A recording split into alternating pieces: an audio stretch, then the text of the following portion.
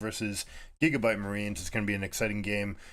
This was won by GAM in their regional event. We'll see if that has anything to do with how they act, whether or not the pressure of the world stage is going to get anyone. GAM knows that they've won it before. Usually that has a tremendous effect on these sort of rivalries. You know you've done it, so you can do it again.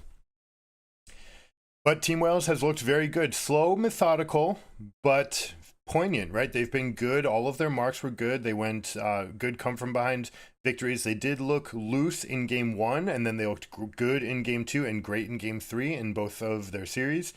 GAM taking the much longer road to get here. Perhaps will have a little bit more momentum coming into this, knowing that they've won multiple series to get to this point, whereas Team Wales only has a 4-2 record when you think about it. So I do think that Gigabyte Marines is going to be favored in this. Looking at the draft, we do have some anomalies. Viego Syndra is a very popular combination, but Viego Renekton's can be very, very easy for K'Sante to outscale on this top lane. We're going to see an early Armor Treads and Iceborne Gauntlet. Armor Tread. We're going to see early Plated Steel Caps and Iceborne Gauntlet because it builds so nicely into the two of these champions. So K'Sante should have a very easy time. The only time that he'll really have a little bit of hurt is going to be levels 3 and 4. Hopefully Renekton will play for more points into W. We saw that Adam messed this up by putting too many points into Q. Once you get 3 points into Q, between the Gore Drinker and the Q, you're clearing the backline anyways. There's no need to put more points than that. It's not like you can one-shot the front line. And W is a much higher damage spell for your role late game, which is going to be looking for that backline assassination. Good little 1v1 or 2v2 here in bot lane. Canonical, or we're going to see this a lot. Xayah Rakan on one side and Nautilus Kai'Sa. This is what's going to be the most popular battle at Worlds. We still haven't seen Ashe make it through. We do expect to see a lot of Ashe once we get into the main draw. People are going to stick with what's been working for them. And then we have Syndra versus Orianna. So I feel like we see this every year at Worlds. This is about the sort of lineup that becomes popular, and really this was the first year that they went out and publicly said that that's what they do, that they go and target a certain meta game with engaged supports, carry tops, carry junglers, etc. Let me know in the comments what you think about that, whether or not you like it being scripted meta games for exciting champions. You know, people want those big shockwave moments, those big Lee Sin outplays. Kai'Sa's always going to be here. Xayah's always going to be here. I feel like we see the same roster of 40 champions at Worlds, regardless of what happens.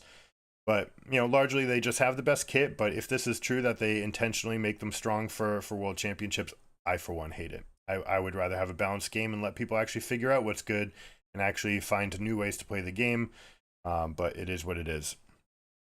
Anyways, we see this ward in the Tribush. This is meant to defend against this play. This is a very common thing that you'll see, is that the support can stay, especially if it's someone like Nautilus, bringing the dive value way down and Kai'Sa stepping back. So what they're accomplishing there by splitting up is making sure that if the dive goes, Kai'Sa should be able to come back and get a kill for themselves, and that would not be worth it for the Gigabyte Marines, right? So if you're looking for that dive, if your target's the support and you're trading a support for one other player, very, very high risk and low reward for getting that kill, and you might even give the enemy carry a kill, which is why they back off. Now they are going to use this lingering vision that they have here, right? You see all these vision, the wards left in the northern quadrant, plus the bot side scuttle crab. It means that they know that they're quite strong. They know Lee Sin's on the other side of the map. Compare that to red team. They have no knowledge of where Viego is, so they have to assume that Viego might be nearby. Now Kiaya, this has happened every single game so far. Kiaya not respecting how much the other side thinks that the jungler is there, right? If Lee Sin just got chased out of the eastern quadrant, right? Where else is he going to go? They know that he's not in the bot side river. They know he's not in the eastern quadrant. That eliminates the only place he can be is in the northern quadrant. If you're Renekton, you have to play with much more respect than that. You cannot allow that to happen. Even though junglers don't have starting combat stat items, they are competent enough. Their kit, especially someone like Lee Sin, is exceptionally good at level 4, 5, and 6. They're going to be just fine in these fights. Renekton should be scared in that situation and should have played with more respect. So the early kill to Lee Sin is a very bad sign for the Marines here. It is going to catapult him up ahead. And we saw this. This has been every game, literally every game for them. Kiaya has had these oversteps. Now, we do talk about it sometimes that having synchronized pressure in different places creates a better total net gain. The question is when to pull back on the lever, right? So if you can put pressure in all three places at the same time because they don't know where the Viego is, for example. Let's watch this gank. Nice little trap there. Beautifully done by Team Wales, jumping out to a huge lead for themselves. If you can put pressure in all three places at once because your jungler is in fog and because your jungler could be anywhere, then that can be strong, right? You can probably gain a lead in two different places, and maybe only one place where the Lee Sin actually shows up can they get something. So this is called tempo gaming. You can get a lot of extra play during the course of the game by playing this way. Normally, though, you can't afford to go with all three. The synchronization needs to be really, really strong to get that. Normally, you'd rather just have a weak side and a strong side, and you don't care that they know, right? You just say, okay, that's fine. Like, I know you can't get any advantage. And here we go. This is what K'Sante does to Renekton every single game. You hit level 6 and you instantly take over the matchup, especially because you've got that armor stacking for yourself. So that's the theory. Kiaya was overstepping and should never go up into the fog like that, the way that they did. Bot side and, Syndra, Xayah, Rakan, they were all pushing. They were gaining resources. They both gained themselves a 5 CS lead by getting turrets under the or waves under the turret, and they also were able to get a plate for themselves. So in the aggregate, even though Lee Sin did come top, they very nearly still got parity on the trade, right? You can see that in the gold lead. See how it's 12K, 12K, right? That's why you shouldn't overweight some of these kills if it's resulting in pressure everywhere. So that's just a concept I want to go over real quick with how they're playing this. Now, going into like the reality of how that plays out, it can cause your team, you very much have to be on the same page with what you're doing and know that that's exactly what you're doing as a team, because it's very easy for trust to drop if you think that, like, hey, why did you die? We weren't in this situation, that sort of thing. Let's check out this beautiful trap. Oh, kind of just walked into them. They had the timing down on Viego, right? This is a good job. They've basically been tracking Viego. So what made that whole interaction different is they knew where Viego was. Renekton can't pretend that Viego's in fog. Oh, nice little Q flat. Wow, Levi. Wow, that was neat. Well played, sir. They know where Viego is, so you can't play with impunity top. And then because they know where Viego is now, they figure out where Viego is going to be a minute later. That's why they're able to get the play in bot side as well. Lee Sin's going to pull this over, finding out now that there's a control ward. Notice that they're not taking the time to kill the control ward here. All right, you can't waste 4 auto attacks. You'll see this from Lee Sin's too. It is so important to have your W available, the safeguard, that they are not even going to use W. It seems like the most logical spell to use to get your resets, because you have 4 attacks to kill the ward, and every time that you cast a spell as Lee Sin, you're getting empowered increased attack speed for the next 2 attacks. So it makes a lot of sense. Hit, safeguard myself, hit, put the second cast of W, hit again, right? And that way you're going. But you'll see that they never do that. It is too important. It is vital even that they are able to safeguard to reposition. This is a monster part of the kit, is being able to do that for themselves. And very, very rarely will you see them use the W, only if they have perfect information of what's going on. All right, Renekton K'Sante is getting dicey. This is actually the exciting part of the matchup before it becomes completely one-sided for the K'Sante. You're going to see this Iceborne rush, and from that point on, it's going to be completely favored for them. Hello, extra stun. Wow, Caddy playing that to the limit. I love how they did that. You see that Syndra getting the shield on herself. Not only is it a shield, guys, when you put the ball, whoever has the ball gets extra stats. Orianna has some of the lowest base stats in the entire game. That's because the ball goes on her, and it can go on her, right? And while it's on somebody, they're getting those extra stats. So she thought that she might be able to hold that matchup, hold the combo damage by getting the E on herself. But then Caddy using all the balls that drop from the ultimate, they're going to scatter all those extra balls, right? 3 more than whatever you have already. And then when you cast your Scatter of the Week, boom, it's going to spray them all. It's almost a guaranteed hit on your stun. That's why you see most people going maxing E second on Syndra. You're getting that extra effectiveness on that spell. Caddy was able to take that stun and turn it into the extra damage, even though it was deeper than the turret. So here you go. You're going to see it again. The slow first. You see the ult. You see all those balls right there? She repositions herself, pauses, steps in, casts the E, gets that long range stun, and expertly played. That was beautiful. Yeah, thinking they're strong, but what a play by Cassante. This is the biggest outplay that you can do in the matchup, using your W to shield off the Renekton. Renekton's biggest damage source is his empowered W, and that's also where he's trying to lock you up. And by having Cassante's W active for that, you're completely negating all of Renekton's all-in potential, and you saw how he was able to turn the matchup from there. Whales with control over the pit. This was a vision advantage. Come in, you were able to hit those long distance hooks, and it's only going to get worse now. Kaisa Nautilus ultimates are going to be up in a minute, and then they have full summoner spells for themselves. They should be able to take this over. And we see very loose here. Renekton. Somebody may have mentioned that Renekton's a Cassante counter. It's not as big as Garen and Trogath, that's for sure. We'd like to see more Jaxes. We'd like to see even more Kennons. Of course, a lot of these champions are high on the ban list. Let's see if they get punished for this right here. Little Blast Cone makes it a one-sided trade. That's very good right before ultimates are coming up too. So that's actually perfect for them. They had the threat of the ultimates, Xayah Rakan did. That's why you saw Team Whales, despite having the item lead here, completed Kraken Slayer. You'd expect to want to take that fight, but they know that they're 5 and 10 seconds away from their ultimates. So therefore, they can't continue that fight. They don't want to keep on going into the Xayah Rakan with their ultimates available. Just count it like another spell rotation. At this level, the ults, they deal some amount of damage. Not tremendous, but the effect, right? You can't start dealing damage to Xayah because she's just going to get that big fan of feathers out for you. Herald's up in 140. So we saw an immediate Herald take first time around. We saw how quickly they used it just to get the plate, just to get the gold, get a little spike, right? That's very important to do early in these games. The earlier you do it, the more likely you're going to get mythic before or first item, whatever it is, whatever your spike item is. You're going to get that before the enemy team if you use Herald proactively. Now, of course, a lot of people, especially when you're playing in your solo queue games, you want it on the jungler so that they can make plays on the side lane, and then you tend to get kills, and then you can go in and actually whittle down the plates, then drop the Herald, and get much more value out of it, 4 or 5 plates, maybe the first turret out of it.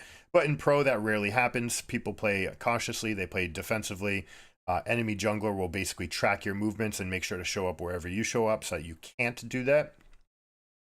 But that can be its own prize in and of itself, right? If you have the Herald and you know that enemy jungler has to track you for the next 4 minutes, that's great. That's a big bonus that you know that they're going to be matching you, and you get to either farm quickly or you make a proactive play or whatever you can do. But certainly, like we said, the earlier you do it, the more likely it is that you get that item spike before the enemy team.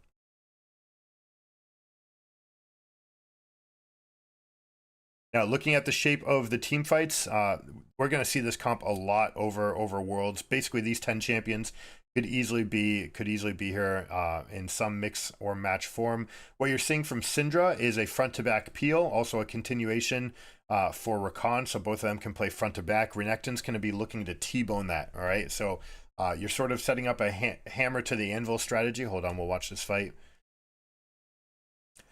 All right, they end up pulling out a little bit early. That's fine. Oh, but a misposition from Artemis, wisely flashing right away. Realizing that you've got that big wall at your side. This is something AD carry foul positioning, right? You don't want to be putting long walls at your back unless you know that you have the freedom of escape on the other side. Orianna Ball being used for vision. Let's see if we get this Interaction. Oh, dodging stat of the week. So Lee Sin's trying to bait out abilities, has succeeded. Teams should actually go in right there. Health bars were pretty low. They did have a window to at least deal a bunch of their damage back. But between Lee Sin dead and Nautilus already low, I don't mind them not taking it. But there's definitely a window to get at least a little bit of chunk damage back, get everyone to half health. And they opt to instead keep it up for the dragon fight. A lot of ultimates went down. In fact, all 5 ultimates went down for that Lee Sin pick. So they say, you know what, we don't need to fight that one. Instead, we can come secure dragon. If I'm Gigabyte Marines, I'm not even contesting the dragon here because enemy team is there first. They're going to have Fog of War advantage. They also get to shop on this Lee Sin, and it looks like Lee Sin is going to bluff or call the bluff. How do you want to say this? Double down on the team already going there. Blue team thinks that everyone on Team Wales is at dragon, therefore they don't go to dragon. Therefore Lee Sin realizes that he has a window to not go to dragon and instead goes and gets his raptors, which might have been an enticing spot for Viego to try to steal a camp. So I like that sort of like, I know you know so I know. From the jungler, it is a risky proposition. Like, what if they do come and just decide to poke around? The fact that you don't have smite might make it kind of hard. You do have the Kai'Sa execute damage, so they should be fine there, but very, very hard to optimize that 5th auto attack proc as Kai'Sa. Like, you can do it, but if you're sitting around waiting, like, hey, do I do this? How many teams actually know exactly how much damage Kai'Sa deals at exactly every stage of the game with that execute can be kind of tough to estimate.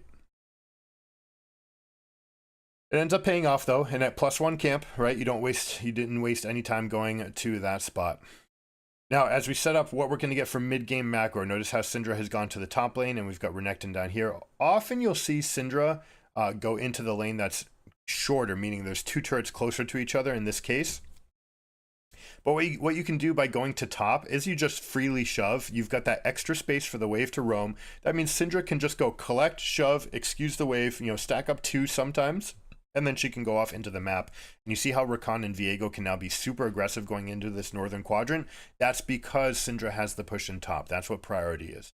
Syndra is there first. Orianna, you notice how she also gives herself a ward in the corner of the Krugs right here. This is to make sure that she can freely farm. See how she's not going for this wave? They don't know. This entire northern quadrant is foggy for them, so they're not going to step up. They know they're strong here. So Orianna just says, okay, I'll leave the wave right here. If it's stacking up, that's great. I can come back to this. I can also use my recall. This is something Faker used to do a lot, which was to use the recall as a way to buy yourself time. You just start channeling it. 7 seconds. Like, if you're hiding in a bush, you might as well just channel your recall. If you do happen to see 3 people coming your way, you're 6 seconds into a recall and you'll let it finish, and that's your fastest path to safety. So anytime that you plan on just staying in a bush, best thing to do is to do that recall. In solo queue, if you're trying to plan something with teammates, that can give the wrong impression. They might think that you're actually trying to leave.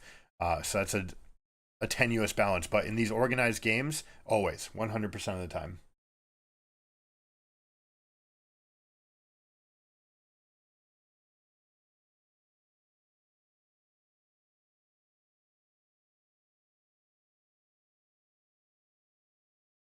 I see these vision right here. They're controlling this area, making sure that it's not safe for anyone to red to go into this area. What they're going to do is create themselves a shallow line of vision that they can do to protect themselves, right? They say, this is our area. We're going to control this much space. I don't want you any deeper.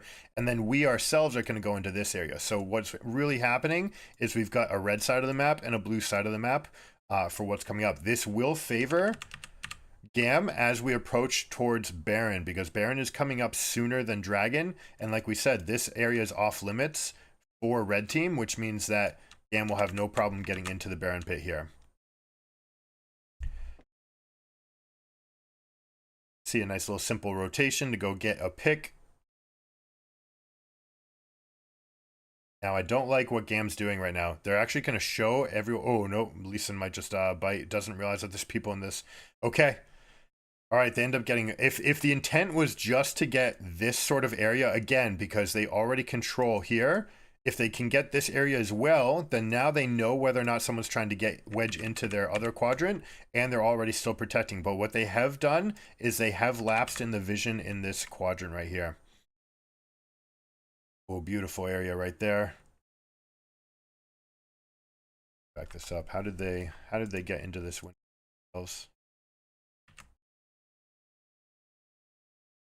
Momentarily. Let's just take a look at Baron Pit. Rakan dutifully going out. You see this little triangle that he's putting down a vision. This makes sure that you see anyone coming in. Now, this is the way to beat it, is to push up through mid and to go straight at them from the mid lane. It is hardest.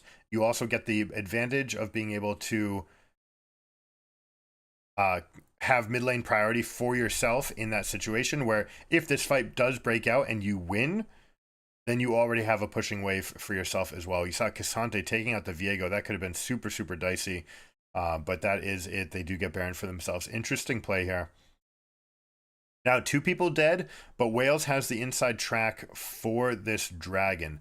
Notice that because there's a teleport here, they don't care about taking just a little bit of damage away from this turret. If you're not taking the whole thing, you don't necessarily need to go for any of it. Like what Lee Sin's doing here, pulling out the dragon. Absolutely love this, actually. Neat little play. Pull out the dragon, try to get it further away, get it into a more favorable spot for your own contest if it comes up. But of course, Gigabyte Marines using that teleport, plus the fact that 2 people were dead, were able to get into it.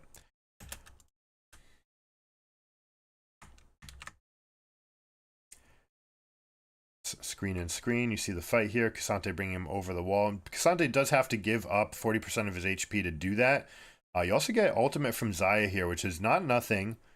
But the death timer is going to almost overlap with that, which means that we don't have too much threat.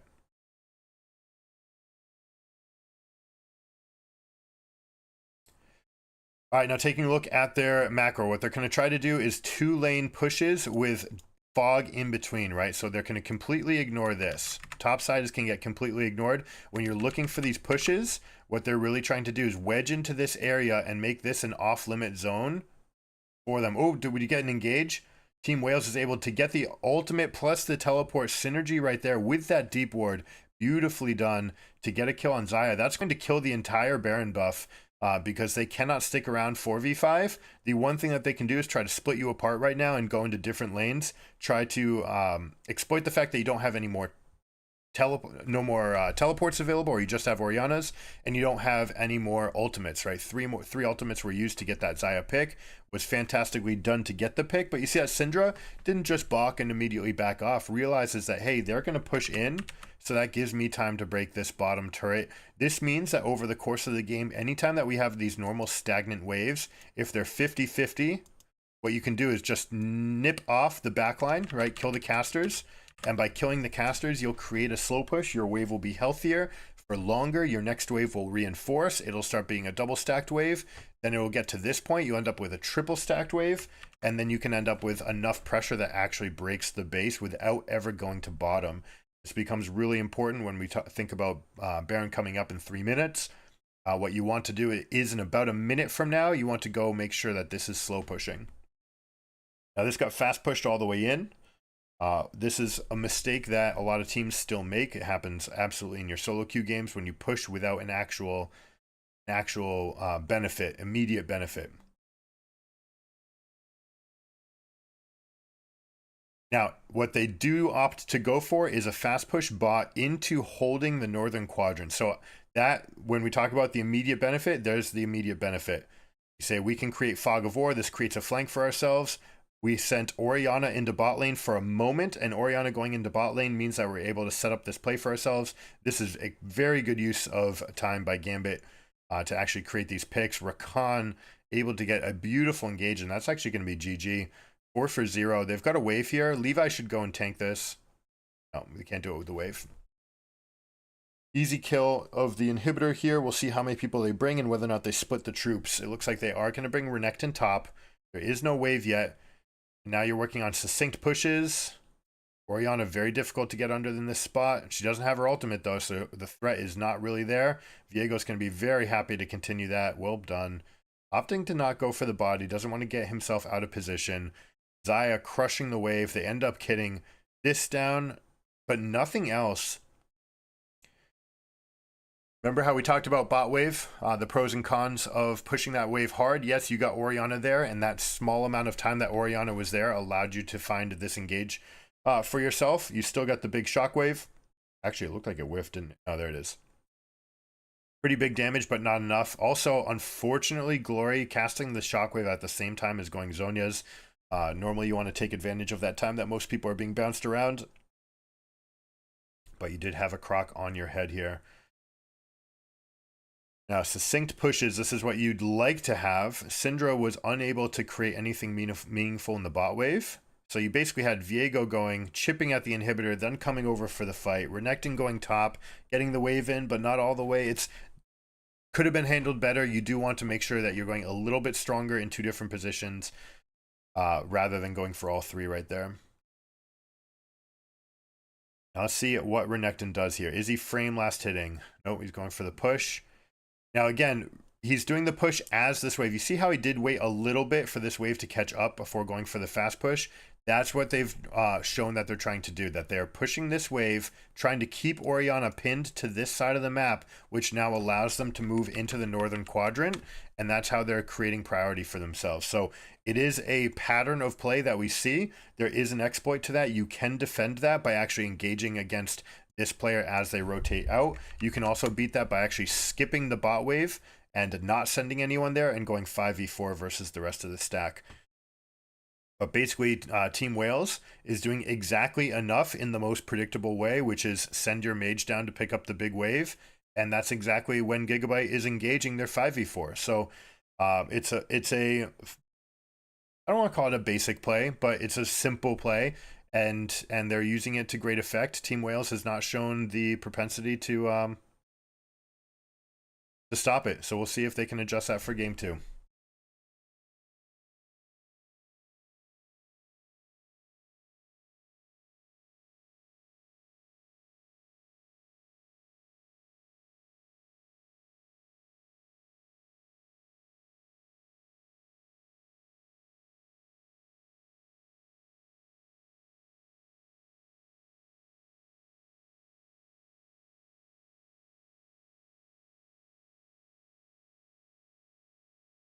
Let's see. You guys want to discuss what we should go over today for Training Tuesday? I'm thinking about going over like one trick mechanics. GAM versus Team Wales. Sorry. Title before. Chat up. All right, here we go. With game 2. A couple changes to the draft. We've got Xayah Leona. Leona, Rel, Kai'Sa, like we said, this is the sort of matchup we're going to see all day long with these champions, right? Someone who can stack up the passive for the Kai'Sa, someone that can hold people down enough for Xayah to get her stacking root. Jax versus K'Sante. K'Sante continues to be near 100% presence. Still strong enough, right? Despite all the nerfs, pros are just like, yep, it's strong enough. We can use it. And we saw that game, what happens with a Renekton. Renekton overplaying his advantage when he was weak side. Ends up feeding away the kill, never looked back in that game. The K'Sante was always stronger, but that said, Renekton still has a job in fights. Very easy to play Renekton in endgames.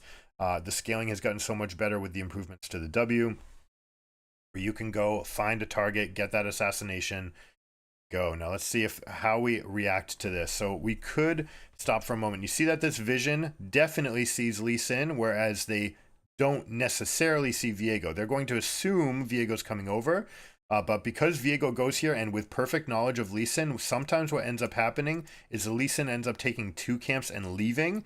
It's kind of difficult to definitely want 3, because then you have to deal with potentially Talia and Viego that might be coming over. Now, if you have knowledge of the Viego definitely going into your quadrant, then you have some better information and you know that Lee Sin can go for 3. You see that they did ping out the Viego, which means that they do think that he's here. I don't know if they have confirmation or if that was just a timing based thing where, hey, we know where they're going to be. Now, something that I'd like to see, all right, from this wave, you see how this wave is slow pushing in? you get the free win by Viego going down, the best thing you can possibly do is to create a freeze, right? Make that wave push and freeze on your side of the map, and then they're paralyzed. What can they do? Instead, they're opting for a slow push, saying, okay, we won level 2, but now the wave's coming into you while you're weak side. This is exactly what Slater wants, right? This is free last hitting. It's going to be very easy to collect all of these waves for themselves, and they're going to get out of this situation where they were weak side. So I would prefer to see, when you go into vertical jungling, you pair it with a freeze. Now, as bot laners, there's a couple ways you can do it while still maintaining the minion advantage, and that's using your AoE spells on the backline minions. Another trick is to come step out, grab the wave, and then come back in here. So right at 138, when the wave is coming up, right, the wave is trickling up like this, you just come in, pull it to the grass. It will do two things. It'll make sure that the wave stops right here, and it will also make sure that they drop their AI, meaning that they will focus fire. So they will go and they will kill one minion, kill another, and the wave will push towards you. But to make sure that you also get the level advantage, you want to be using spells on the backline, so that at the moment that you want it, they're ready to just be killed, and you can take level 2 as soon as you want. This is how you can get yourself a freeze during a vertical jungle standoff. Now, one thing that we did notice, Viego was able to clear faster with the knowledge that Lee Sin was already on his side of the map. So what they're doing, you see how they're doing almost second perfect respawn timers. Viego's already in position to take Raptors, decides, hey, I'm going to come over and actually contest Lee Sin for the camps here, and actually was able to take something away. This is going to be a huge gain for Wales, the fact that they were able to get this. This will make up for the fact that they didn't get anything in bot lane. I love this adaptation by Viego. Instead of going for the normal, like, let me just go for your Krugs, there's not that much value in going this deep into their territory, because then what are you going to do next? Instead opts to take the Raptors because he knows he's ahead, comes and contests Lee Sin here. Lee Sin was not able to get the rest of the little Raptors dead, which means that camp Viego is going to have an XP lead, a gold lead, and because of the kill is going to have a tremendous tempo and potential for carry lead here as well.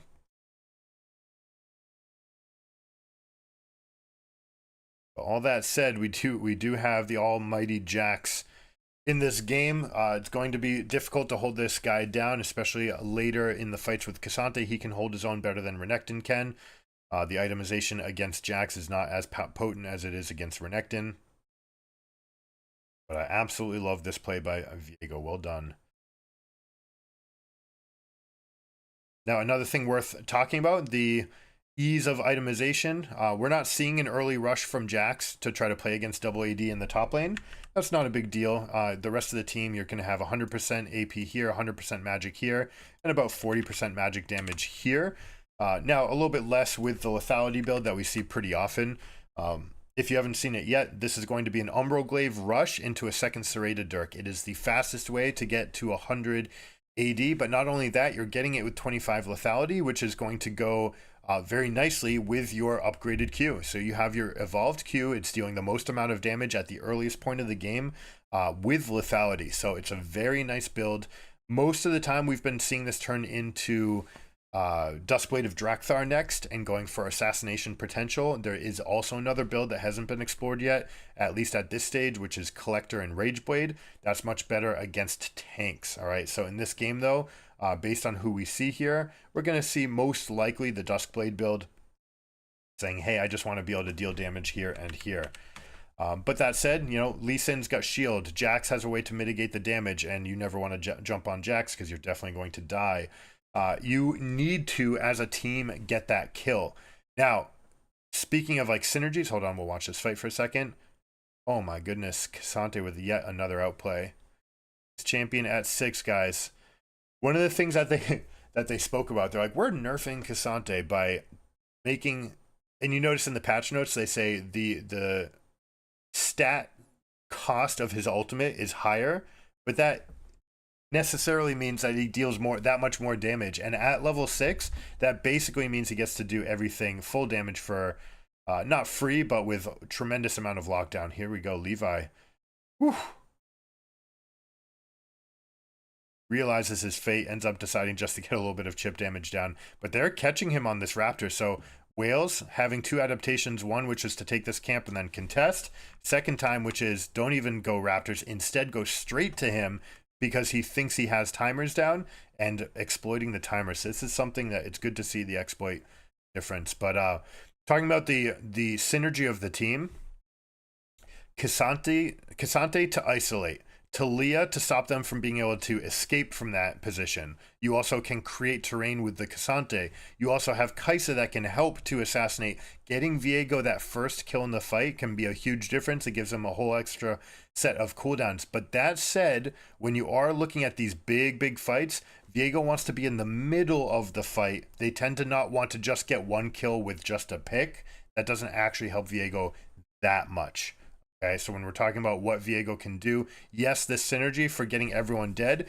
If there's a weakness to this Team Wales comp, that could be the execution where you see I'm spending everything to isolate one target and get one kill. We're talking about ult here, potentially ult here, and maybe even Rel dying for that cause. That doesn't really help Viego get resets, okay? Something worth talking about. Let's look at this dive. Kick against the wall. Pallet going for the int. Thought perhaps maybe they could hold one extra turret shot. Did not need to do that. K'Sante is a nasty champ. Confirmed. Unfortunately, despite watching these players with a year of experience and having the best opportunity to emulate what they're doing in our games, this is a different K'Sante live. All of K'Sante's power budget is in this spell now. It is a ridiculous, maybe even the best single spell in the entire game now for what it does. It's on a super long cooldown, but you can get it down pretty quickly by ranking it up. But it is a different champ, and people are not happy about it. This K'Sante again. Oh, stepping into Counter-Strike, not even afraid, just saying, hey, I'm this much stronger than you. Holy crap. That is through Counter-Strike, 0 Fs given, saying I'm going to win this no matter what.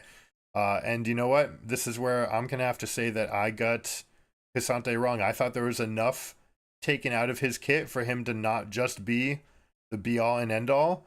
I think I was wrong. I'm going to have to adjust. K'Sante is just proving to be that good at every step, winning every matchup at level 6. Just too good. Maybe it just becomes a blue 1 or X in drafts, 100%.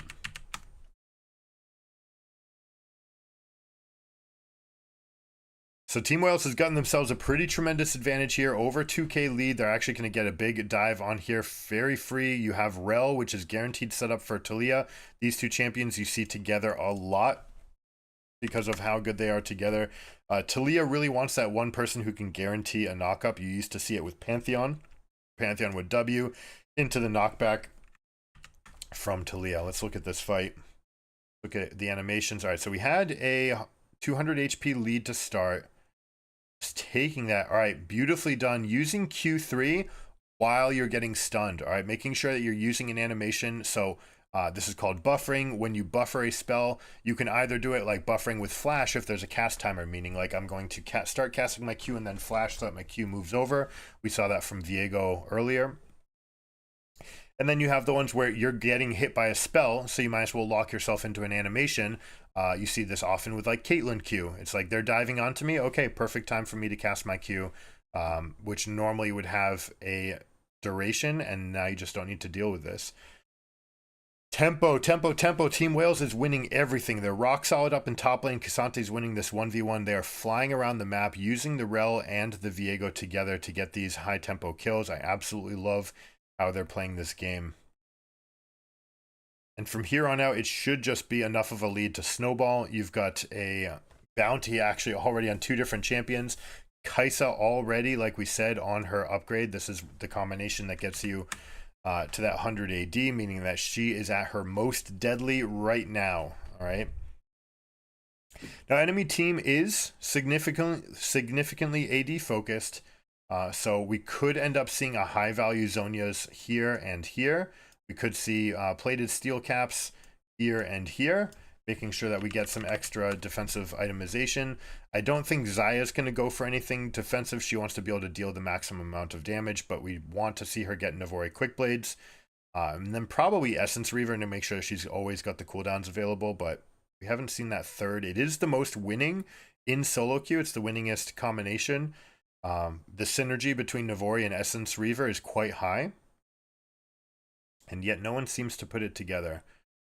Look for another play here. Hex Flash. You're seeing the combination of Nimbus Cloak plus Hex Flash from this Rel. Looks like she also has Celerity.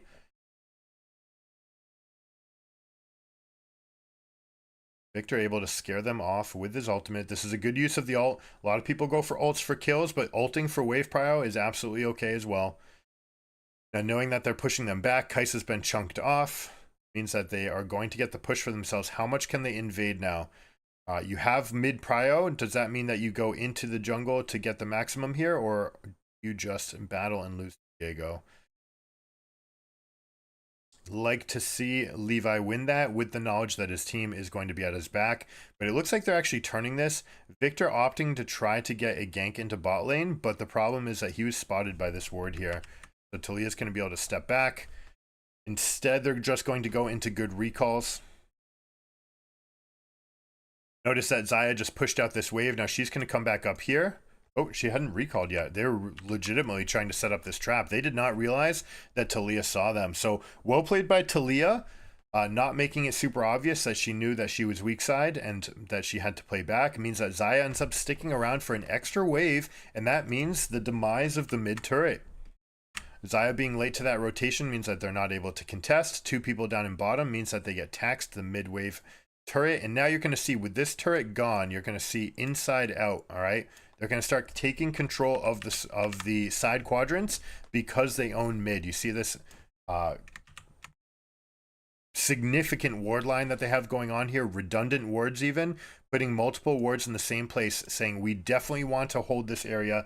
K'Sante, you can go be weak side. We're going to go take Herald. Now, if you're Gigabyte Marines and if you're losing, this is an opportunity to take a high risk, high reward play outside of the window that they're trying to funnel you into, right? Like they know anything that's going on here. You can expect them to do that. There's a Herald up, there's no Dragon up. So this right here is predictable. These wards are very predictable. So can you instead go and make a cross map play? Can you try to go numbers up on K'Sante, win a 2 or 3v1, for example? Maybe go in with Jax, start to bait out an ultimate, see if you can get him to go and use your Victor teleport, which you're not going to need for the next moments. That's how you would try to punish this, especially now that you're looking at this shutdown, getting basically double gold value for that kill.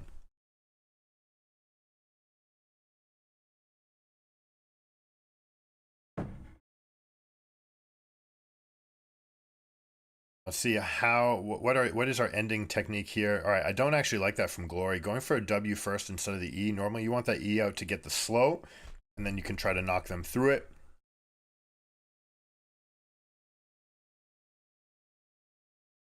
See if K'Sante feeling himself right now. He knows that the other 8 champions are all topside, so this is an opportunity for him to flex on the Jax.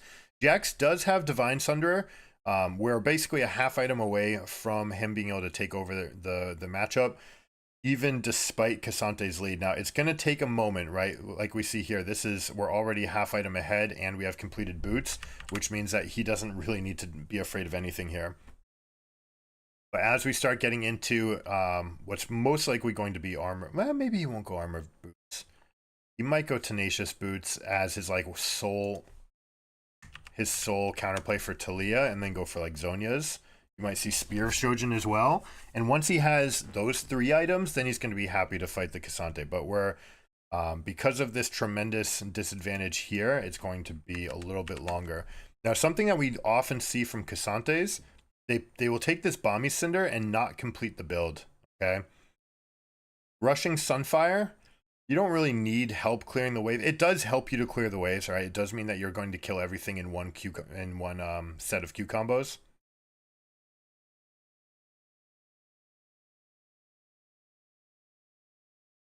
Oh, wow, here we go. There it is. E first for the slow. Doesn't get the knock up. Ends up having to fall. It dies to the ignite.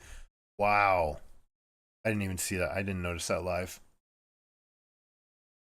A little bit of that overplay.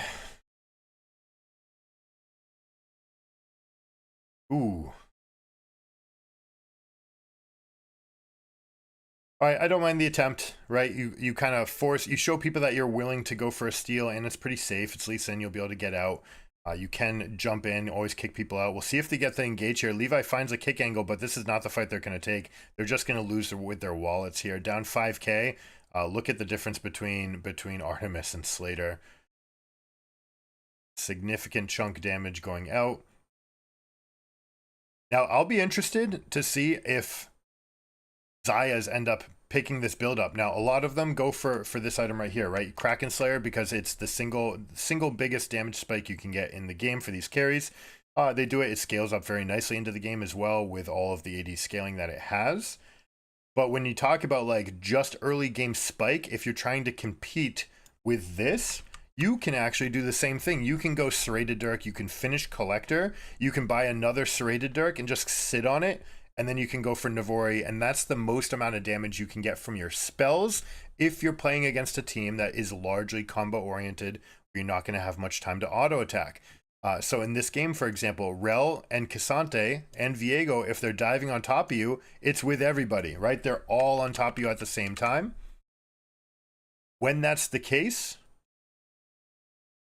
you're probably not going to get any auto attacks off, right? You're going to be locked into not dealing enough damage. Now, Kraken Slayer can make it so that if you survive that initial burst, yes, you're going to deal a lot of damage. The problem's going to be a lot of it's going to be onto Cassante.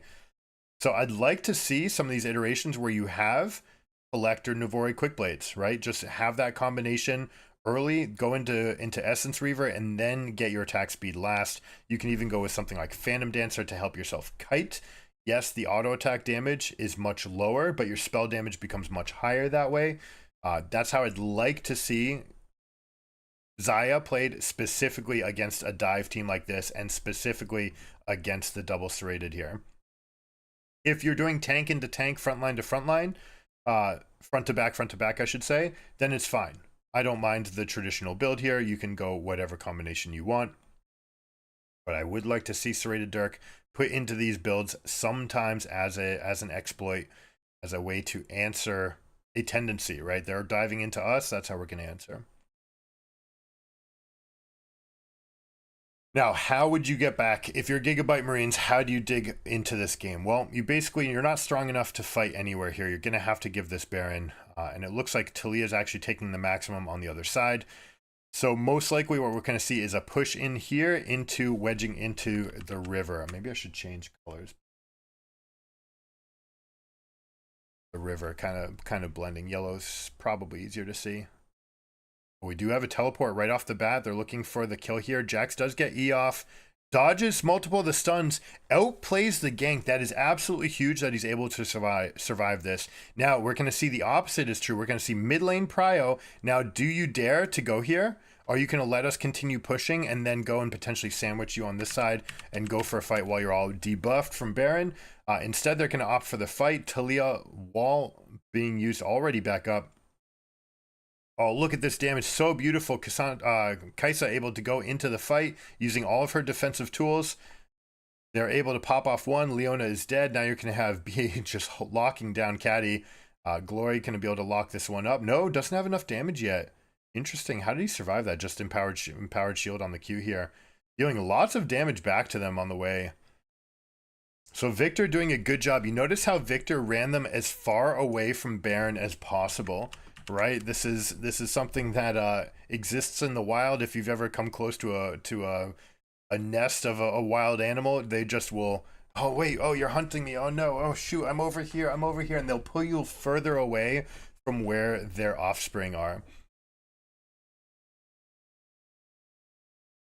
They get the wall. So let's see. What would you like to do to consolidate? You'd like to see an immediate kick from Lee Sin there. Even up to the point of getting them while they're coming on the wall. Kind of difficult to do that. You'd like to get that kick and then ward hop over. You don't want to leave Xayah alone. Maybe they could have used flashes right away, but I am forgetting whether or not they had flash timers up.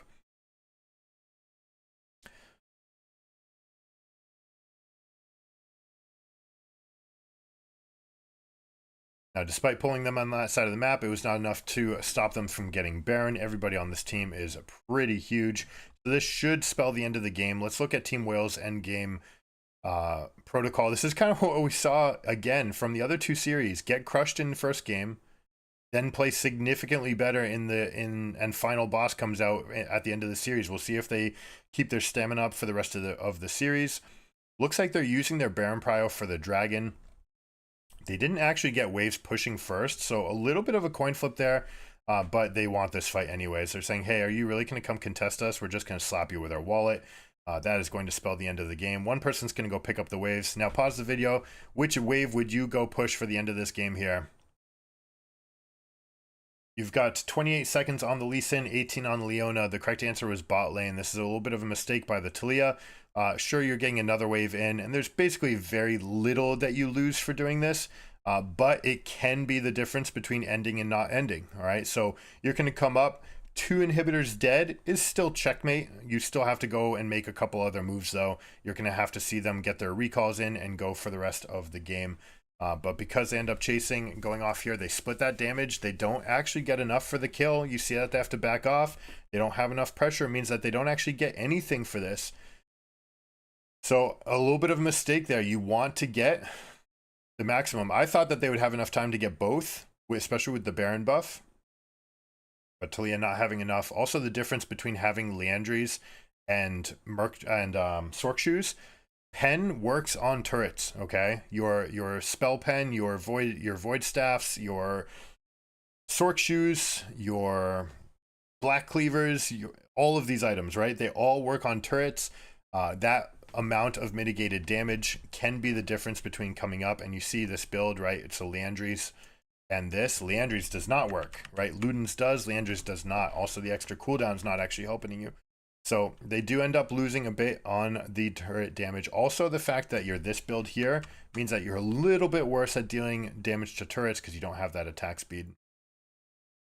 But all in all, they're still, they've got an 11k gold lead. They're fine to just come to the other side of the map. They're going to go push in hard. Now, they didn't actually set themselves up with a bot side win first, perhaps not liking the dueling potential of Jax, but they all have second and working on third items. So they would have been fine. I like this play by Gigabyte Marines, saying that's fine. All right, we'll use Victor's ultimate to wave clear when you get into our base, and we're going to send Jax over to this other side, and we're just going to try to play 4v5. And if you make a mistake, if you stumble, then there's a chance that I can get this done. Now, this is 1,000 gold, all right? This is a significant amount of gold that you get for killing this turret. They're going to use this to their advantage, and they're going to try to hold this off for as long as possible. I don't expect Jax to finish this recall unless he has seen Talia recall. I don't know whether or not they had complete vision, but he does have the read, which means he's out in time. Won't get any engage. But GAM gives the minimum. Again. All right, Team Wales not taking the maximum here.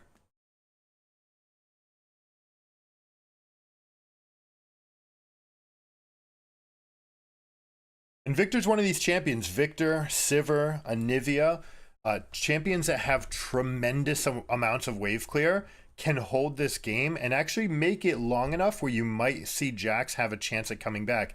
Talked about that gold burst that he just got for himself.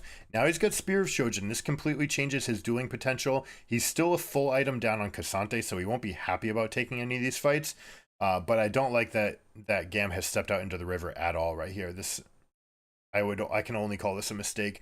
You don't need much space. You just want to get wards right outside, make like a little tent around your base so that you can see the rotations that they're using, but you don't need to get the other resources, right? If they're spending time gathering raptors and krugs and wolves and what have you, that's fine. They're not using that time to kill your base. It means that you're going to get the wave, especially the supers, trickling into your base. It means that Jax has some time by themselves. But they end up going out, which means Leona and Lee Sin bite the dust. I would have preferred to see... Oh, it looks like here I used his ultimate. You want to int for this wave right here. If you're blue team, you spend all your spells on the wave while the turrets are alive. That's your best chance at surviving. However, you do have a 3-item Cassante with a stopwatch, means that he'll be able to tank this past this stage in the game. And Team Wales would have liked a slightly cleaner end to the game. but looking strong. And this was their narrative all of the first week, which was lose game one, come back, and make it happen for the final game. So let's see if they can keep this momentum up.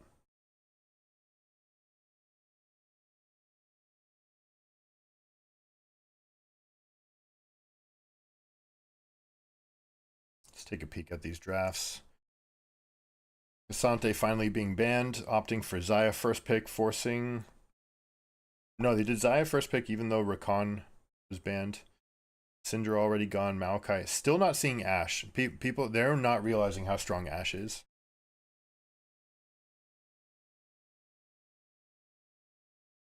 Kai'Sa and Xayah all day long. All tournament long. Jarvan Rell is a fantastic answer. Got Renekton playing top against Jax. That can be tough ever since Jax learned about the grasp updates.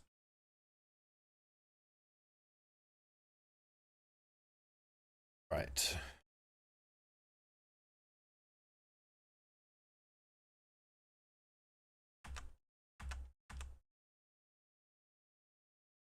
All right, here we go. Game 3. It's 1-1.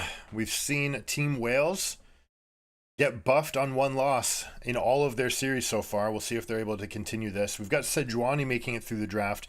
Sejuani is very, very strong at all stages in these games. You know, they take the maximum, they dive. We also saw some proactive and exploitive paths from Sejuani using Flash as well as Hex Flash to get in, invade this camp, come here, take this, and gank. All right, so we've seen that. We'll see if there's adaptations to it. Important to notice it was done against Jax last time. Jax is a champion who doesn't use his ward in the early game because he needs to save it for ward hopping. But that said, can Jarvan now do the opposite to the Jax up in this lane? All right, is Sejuani can go for any kind of play, go for early red contests. Sometimes we see things like red into red. Love this Sejuani versus Jarvan matchup. They can both get around the map so quickly, and it's fascinating to see when it does happen. It looks like we're going to have standard starts plus a leash for this Jarvan. All right, so this is a big deal. Jarvan getting a little bit of a leash means that he's going to be able to take these two camps, and he's going to be about 6 seconds ahead. It also means that he doesn't need to use his smite on the first camp. All right, you're going to see Sejuani use it. Anytime you're solo on your camp, you should always smite. This is because you're saving yourself tons of extra time. All right, that's about 10 extra seconds if you're just auto attacking on that camp to get it from 600 to 0, depending on the champion. It can be significantly less, but compare that to just using your smite, getting level 2, and being a level 2 champion for longer. In this case, that means you get to immediately jump over, start fighting the Krugs, and now Sejuani's going to have a 3 camp move over for themselves. But you see the difference in the leash. Look where Jarvan's already at. All right, looking this. Now, going for a top side, check out this op. I want to see top lane. He opts for a 3 camp into red, which means he's almost definitely looking at top side right now. The question is whether or not Sejuani is going to skip anything to do it. One of the best answers you can do here is to actually just take all your camps while staring at this top lane wave state, tracking it as to what it's going. I wish we could see what's going on here, because based on where this is dictates whether or not the lane is gankable or not. You see Renekton kind of holding it in this position. That means Jarvan might have some angles. Look at the fact that Jax has a ward for themselves to try to buy themselves some time. Renekton surely pinged it, but Jarvan is going for an exploitative path instead, looking for 3 into 4 into reverse. Sometimes this can be a little bit slow, and you see the timing right here. There's a big wave. He might just come for the cover, but they're probably can go for the dive. You get the hit on Nautilus. A lot of people actually overreach for Xayah. The problem is that they get significant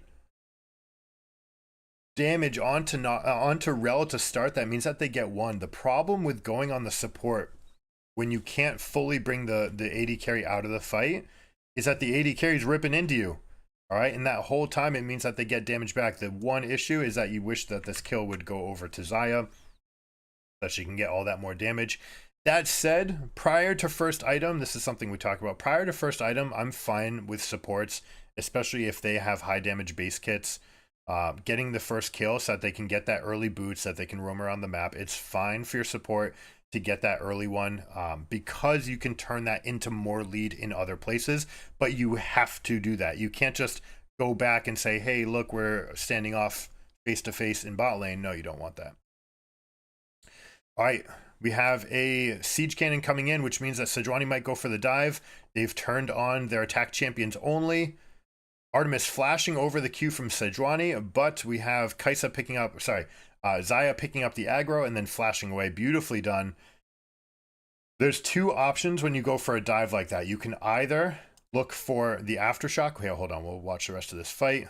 See how much Team Wells are able to get for themselves. Beautifully positioned stun there. And they're able to get one back. Also, Xayah having used her flash. You can either use the aftershock or you can use the marksman, right? If you have a long range champion that can go in, you say, all right, I'll pull up the aggro and then I'll be the one to step back. A little bit early, punishing the fact that she did not have flash. This is a big deal. Xayah getting caught out means another solid play for Wales. Jace is going to go pick up this wave. This is well timed with the push in mid, right? You're making sure to go there before you teleport. Now Xayah's going to come, clean up this wave, and then they're going to switch fields, okay? This is the most common correction to a lost lane states where you have to go and correct bad states for yourself. You're going to go off into bot. You're going to push this wave out. Notice how Jace is taking another one because he's already here. Xayah will take the one that's collecting for her. They both push. They both go. This used to be a lot easier when the waves had different speeds. They used to be 6 seconds syncopated, but now they go at the same speed until 14 minutes. A little bit harder to get everything back for yourself there. And Binche being saved by, looked like Triumph at the end. It also looked like maybe the ignite was already popping off. Now Slater, let's see. Probably best to just get out here. The wave would be coming back to you. If Slater just recalled in this position, they would have been able to come back with their money, with the wave coming to them. It would have been checkmate. All right, we talk about that a lot. Whenever you have a lane that's coming towards you and frozen towards you while you have a threat advantage, that's checkmate for the lanes. Xayah opting to try to fight for the wave gets punished for not having their flash. Also, we're not at the timer for level 6, so she doesn't have that self-peel for herself. Necton taking over this matchup here in the top side. We've seen that this adaptation, similar to how we saw Camille versus Volibear 4 years ago at Worlds, we started seeing the Camille taking the grasps because of how strong she would be later. Kiaya doesn't get one back. Binche pulling the aggro, beautifully done. You see Grasp as an adaptation to make you competitive, but it's still not enough to win, but it just makes you get through the phase, saying, I will take over longer, you won't be able to fight through me. Sometimes we see Renekton's in this situation actually go Ignite to consistently be able to answer Jax. The problem is in this highest performing ELO, right, at Pro Play, at Worlds, they're just going to split you apart. They're going to force you to take your time to go answer, and then you're an Ignite champion playing in the side lane, which is not where you can ever afford to be. Look at this Nautilus last hitting mechanics. Beautifully done by Pallet. Using the auto reset on the first from the W to get that. Then the AoE has already hit the melee, so he knows that he needs to actually burn it for a little bit more, so he goes auto plus E, gets it to half health, turret hits it again, he gets that last hit. Then since he's put 1 point in E, it makes all of the range minions easy to hit. By the way, if you don't play Nautilus, or if you're newer to Nautilus, they're generally maxing Q and then into W. They only put 1 point into E because 1 point in E is actually enough to always put the caster line into one hit death from a last hit after a turret hit. Okay, so you put the E on, the turret hits it, that puts it at this much health, and whoever's there will be able to get it, even if it's you, right? You can even just use your empowered W to get that hit on the ones. But as we just saw, Pallet just set up all the hits perfectly for the Xayah, and they were able to get them all. Big chunk damage. Now this time we see that was Q not empowered. If that were serrated Dirk, we would have seen a little bit more damage. Now we do see, right, this is a Sejuani Nautilus game, so that's why we see this, right? We're going to see this adaptation. Sometimes we see Kraken Slayers, sometimes we see Storm Razors, although it's not going to be this game, I don't think. There are a couple different adaptations. Let's see what we do versus a Renekton here. Clean. No, he's able to get off. Xayah burning flash as well. Now they opt for using the Herald right away here, means that they actually want this Herald to die. So there's a couple different options, right? When you're going for this push, you can either try to take 2.5 turrets yourself, then you drop the Herald while you're going. That's the way to get the full turret. In this case, I don't expect Xayah to stay, because if you clicked on the turret right now, you'd see significant defenses. See how this wave is not doing anything to it? Because as you're killing it, the amount of threats near the turret plus the amount of plates are multiplied by the amount of plates that you've given, gives it exponential increases in stats. Very important for Renekton to turn the ultimate on early here. That starts building up your Fury. It means you have more likelihood of having a big Q. Love how they almost did that. They almost had permanent crowd control uptime, meaning Renekton couldn't get anything off. But there was that one small window. He gets the Q. He's able to step back. It ends up costing Xayah her flash. We'll see. This is going to be another thing that they're going to try to target. We'll see if GAM is a little bit better at protecting it than they were last time. Now, I'm very happy to see Gigabyte Marines using Rift Herald with the carry in a rotation. We talk about this a lot, that the preferred way to get the Herald is to send a teleporter to bot lane. They tend to be strong enough in a 2v1. They can get dove, but that's fine, because in the top lane, you're able to get the kill. Plus, oh, that's the worst check mark ever. Plus, the Herald means that you're able to get 3 plates, and importantly, you got 3 plates onto your carry. Kai'Sa was not able to get as much in the bottom side, but we do see that it was enough. This difference right here. Buying Berserker Greaves means that we don't have the upgrade. Kai'Sa will enjoy a little advantage for herself right now for the time being. Nautilus's perfectly timed stopwatch is online. That's interesting. Normally we see Hex Flash from Nautilus's. Going for the stopwatch means that you expect there to be a late early to early mid game fight that you want to try to win. You want to have that stopwatch in your inventory from that like 12 to 17 minute mark. Basically, you're trying to get spikes before that 21-minute mark where people are on 2 items. All right, this is where we have 2 items on almost everybody. So when you have perfectly timed stopwatch, you don't need to spend 750 on it in your build. Instead, you can say I'm spiked on 1 item. We very much want to play on 1 item. And if you look, right, look at all the champions and what they can do. That's what they're planning on. Sejuani spikes on 1, spikes on 1, spikes on 1, right? And they're going to be very strong with Jace into that early mid game transition. Right, see right here we see the difference in carry completed items means that Wales is able to get another one for themselves. Good job with the Counter-Strike. Something that you'd like to do, and these players do have sound effects on, by the way. They want to hear your audio cue is actually faster than your visual cue, and your visual field has so many things it's keeping track of that you want the audio cue to be nice and loud. So when you hear Renekton go like that, that means he's got his W ready. You respond instantaneously with your E. The duration of your Counter-Strike is approximately the same as his ability to get the stun off. So you basically just sit there, and if he does do it, it actually hurts him so much, because that'll count as 2 or 3 auto attacks towards your Counter-Strike being empowered. Counter-Strike, of course, getting stronger with every hit.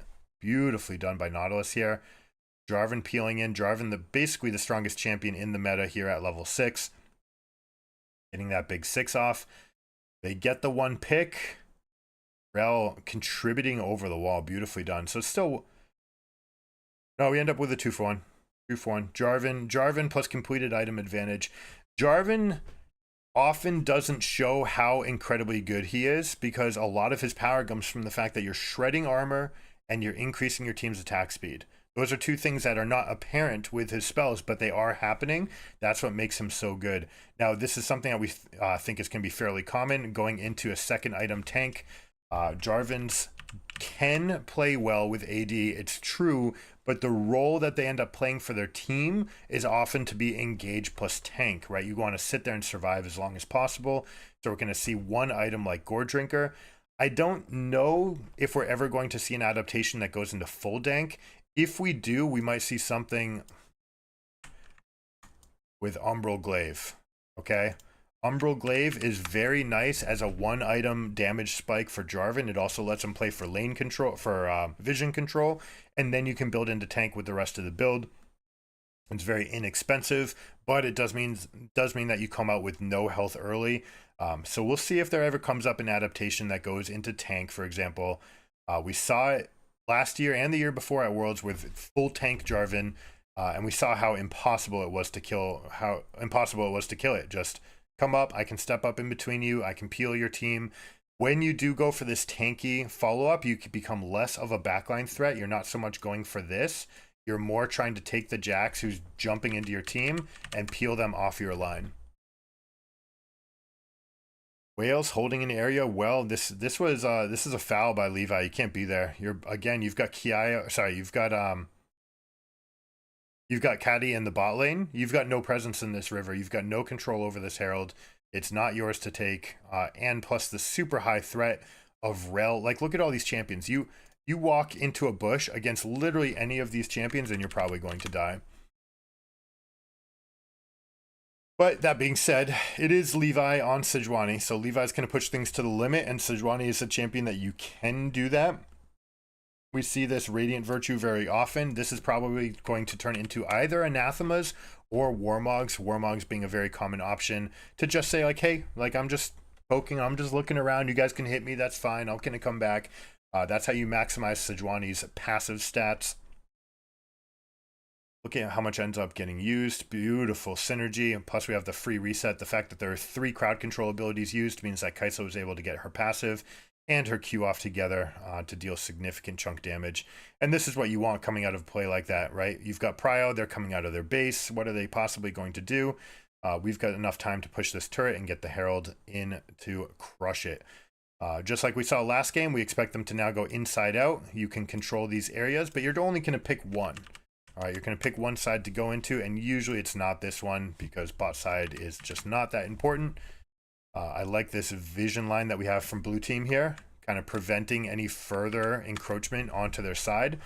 Like we said, when you're behind and when you're playing defensively like this, you just want to get one safe spot on the map, one quadrant that you control.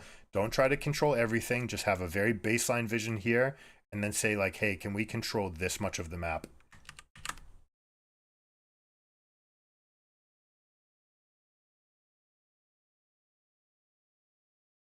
All right, taking stock of items, we've got 288 on the tier from Jace. Jace is getting close to finishing that man immune.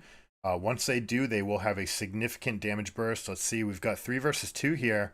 They might be able to make this play for themselves. They've managed to keep themselves one corner of the map and able to get a play, getting the Jarvan with his shutdown and Talia with their shutdown. That's 550 gold, 1150 plus half 575. We're looking at a 1700 gold swing. Oh my goodness. 1725 gold into the pockets of GAM there. Plus 2 people dead means that they're going to get this turret. Now they're going to come over. They've got the numbers advantage. They also have the push prio here, which means that they should be able to get all of this. This is going to completely flip the script on this game. Jace has teleport. Things just got super, super exciting. How are you going to handle this if you're Wales? Now, one thing I will applaud them on right here. This ward on an ocean map, the most important ward you can place down. Getting a control ward in that bush. Now, what I don't like is that they put it so near the edge, so it will get seen by a blue team sweeper coming in this way. You'd like to have this control ward set back in this bush, and then you want, as the fight breaks out, to get another one here. The reason this bush is so important is because while this fight is breaking out, you can kind of recollect into this side safety. You know that you see them, they can't see you. That's what becomes such a tremendous advantage for those fights. All right, Q into R, direct hit onto Beanjay. They get the lockup, and Nautilus just waiting until Glory throws a spell saying, I'm going to wait till you lock yourself in an animation, and then I'm going to go. The moment I see you, boom, that's when the hook comes out. Beautifully played by Pallet. But that came from, like I said, they had one side of the map. And then Talia, you had Jarvan and Talia coming out to try to help each other for the push. Ended up both dying together, Romeo and Juliet style. And we'll see if the tragedy ends here for Wales. That can devastate your psyche on this. If you're trying to reset, okay, something bad happens in this high pressure situation we've seen people at the highest level when mistakes are prone, they actually start visibly shaking. That's when their body is getting out of control. I won't go into the exact details of which hormones are going off and the activations that are happening in your body, but it's important to calm yourself down. Now, the proven fastest way, simple way to do that is 2 big inhales followed by a long exhale. All right, you go, and that combination is sort of saturating your CO2 output, making sure that you're getting better oxygenation. You're able to relax your body. So also just taking a moment to focus on breathing will allow you to come down from that elevated state and reset your baseline, and then you can come back up and optimize. Very easy to get super hyped on this stage when we're talking about worlds or bust versus a team that you are rivals with, right? You want this. This is the most that any of these 5 players has ever wanted anything. I guarantee it. They want this win more than anything. And if you feel like you're getting it, like you're getting a big win, and then you just make this colossal mistake that suddenly it feels like it slips out of your hands, it can be very easy to just like, you know, you're climbing up, and then you just feel like you fell off a cliff, and it's very easy to fall all the way to the bottom. And then from here, it even goes down further because you're like, oh no, what have I done? And you start worrying about that. Rather than going here, stop your downfall, reset, come back to your baseline and say, all right, I'll control my baseline and I'll try to work my way back up. And you try to create this again in your own head. That's how you create that psyche, how you can optimize. Very easy in a game like tennis where there's breaks in the game, much harder in a game like League of Legends where you might not have breaks. What you have to do is build this into your recall. All right, every time that you recall, every time that something goes great or goes poorly, that's fine. Enjoy it for that moment, but then take a moment, breathe for yourself, get yourself back to that baseline, and then come and do the next right thing. All right, so now GAM has wrested the control of this game. We see Nautilus into Artemis. They're trying to move. They end up all getting knocked up here. Talia Wall actually separates Binjay from the team, but it doesn't become a window. Nautilus doesn't have... that easily could have been an overplay. And that's what I'm talking about. You see Glory right there? Glory is probably the most, like, I don't want to say triggered, but it's probably on that roller coaster ride where they're up ahead. They think they're doing something good. Shoot, I've died. Wait, and I died trying to save the Jarvan. Things are like way worse than they need to be. Like, oh my God, what have I done? Can easily get into you. You think that you have to overplay and react. We saw that wall was probably just not needed. Could have even just been bad for your team. And that was looking like a solo queue Talia wall there. Slater getting knocked up, but uses the ultimate to try to peel out. There is no re-engage here into Xayah. Xayah does end up flashing forward, pays for it with her life. Glory, beautiful movements here, mirroring the Sejuani. Jace with a big shot from downtown. Love it. Love to see this fight play out. Now, this is where Jace is going to be very strong. If you can get them to stand by you in this position, like, yeah, you're excited by this. This is your spike. You're on Manamune, Last Whisper, and Duskblade. This is the strongest you'll basically be all game relative to the field. So this is a position that favors GAM. Not only that, but they just got the gold back for themselves. Perhaps Wales is saying this is our last chance. We are Jarvan, Renekton, Rel. Like, maybe we're going to get outscaled in this game. Kai'Sa even. Even though Kai'Sa's can have more scaling with the on-hit build. They do peel back. Good little movements. Good to see their position. See how they draw that battle line right here. When the feathers are out here, you can't step forward, right? There's very little counterplay, which is why Xayah didn't necessarily need to go up. Yes, she can flash forward and get her kill for herself, but now you notice no flash, no cleanse, and they weren't able to get anything because they didn't have any sustained damage left for the play. Instead, you could have just let them be almost dead, let them recall. Anytime that you kill someone, you're getting 450 gold, right? 300 plus the assist gold, you're going to get that 450, and you know they're dead for some amount of time. If you force them to recall, you don't get the gold, but you still know. Get this off the screen for you. Look at that pick, beautifully done. Finding Kai'Sa way off by herself. You know they're dead when you kill them. When you don't kill them, you know that they stepped back to safety, plus they recalled, plus they took time to get back on the map. This adds up not to a full death timer, right? And the death also means that 25 seconds it's going to take them to get back on the map. Although the home guards changes that, right? It becomes about 20 seconds. When you don't kill them, they're basically still dead for 11 seconds, 12 seconds. It's not 30, but you still know they're gone. And it means that you actually get to go on the map with impunity. So I never like that reach play, especially when you have a kit that is meant to be anti-engage, you know, disengage and re-engage like Zaya's. Artemis stepping into the wall. Oh my goodness. They just go right there with this ward right here. Plus they had the minion wave. Like Kai'Sa was not going to be a cult going into that position no matter how you cut it.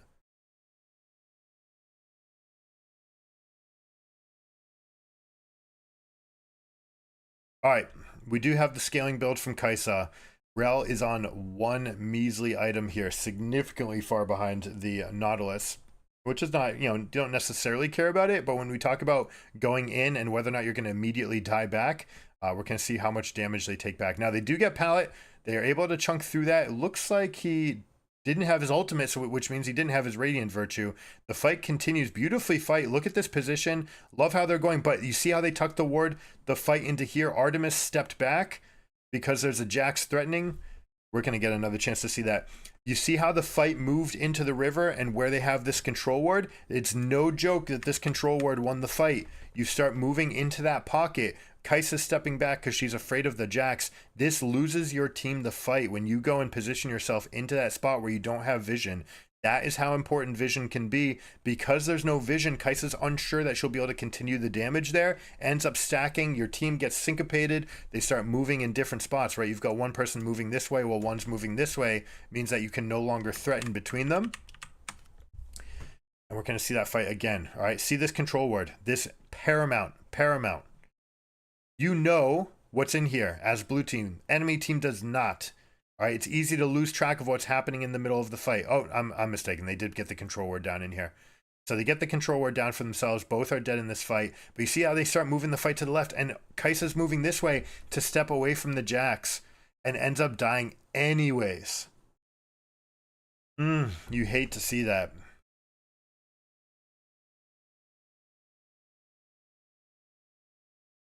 Always consolidate for your team fights. When you're splitting apart, your team will lose. You either just lose one half or you lose both halves. But it is very, very rare where you can actually create a win for yourself. Only if you can convince enemies to chase you in two different directions, and then you can come back and bamboozle them, kind of jump on their head, punish them for coming after. But even then, you're still going to lose on the other side.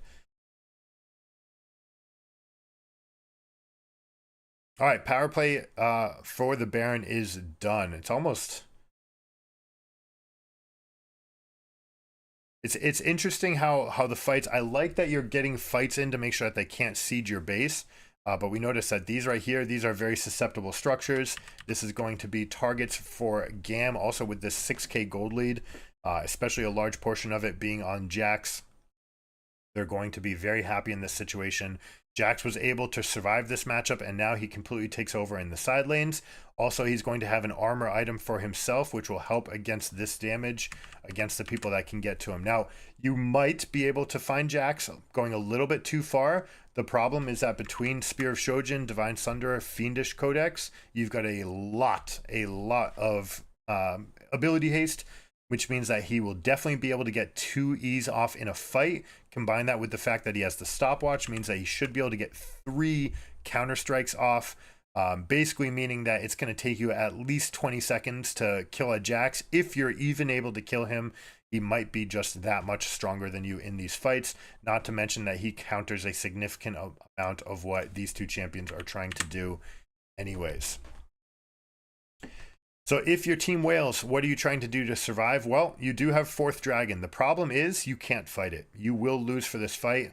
I do appreciate this effort. You see how they've got this line of wards where they can control everything. See how they're all moving through this fog.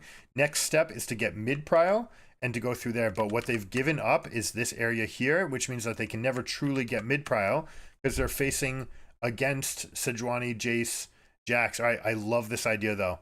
Turning this into a death bush. Maybe they can get a spot. But the problem is, who's ever going to come this way? Probably only ever Jax. And you may have gone a little bit too far. Will they try to consolidate onto this tri-bush? I expect them to hold this line right here. They should use another sweeper, though. Sparta's trying to get them to bait over here. Oh, they step out. I don't like it. I would have much preferred that they wait for the team to come out and go for the bush. This is the only chance you have of winning this. Now they've baited themselves into a fight where they're absolutely getting crushed with their wallets. You see Jax into the middle of the team here. Using his stopwatch means he's going to have another E ready. And basically, I love the trap. The idea, the concept of a trap from Wales is great. But you need to remember that it was just a trap. You're not actually trying to fight against this team that has a 6k gold lead on you. You don't want this fight. You want to instead wait, try to see if you can get yourselves off into extra items. Let the game scale off. Let 6k, if it stays 6k 5 minutes from now, you're happy. All right, that's just better for you. You want to be on 3.5 items versus 4 instead of 2.5 versus 3 in cases like this. So absolutely don't like that Artemis ends up going hunting for here, especially since it's Sejuani, guys. Like, using Kaisa E is now on cooldown, plus the flash. They didn't get anything. They get chunked here. Just, this is never going to pair. This is never going to end well for them, especially since so much of that damage was on Sejuani. I will say, well played by Gigabyte Marines to just put out, dangle the potato out there, just this huge hunk of Sejuani, baiting them into that fight, ends up securing everything. Now they've got the game in hand here. See a little bit of trade back. We'll see Nautilus collect some, willing to die here for the cause. Gonna get his ultimate down. Chain CC contributing to the fight, and then we just see the wallet diff coming in. Aya is able to carry this game. Basically almost full build here. Okay. Oh, all right. There's only actually 2 deaths. So I don't mind Jax coming here and saying we're going to isolate and go for multiple different kills. But it's a little bit greedy from Kiaya. You didn't need this. You needed to be able to want... You needed to sorry. You needed to push the waves. You want to push the waves. Sejuani's here chasing... Oh, she's able to find him. You're able to stagnate these deaths. That's good in its own effect. The fact that they're able to find them both is great, because now you have syncopated deaths, but you've spent this much more resources, not to mention 1 minute out of your Baron timer, accomplishing nothing. You also don't have Jax's teleport available, which means that you have to wait for everybody to come back. Now you're sitting on this wave, and it looks like all they're going to get is this one turret for themselves. That's a mistake I see it from a lot of players. You come in, you shield tank, you're thinking, oh, I want to avoid extra hits, but you should really just hit the turret. Then you're in a better position for the next fight. It looks like they're actually opting for the all-in. Makes a lot of sense. They're 4v3. They're very, very strong here. They're able to go up. But if Wales is able to eviscerate the wave, they'll be able to survive. But now it's too late. Now Sejuani is just going to be able to peel with the ultimate, and they're going to go in and close off this game for themselves. Another counter-strike. You see how quickly that comes up. A little bit of killmongering here from GAM at the end, but all roads lead to Rome in the end. They get a beautiful win for themselves here in Game 3.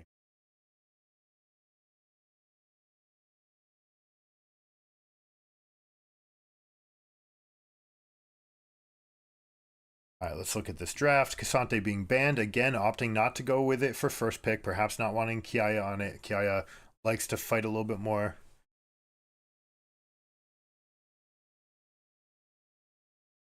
Bonnie getting knocked off. Wukong coming back. I wonder if they're going to swap things around at all right here. If you're going to, I mean, look at this. Very interesting, this combination. Set support is something we haven't seen with Kaisa in a long time. Wukong jungle also has pronounced weaknesses. It looks like with the pool being shrunk this much, they end up going for Wukong. What else could they have done? They easily could have picked like Vi here. I would have preferred to see Vi. Vi is very easy set up. Vi, Oriana.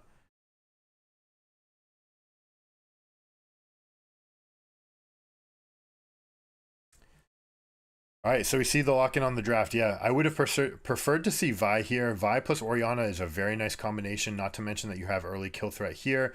Malphite being a very nice counter pick no matter how you cut it. Vi also would have had access to denting blows, which would have been a nice adaptation for them. coming into this. Now, something I like about Set, looking into this Callista, you will have access to Flash E into Ultimate, which should give you enough lockdown to hold Callista in place for these fights. We'll see if that's enough. But I do love the Malphite pick into Renekton.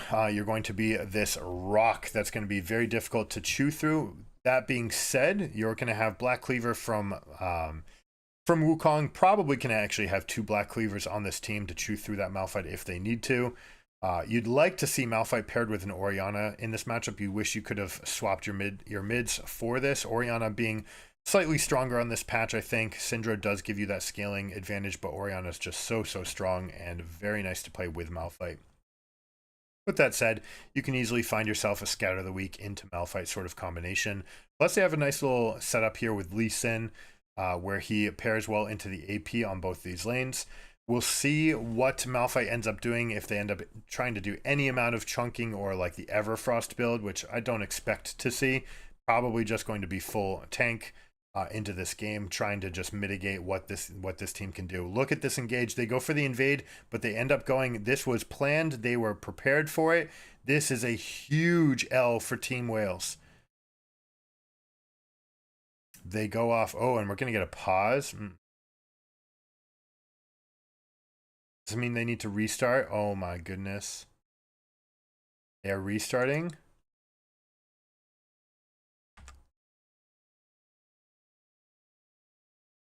Look at the words. No restarts. Okay, so it's some other issue that was contained. Wow, thank goodness for, I mean, that's super fortuitous for Gigabyte Marines. I don't know what the issue was. If you guys want to fill me in, go for it.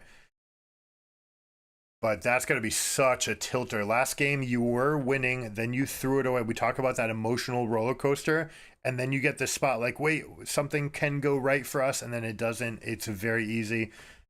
From a psyche point of view, it would be very easy to see this game just falling off a cliff. Now, very apt engage there from Nautilus, doing it while the level 2 timers are coming on, but it does coincide with Kai'Sa and Set already having theirs, meaning that they are happy to just take that fight. The Q looked like it would block by a minion. That's something that BA needs to be careful to not allow. And the longer that fight goes on, it's going to be Callista favored, which is why they take it, right? They say Callista significantly stronger than Kai'Sa, a specific counter pick, right? Draven and Callista are 2 of the best champions at punishing Kai'Sa early. She has such a weak laning phase. But they end up instead being pulled off, and now we have Kai'Sa with a damage lead, with a healing lead with these 2 potions, also with the biscuit available. We also have refillable from Set, so they are just taking this tiny little advantage for themselves in bot lane. Plus we have a significant advantage from Wukong, which it looks like he turned into presence in the top lane, which means that he's actually going to fall behind slightly. Now, what happened to these camps? How do we have 4 camps dead? Oh, Wukong, okay. I didn't see where Wukong ended up going off, but ends up going for these fights. This is something that Wukong is very good at in these early games. Has the extra passive stacking for the regen and the armor that is most felt at level 1, 2, 3, 4, 5. Once you get ultimates, it starts getting mitigated a little bit, but at these base levels, very good. So I liked seeing that proactive play from Wukong. Also taking advantage of the fact that Lee Sin got blocked on that attempted invade. Everything going right for Gigabyte Marines right here. That's something that you're going to see until Malphite's able to start stacking armor. This is going to be severely Renekton favored. Very easy for him to just play into this wave, use the Q for the healing. We've spoken about it before. We will try to keep track of Renekton, whether or not they put a 4th point into the Q or not. See how they're stacking their wave. I'll back this up a moment. I'm going to highlight this. This is worth noting. See how he's going for frame perfect executes here and here? You're waiting for this minion wave to come here because you'd like to get the push on the next one. The problem is, based on where it's standing, the casters are going to be right here. Very difficult to try to get the push in. You'd like to actually take this minion wave, grab it from right here, pull it away from your minions, and pull it back. If you can accomplish this, and you can get this line of scrimmage to move over and be like right here, and the casters here, that is a tremendous amount of difference because Renekton can populate that middle spot. You can crash the whole wave with an empowered Q, and then you can get your big recall off. Also worth noting, look where Wukong is. He's staying on this side. He intentionally took Wolves first, said he could take Gromp second, which will do a couple things. It'll make his second clear of the jungle much more natural, but also it puts him in position to shadow for this play. Not that there's any real kill pressure here from Malphite or Lee Sin, but if there's one moment of weakness, it's right here when you're slow crashing this wave, when you're putting yourself into this position against this turret. So we'll see how it ends up playing out.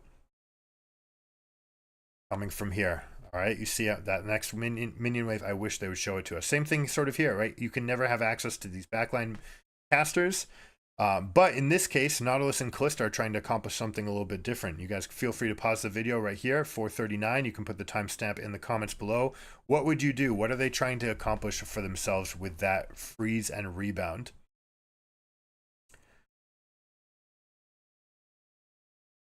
Proactive play. The threat of the set means that they walk into the Wukong.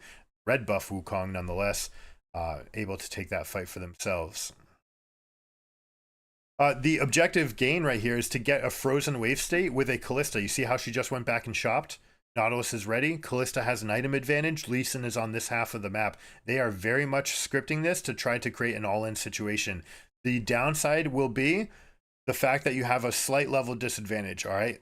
Set stepped aside, which means that Kai'Sa's level 4.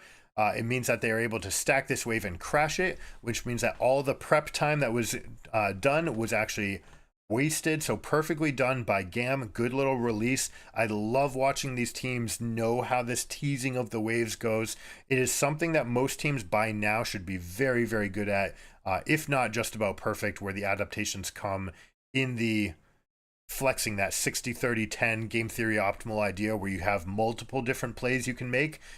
If you're always trying to do the scripted perfect play, which is what Team Wales tried to do, right? You have a rebounding wave. Kalista will go get an item. Lee Sin will be on this half of the map. We'll fight them. Well, the correct answer to that is let's bring numbers, stack the wave, crash it, and recall ourselves, right? And then we just have a bigger buy than you.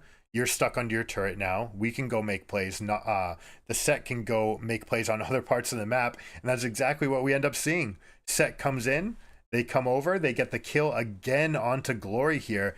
And basically, Glory, you could argue that it started before the int up in top lane.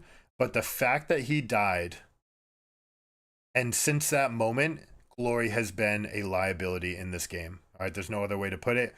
Just been making mistakes, has been giving up their life needlessly, and it's unfortunate to see. I'll try to find next time that they're shown on the camera. Look at this fight, beautifully done by Set with the long peel, but still they're actually going to take it down. They end up getting one. So the strength of Malphite plus the peel from Nautilus showing its strength there, but how strong is Renekton going to get with the wave for themselves? Kai'Sa can't do anything into this lane down bottom. Kalista, you see her pinging. She's asking for help. She cannot approach this wave because she will lose the 1v1 to Kalista. Even with a serrated Dirk, you can basically only go for one Q, but the moment you cast Q, that means you're in Kallista's auto attack range, which means Kalista can take the fight to you. See what she's opting to do. Oh, looks like she's going for a freeze. Is she ever going to go for an all-in? Goes for a little chunk first. She's got plenty right now. Now the timer, the red flag has to be going off in their mind, saying, hey, I know my support is not here. It's been about 25 seconds since we lost track of Set, so I don't know where they're going to come. Look at that beautiful engage. Flash E into the fight. Don't like that he actually used the W. Not only do you want to keep that available, but you want to make sure that you're giving those kills over as best as you can. 3 fights, you just have a big HP lead going up. Set doing his best to try to peel this fight. Sure, let's see, what's the W cooldown? Is he going to have it available for himself? Comes in, gets a beautiful stun here, but the flash empowered attack means Wukong bites the dust anyways. All right, Kallista's strength being turned into extra plates here in the bot lane. Levi answering that with a Herald in the top. Now compare the resource usage here, where 3 champions are being used down bottom to barely get a plate, whereas Wukong's coming up, getting 300 gold for themselves right off the bat with this kill. I'm actually surprised that he doesn't use that right away ends up going for the empowered recall to get the shop in, looking to contest for this dragon. It is very clear what they're trying to do. Set, Kaisa, Wukong, Renekton, they are playing for the early game. Renekton's teleport is down, however, and Malphite's is coming up soon. So if Team Wales has a window here, it's going to be to stall this fight long enough for Malphite to be able to step away and ult in this team fight. That being said, Malphite does not have the tools that K'Sante does to stop a Renekton from pushing waves in, going for it. He's much more just of a damage soak, needs that Sunfire to get the extra wave clear. Is going to take it, and I expect him to come over to this wave now. Wait, I say wave, dragon. Come over to the dragon. Renekton actually gets him to stay for one more wave. This is a plus for GAM. You want to have them here. What you don't want is Malphite able to go down to the bot side. If they're able to do that, they'll have the mid lane win. They've got the bot lane win. They'll have people in the jungle. They'll be able to get the dragon, and Malphite will be able to teleport back up, only losing about 2 plates. The question is, what can Gigabyte Marines do in turn with the Herald? Every minute that goes by is another one where they may be a little bit later on their mythic shop, depending on where you want this Herald to go.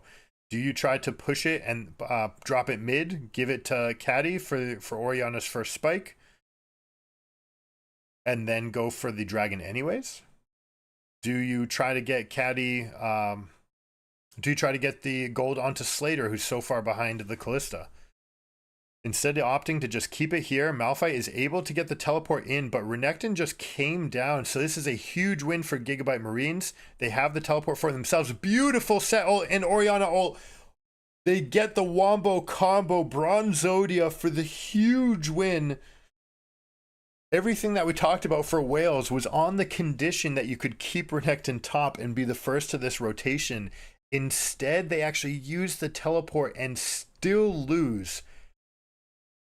Not just that, but we have the Herald still in pocket, which is going to be a completed Divine Sunderer for Wukong. It's also going to be a completed first item for Orianna now that we have it at the 11-minute mark on top of all those kills. Do not like the play to even try for this, right? Just even being here. Yes, you've got Callista, but that's your one strong thing. You've got Renekton in position here. 3-man Wukong knockup. Everybody being damaged by the set. You're dealing just enough damage for the set to get a fully empowered Haymaker off. Kaisa comes in late, full executes. That's got to feel good. All right, so this moment, I love it. The hype, like, let's go, right? But then you do that. You generate power in a positive way. Then you take a deep breath and you say, all right, here we go. I just did that. Okay, what's next? Right? You don't want to spend any more time on the, oh, that was fucking, like, that was awesome. And here we go. Like, we're going to crush them. No, those are the thoughts that lead to lack of focus and extra celebration. You want that one concise moment, and then boom, you see that the focus came back on. Next time that he gets his recall, I want to see him take a deep breath and absolutely get that full reset off. Glory. You're seeing some dejected looks on Team Wales. The size, the mannerisms, right? Everything's slowing down. Just like, okay, all right, what's next? Okay. You don't see that like hyper focus. You look at this difference, right? Hyper focus, better posture. People are engaged. When you look over here at the cameras on Gigabyte Marines compared to on Team Wales, you see that like their intent.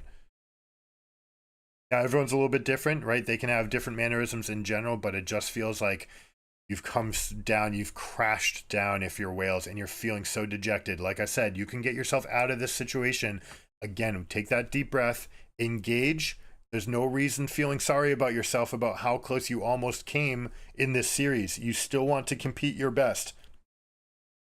You want to give yourself a chance at winning, and then you can be sorry later. You can be sad later. Come in, compete your hardest right now. Oh my gosh.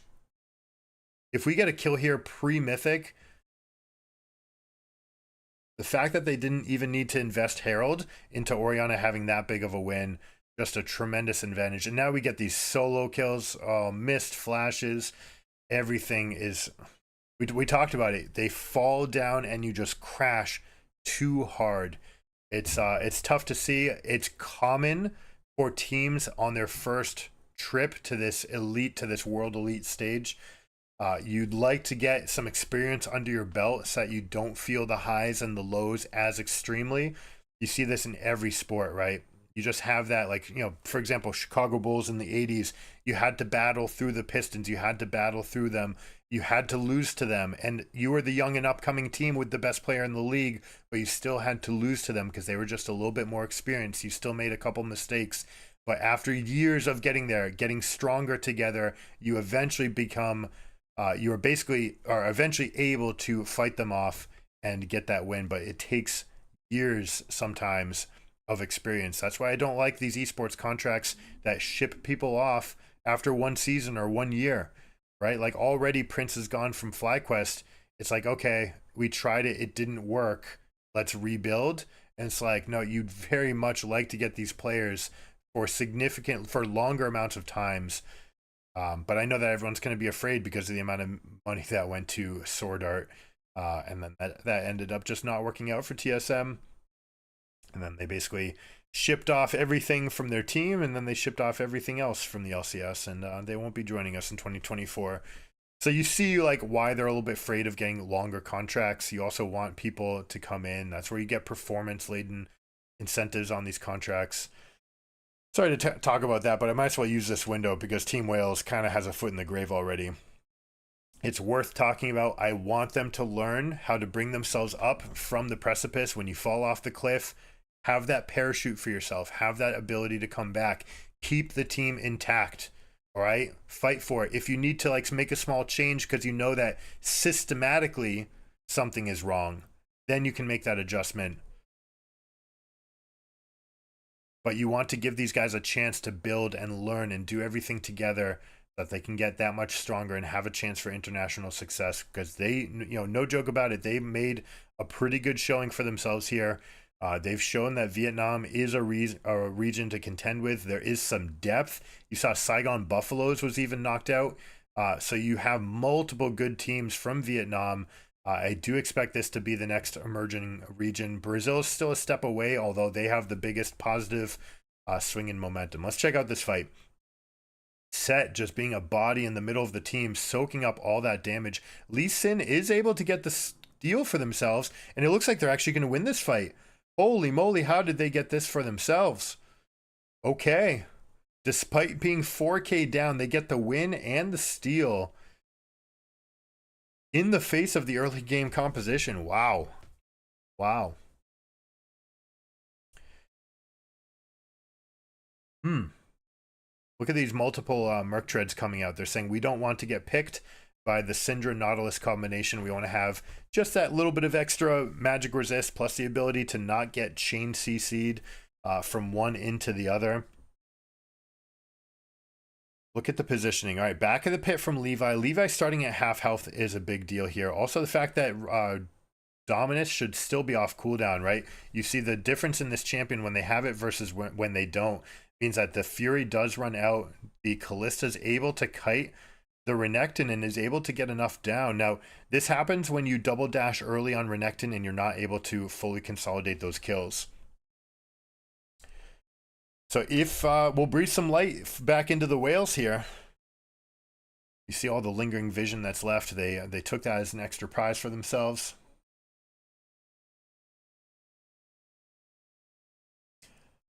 What's up, guys? Thanks for coming by. Appreciate everybody hanging out.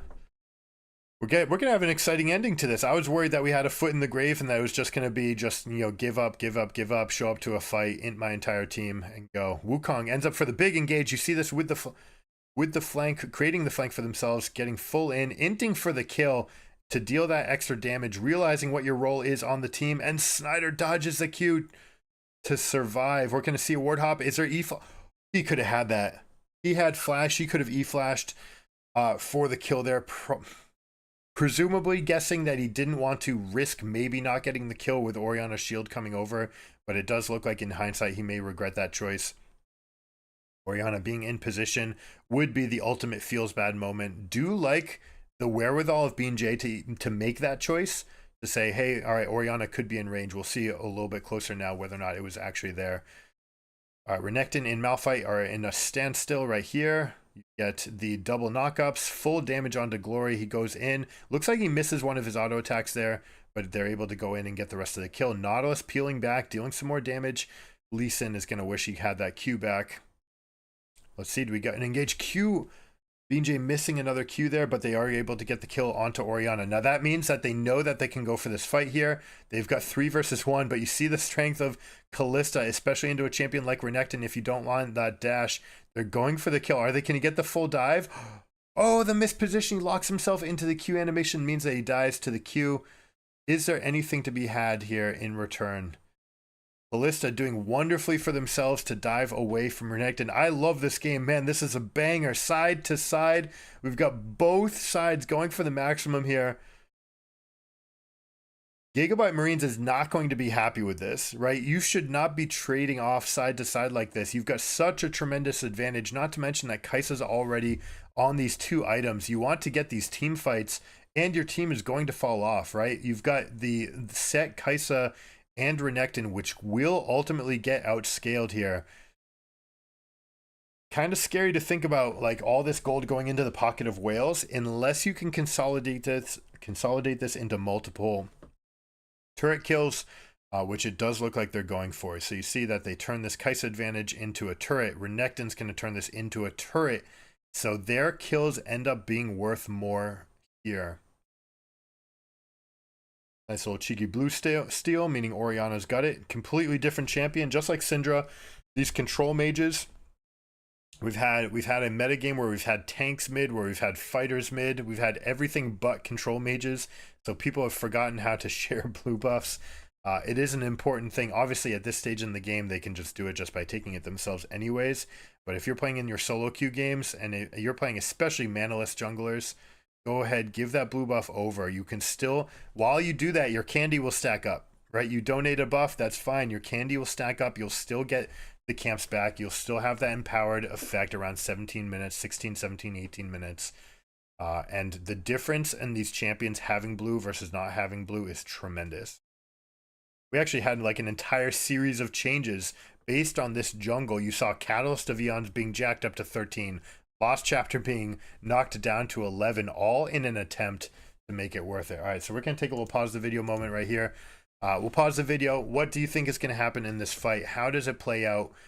Why does it play out? You're going to look at this difference in vision here. We still have a significant gold lead, and if we look at the wallets where it's most important, all right, we have a full item advantage on Kai'Sa. Completed Radiant Virtue on both supports. We have 1.5 items on both mages, but we do have Sork shoes here. It's worth noting. Also 1.5 or 1 2/3 really on Wukong. Sorry, on both junglers, but Wukong has the stopwatch. You see all the control wards, and we have 2 completed items on Renekton. So it is definitely worth noting the item differential is huge here. We're talking about a completed Sterix gauge, a stopwatch, and a full item. Means that even though we have this control ward advantage and this vision line set up, I don't really like this position here. Now, one trick that you're looking to do on Syndra, we'll go back to the drawer. When you can throw your Q, as long as you can make it more than halfway through a wall, the E will continue all the way through the wall, plus its duration. So you can actually create super long QE combos from Syndra. This could be something they're looking for themselves. It looks like Nautilus is looking to hide himself and then able to chain. So this looks like the target that they're going for. Sparta right here, holding this position, holding this control ward. It looks like they're trying to hold this line so that Syndra can get all this damage, they can go off, and then Artemis will presumably Q over this wall, all right, use the Q and the dash, and then try to go and stagger her way through this fight as far away from these guys as possible. Now, if we're going to break up the fight, what's going to be the counterplay? We're going to see Set come in first, naturally. Set and Renekton are going to be very happy to take this bush for themselves. After they take this bush, they'll be a little bit happier stepping forward, allowing their team to come up. All right, if they can allow their team to come up, then they should be good. Plus, you have the Orianna ultimate. Now, something that you see, Kai'Sa nice and comfortable behind. No ward in here, so you don't really know what's coming over from this. This is Team Wales by getting here first, getting this for themselves. So they've created about the best situation that they can for themselves. I'm super excited to see how this fight plays out. Should be a banger. Check it out. Renekton comes up. All right, Malphite finds the engage, but it's just onto one, and they're not sure that it's even the Wukong, which means that they lose their position. They don't get the play. Now they have to reconsolidate, but they've given up some turf. Now everything has changed, right? You no longer have this avenue where you can go for that fight. Instead, you have to draw your battle line further back. This is going to favor GAM, which means you no longer have any of the advantages that you had going for yourself. Means that they get to dive into the rest of the fight. Renekton flashing in, you see the Sterix gauge, but they're not able to get everything. They do get Syndra, however. Renekton pays for it with his life. Orianna going deep, and check it out. The fact that you still have a turret here means that you're going to get punishment for diving onto the Kai'Sa, which means that we have a 3v2 to finish this fight. Levi with the speed buff from the Orianna is going to be happy to take the rest of this. Or even just chase them off and take the dragon. Very exciting fight. Well played by all sides. I like how Team Wales was able to continue kiting. I like how they repositioned themselves in the fight after they lost this initial wedge in. You know, when you have Set and Renekton, that's called a wedge. When you get into the middle of their position by taking away some of the positions that you don't have vision and stepping firmly into it, it means that you're able to create some windows for yourself. But holy crap, BJ just taking down Orianna, opting to take the rest of this fight. And are you serious? They're going to get this? Oh my goodness.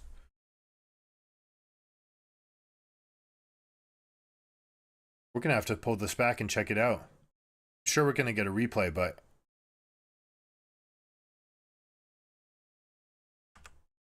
all right, so we saw on this side 2v3. They come back, they wrap back around. BJ's feeling exceptionally strong. Knows that he has Conquer available to himself. Sees Caddy, who's on reasonably low health, and just goes after them. Wow. Beautiful play.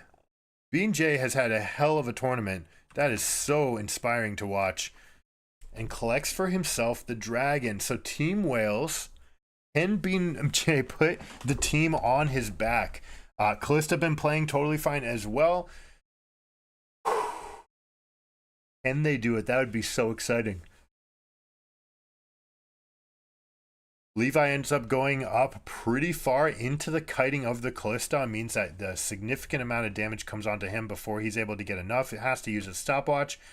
Artemis carrying through this fight. That one... Hold on. So one thing you want to do as these fights turn on, you should have, for the default, it's your apostrophe key, or tilde. Sorry, not apostrophe, but tilde. Tilde is the default, but you can set it to whatever. These pros, I guarantee you, have a bunch of buttons on the right side of the keyboard that they just can like target mash, or they have something on their mouse that is, I'm turning on champions only. The reason that you want this is that as this fight's breaking out, the most common place to hide on a turret is right behind it. You don't want to use any auto attacks on this turret. We'll see if any end up going here. It looks like none, okay? But just the fact of taking 2 turret shots plus having the set at your back is enough. But that's important, right? As the fight's breaking out, you don't want any extra hits going any place that you don't want them to. That said, it can be a little bit tricky if you need, especially when you're a Kalista. You want to use, for example, a ward to hit to continue kiting and move away. You want to be able to do that. You're going to do that with your attack move click. Super exciting fight. I love how Team Wales positioned themselves for it. End up losing 3 for 3, but the staggered death on Orianna and the fact that they get the dragon means that that is a huge win for them as a comp. Now, Kalista... going to be a big problem. Finishing 2 items here and going for the defensive itemization next. The single biggest spike you can give for yourself is this stopwatch. You can sell Doran's Blade and go for lifesteal here. The problem is that once they're onto you, you're not going to have enough time to go back up. So basically, he doesn't want to put his eggs into the Immortal Shield Bow basket just yet. He's going to let stopwatch do the maximum effect first. For the cheapest amount of gold. You also have Doran's Blade to give you that extra health. So prioritizing all the stats possible for this fight. The downside is if anything goes wrong here, you're not going to have enough gold to get into item number 3, and Kai'Sas can have way more damage.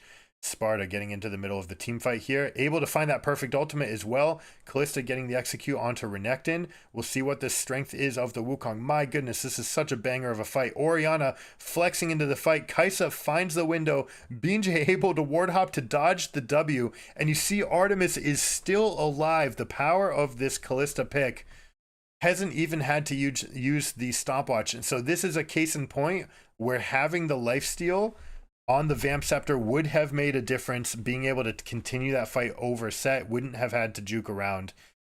So instead, the majority of the team succumbs, and GAM is able to win themselves a Baron. But we'll see if they actually do, if they have to consolidate. Glory again getting chunked out first. Wukong getting on top of them. Kiaya, good low in power. We said we'd be looking for whether or not they put 5 points into Q or not. Beautiful continued knockup.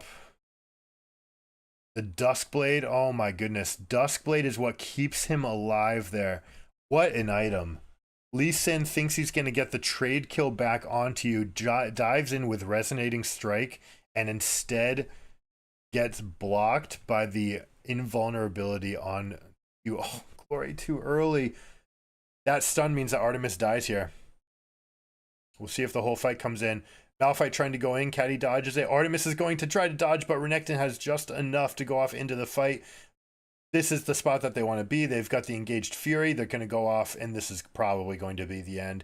Without the rest of Artemis's damage, who's been playing out of their mind in this fight, this should just be GAM escorting the wave up. They have the Baron buff to continue pushing as well. A fully empowered Haymaker. Kaisa dealing that damage. Glory is going to feel so bad after this game. I hope that they are able to bring themselves back from the brink. Ever since the int on Talia at the top lane, they've just been on another level downwards, and has been punished multiple times, even missing something that you should never miss at this level, which is a teleport timer coming in. You should always hit that. Artemis played out of their mind. Binjay played out of their mind, and it was not enough. Sparta even solo carrying that Cassante game. But well played by GAM. Exciting games. It's going to be exciting to see this team. Wholesome to see these smiles. They're back on the stage. For those of you who haven't seen it, ever since COVID, Vietnam has had some of the strongest restrictions against travel bans. So Vietnam, despite getting stronger and stronger and stronger, has not been able to show up to some of these international events, or they've just been missing players who have not been allowed to travel. It'll be great to see Gigabyte Marines. It's too bad. The only thing that's too bad is we don't get to see 2 Vietnam teams. I think that this performance is going to get them a 3rd slot for next year. Probably 1 in the main draw and 2 to compete in the play-ins. It'll be nice to see Saigon Buffalo come back next year as well. That was a banger of a series. What do you think? How far is GAM gonna go in the tournament? Can they squeak their way out? It's a different format now that it's not group stages, right? Now that it's not just play within your group and just have China, Korea kind of stop and work their way through, and it's upset if they don't get it. Instead, you get this much better format, in my opinion, which is the sort of Magic Grand Prix format, right? Basically, you play until you have 3 losses or 3 wins. You're going to play Swiss best of 3 series against teams randomly drawn and spread out across the map. So you're gonna have, of the 16 teams, basically out of every grouping of 4, it's going to be like the groups, except for your group is going to be placed like this, and then you're going to have to play Swiss, winners bracket, losers bracket, but you continue, and you're going until triple elimination or Trinity wins. If you can get 3 wins, you're safe. Basically, there's no mathematical way for you to get out. I mean, essentially, they just put you out. They're just saying, okay, you're good. You've got your 3 wins. So it's a race to 3-2, or 3 wins before you get 3 losses. It'll be super exciting to see, and it'll be a banger series when you have the 2-2 teams battling against each other for that last spot in a best of series. I love best of. Best of allows for adaptation, implementation, innovation. You get these different approaches, the AIs, if you will, to the game. Unfortunately, in the West, we don't get that. We get best of ones because our attention span is shot, and they want to be like, oh, people want to tune in for Cloud9. Are we reconnected? It says we're reconnected. It is a horrible, horrible system because making the players show up multiple different days means that one of those days is a waste. Making them compete on 2 days also detracts from the quality of the games because since you can't game plan for one opponent, you're not going to play as well. That makes your preparation worse. It also makes us worse in international play because we're so used to playing best of ones. Then we go into a series where we're playing best of threes. Riot, please change the LEC and LCS formats to be best of threes at all times, right? It's very easy to have a super week followed by bye weeks where you have, of the 10 teams play, 4 of them play against 4 of them. All right, you match up, 2 teams get a bye. Boom, 5 weeks of that, everyone has a bye. Midweek or mid-season, you have another super week. Everyone plays each other, and then again you play for the byes, and that can end your season. Everyone gets all their games in. You get to play everyone in best of 3 series. It's good practice. It's much better for the psyche of the teams because they prepare for this adaptation and innovation like we talked about. But not just that, also you don't need to just waste your Saturday to go play one game. You have to spend 7 hours in studio. Are you kidding me? Like, if you're playing last on Saturday, you have to, and let's say you're playing third on Sunday, but you still have to get there 3 hours before the game starts, and then you're not sure how long it's going to be. It's approximately this time, but we have to be here for this time. What are they doing in studios? Right? In the studio, they can't do anything. They just have like these couches that they chill on, and they play like other games on their phones, or they do last minute preparation. You don't want to be doing a walkthrough for the game at that time. You want to be just preparing your mindset. I would much rather 2 series on Saturday, 2 series on Sunday, with an occasional super week where you have Friday, Saturday, Sunday, and you get all the games in. But yeah, it's a much better system to play for best of threes. I could go on for myriad reasons about it. Anyways, I'm gonna go catch my breath, get some lunch. This is also a reminder to everybody watching the stream that it's been a couple hours already, so banger games, but let's go take a break. Make sure you stretch, do something, get a chore done, get an errand done, take it off your mind, clean up your desk area, something to make life a little bit better for yourself. It'll also make your league better. It'll make you feel better. It reduces burnout. It allows you to do these things. So take this break with me. I will put on some music so you guys can work out too, and we will go from there.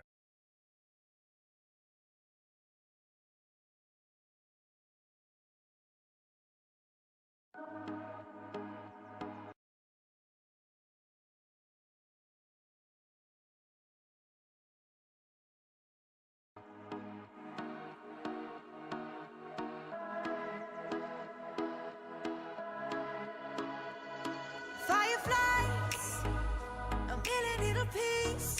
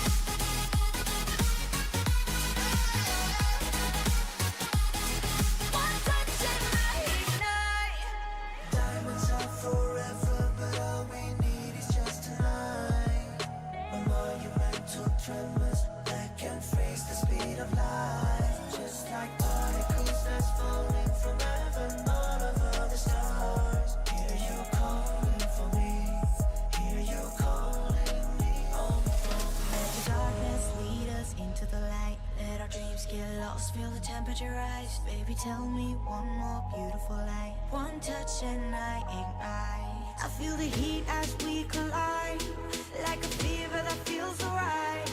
So baby, tell me one more beautiful lie. One touch and I ignite.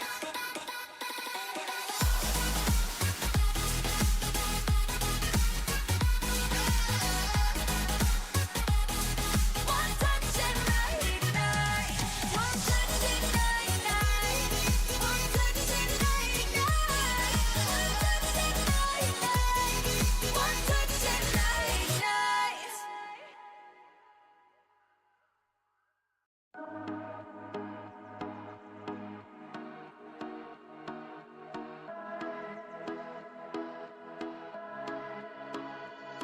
Fireflies, a million little pieces, feeds the dying light and brings me back to life. In your eyes, I see something to believe in.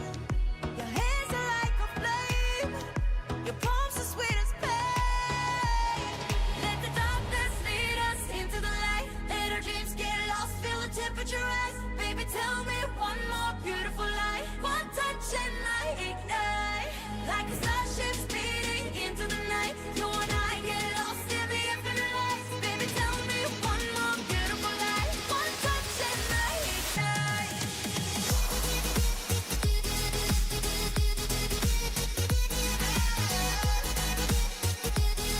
One touch and I ignite.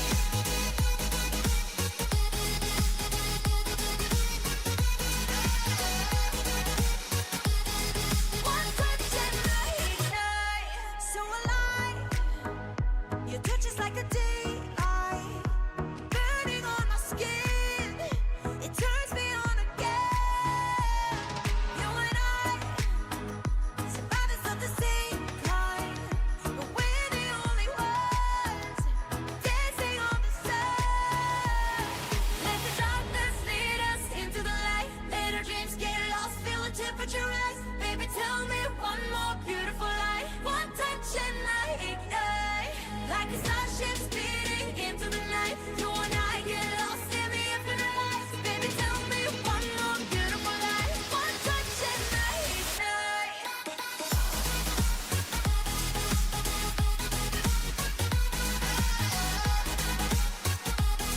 One touch and I ignite.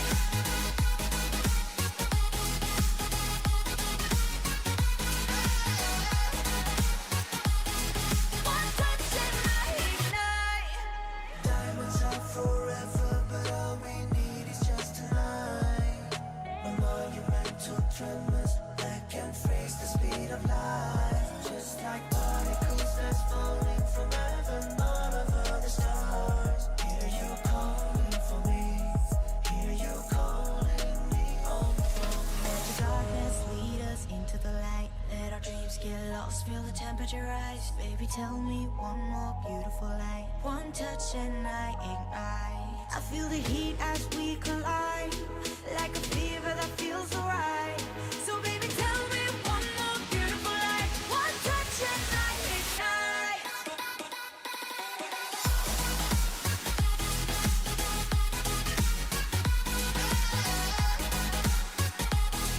One touch and I ignite. One touch and I ignite.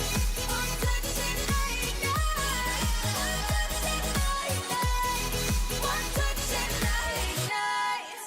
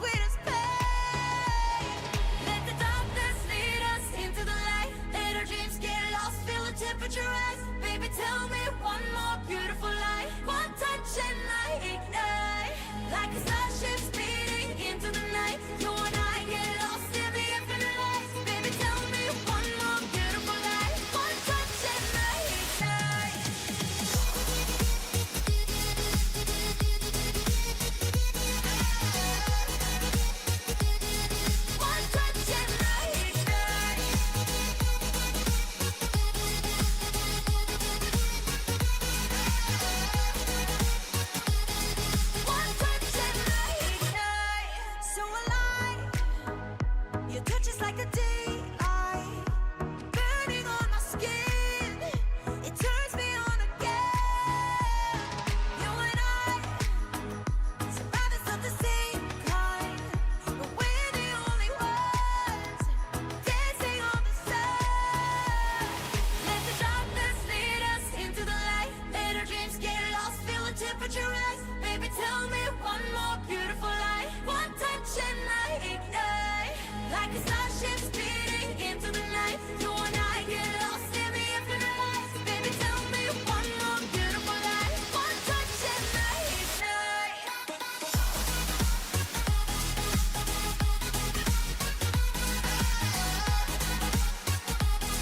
One touch and I ignite.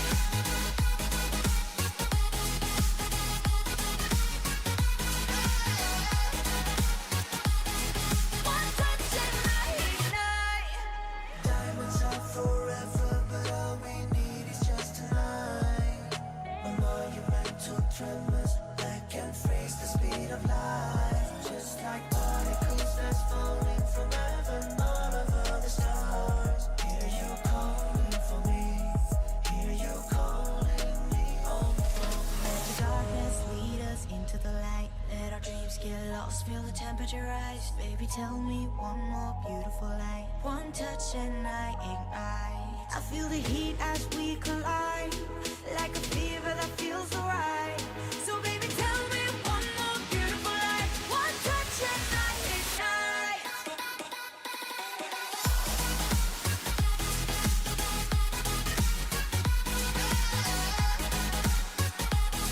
One touch and I ignite.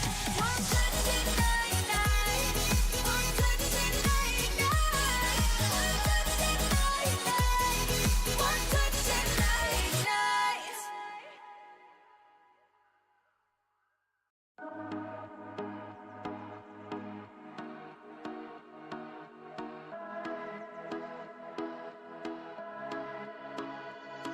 Fireflies, a million little pieces, feeds the dying light and brings me back to life. In your eyes, I see something to believe in. Your hands are like a flame, your palms are sweet as pain. Let the darkness lead us into the light. Let our dreams get lost, feel the temperature rise. Baby, tell me one more beautiful lie. One touch and I ignite, like a starship speeding into the night. You and I get lost in the infinite light. Baby, tell me one more beautiful lie. One touch and I ignite.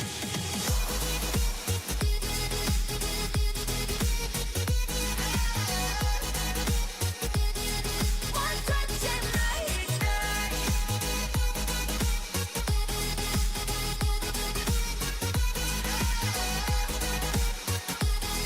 One touch and I ignite. So alive, your touch is like a daylight, burning on my skin. It turns me on again. You and I, survivors of the same kind, but we're the only ones dancing on the sun. Let the darkness lead us into the light. Let our dreams get lost, feel the temperature rise. Baby, tell me one more beautiful lie. One touch and I ignite, like a starship speeding into the night. You and I get lost in the infinite light. Baby, tell me one more beautiful lie. One touch and I ignite.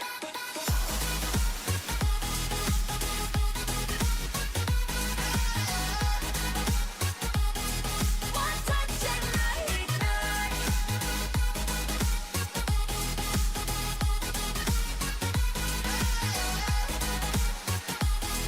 One touch and I ignite. All right, we're back. What's up, guys?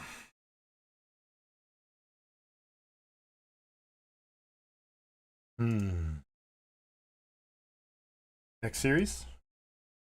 This is the one we've really been looking forward to. I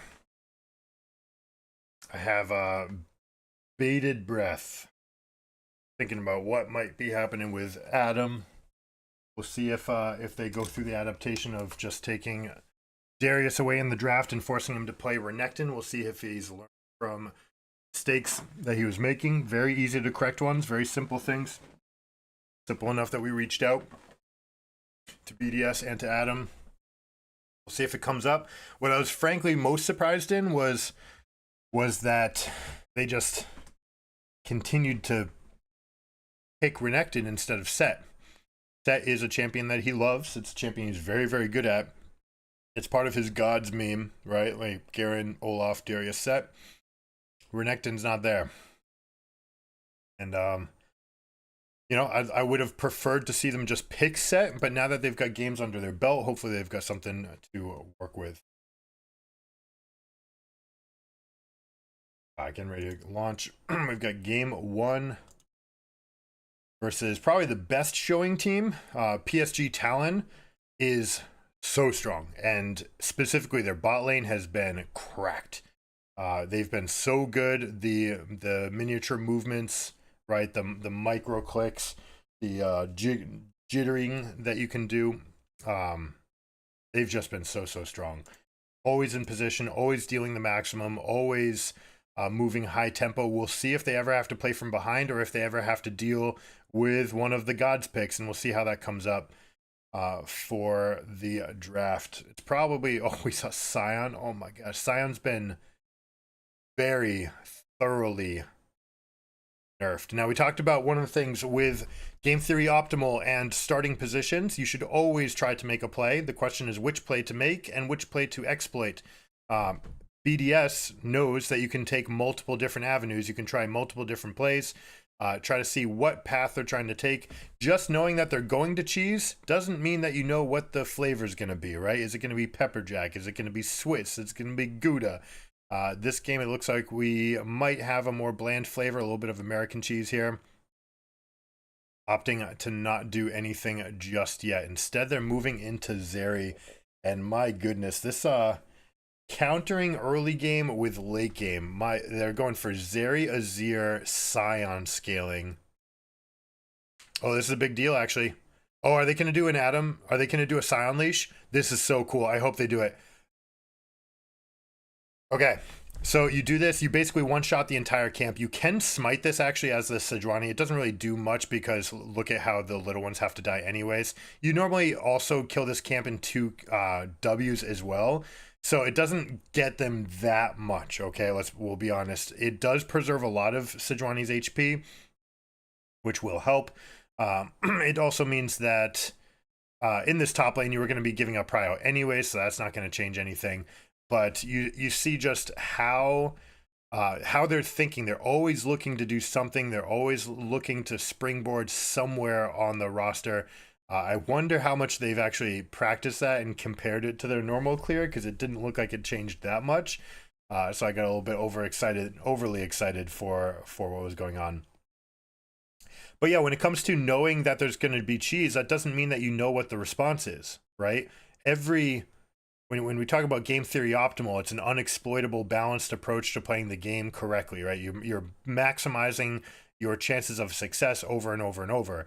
And then you're also making yourself unexploitable. And by changing the things that they're doing at different level 1s, 2s, and 3s, it means that what's the answer? What's the correct answer to beating this? If you can convince your opponents to just play standard league like Golden Guardians did, then they're just going to get walked over because they don't know what's going to happen. They're also going to be stuck to their own turrets. You're going to get the push in every single lane because there's nothing that they can really do to stop you. But anyways, looking at this game, what we're going to have, Kennan's going to have a free lane here. That's why you see the call into Sion. Basically impossible for Sion to ever do anything until level 6. At level 6, there is a little bit of pressure there. But mostly they're just going to try to scale up through this lane. Sion's going to use his infinite HP scaling to try to get as big as possible. You saw the early Q, which I'm going to say, but basically almost definitely went as W immediately after. Wants to start stacking up the extra health as quickly as possible. And then later in the game, you're just going to say, all right, I'm going to be this immovable object with a pivot for Sejuani, Azir, or Zeri, right? Like, myself and Sejuani will form one line, and Zeri form the next. And like, where are you guys ever going to get your pressure from if you can't chew this? Because you are Jace, Kennen, Kaisa. Like, is Kennen really going to try to dive into all the tanks before anything else happens? Who knows? Probably won't be able to find that. And also, they've got this Zeri who, despite being nerfed again, is going to find a way to make it into Worlds. We were thinking whether or not she got scuffed enough. But the truth is, with this type of comp, this is the carry you want. You want the biggest carry for the end game with the perfect kit to get everything. I think that chances of a pentakill here are as high as any game that we've seen. The question is, though, can PSG get enough done in the early game? Ooh, Sejuani actually knocked those into the sapling. Is that they get hit. A little bit of a steal for Junja. But are they going to be able to get enough done in this early game? Jace, Kennen, Kaisa spiking.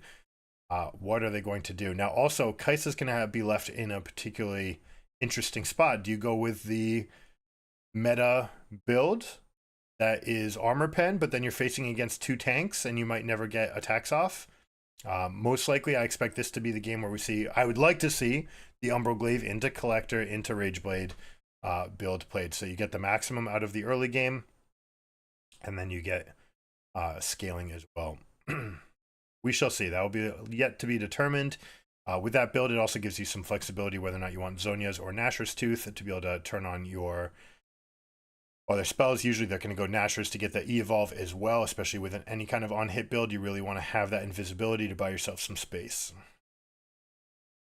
But the early proactive play does go to BDS. We do see a QW, or WQ from Alistar.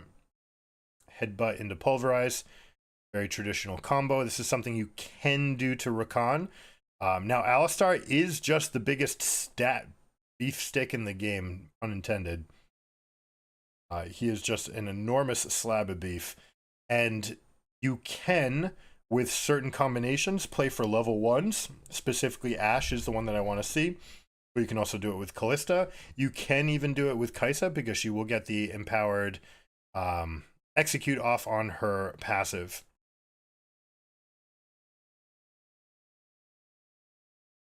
But they opt not to. They just let the lane come into this, and you have to say, if you're looking at a Zeri and taking Call into this game, and you're backing first, you're pretty happy. They're going to be very, very ecstatic with how this early game starts off. We have an assist already onto the Azir. Rakan got his gold as well, which is probably the lane that needs it the most. The fact that Rakan got the kill and is sitting on an early Giant's Belt means he's got the most health possible to be able to take these fights, even in the face of an Alistar engage. Now we'll see, what's Sion going to do? This is something we talk about a lot. If your lane is not in a necessary spot where you have to run straight back to lane, you should path into the jungle. This gives you flexibility. It gives you some options. He might even try to do something. The cameraman's almost expecting him to go and take Raptors there because Sejuani's on the dragon, right? It's like, yeah, I could take these for free. Am I going to just take it? But in reality, he's just putting himself near the river, using his wards in a spot that's going to help Sejuani more than him because he doesn't need it. Absolutely love this from the Sion. Now let's take a look at the combinations here. Waco and Woody, like I've said, have been probably the best performing, not just probably, have been the best performing bot lane in the play-in stages thus far. It would be a shame to see them get knocked out here. Ooh. Dangerous play from Maokai. Did you want that? Accepting the little trick. Rakan taking him for a ride. Of course, anyone that you grab hold of with Maokai will take them with you to the ends of the earth, as it will. We saw one Maokai follow an Akali all the way across because Akali attached to someone who was teleporting, Maokai attached to the Akali, and it was just both people zooming. I feel like we could make a video there. We get like Briar to ult across the map, and we'll have Shen, Nocturne. We'll just put everyone on and piggyback all the way to bot lane from top or something. Early Giant's Belt as well from Sejuani. So really looking to stack HP. We also have Merc Treads from Sion. Magic resist itemization that also lets you kite in and out of the wave. Very effective into this Maokai Kennen combination. It's going to be very difficult for them to ever punish Scion pick. But that said, Scion is just so weak. He had his time in the limelight. They're able to push Baus up to almost rank 1. And actually, today's October 17th. Today's his deadline, isn't it? How far does Baus go on the secret account, which Midbeast of course had to spoil so that everyone could see it. He didn't want a Quinn mid getting to rank 1, because then he'd have to deal with Quinn mids all day long. He probably already does.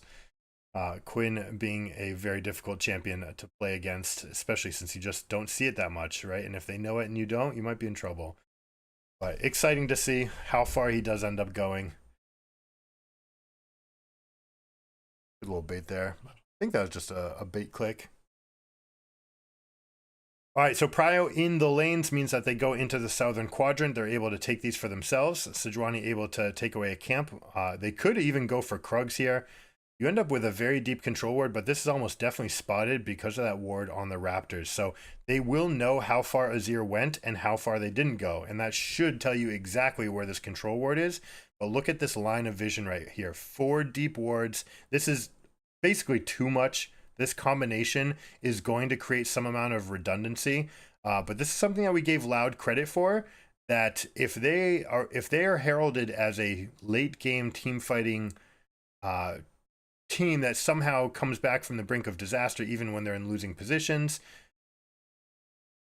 is it because that they're all just keeping their trinket ward and they're all putting out this massive line of redundant vision? Is that the adaptation to the sweeping lens changes? Maybe it is. Maybe that is the change that is giving them all the success. So it's definitely worth investigating.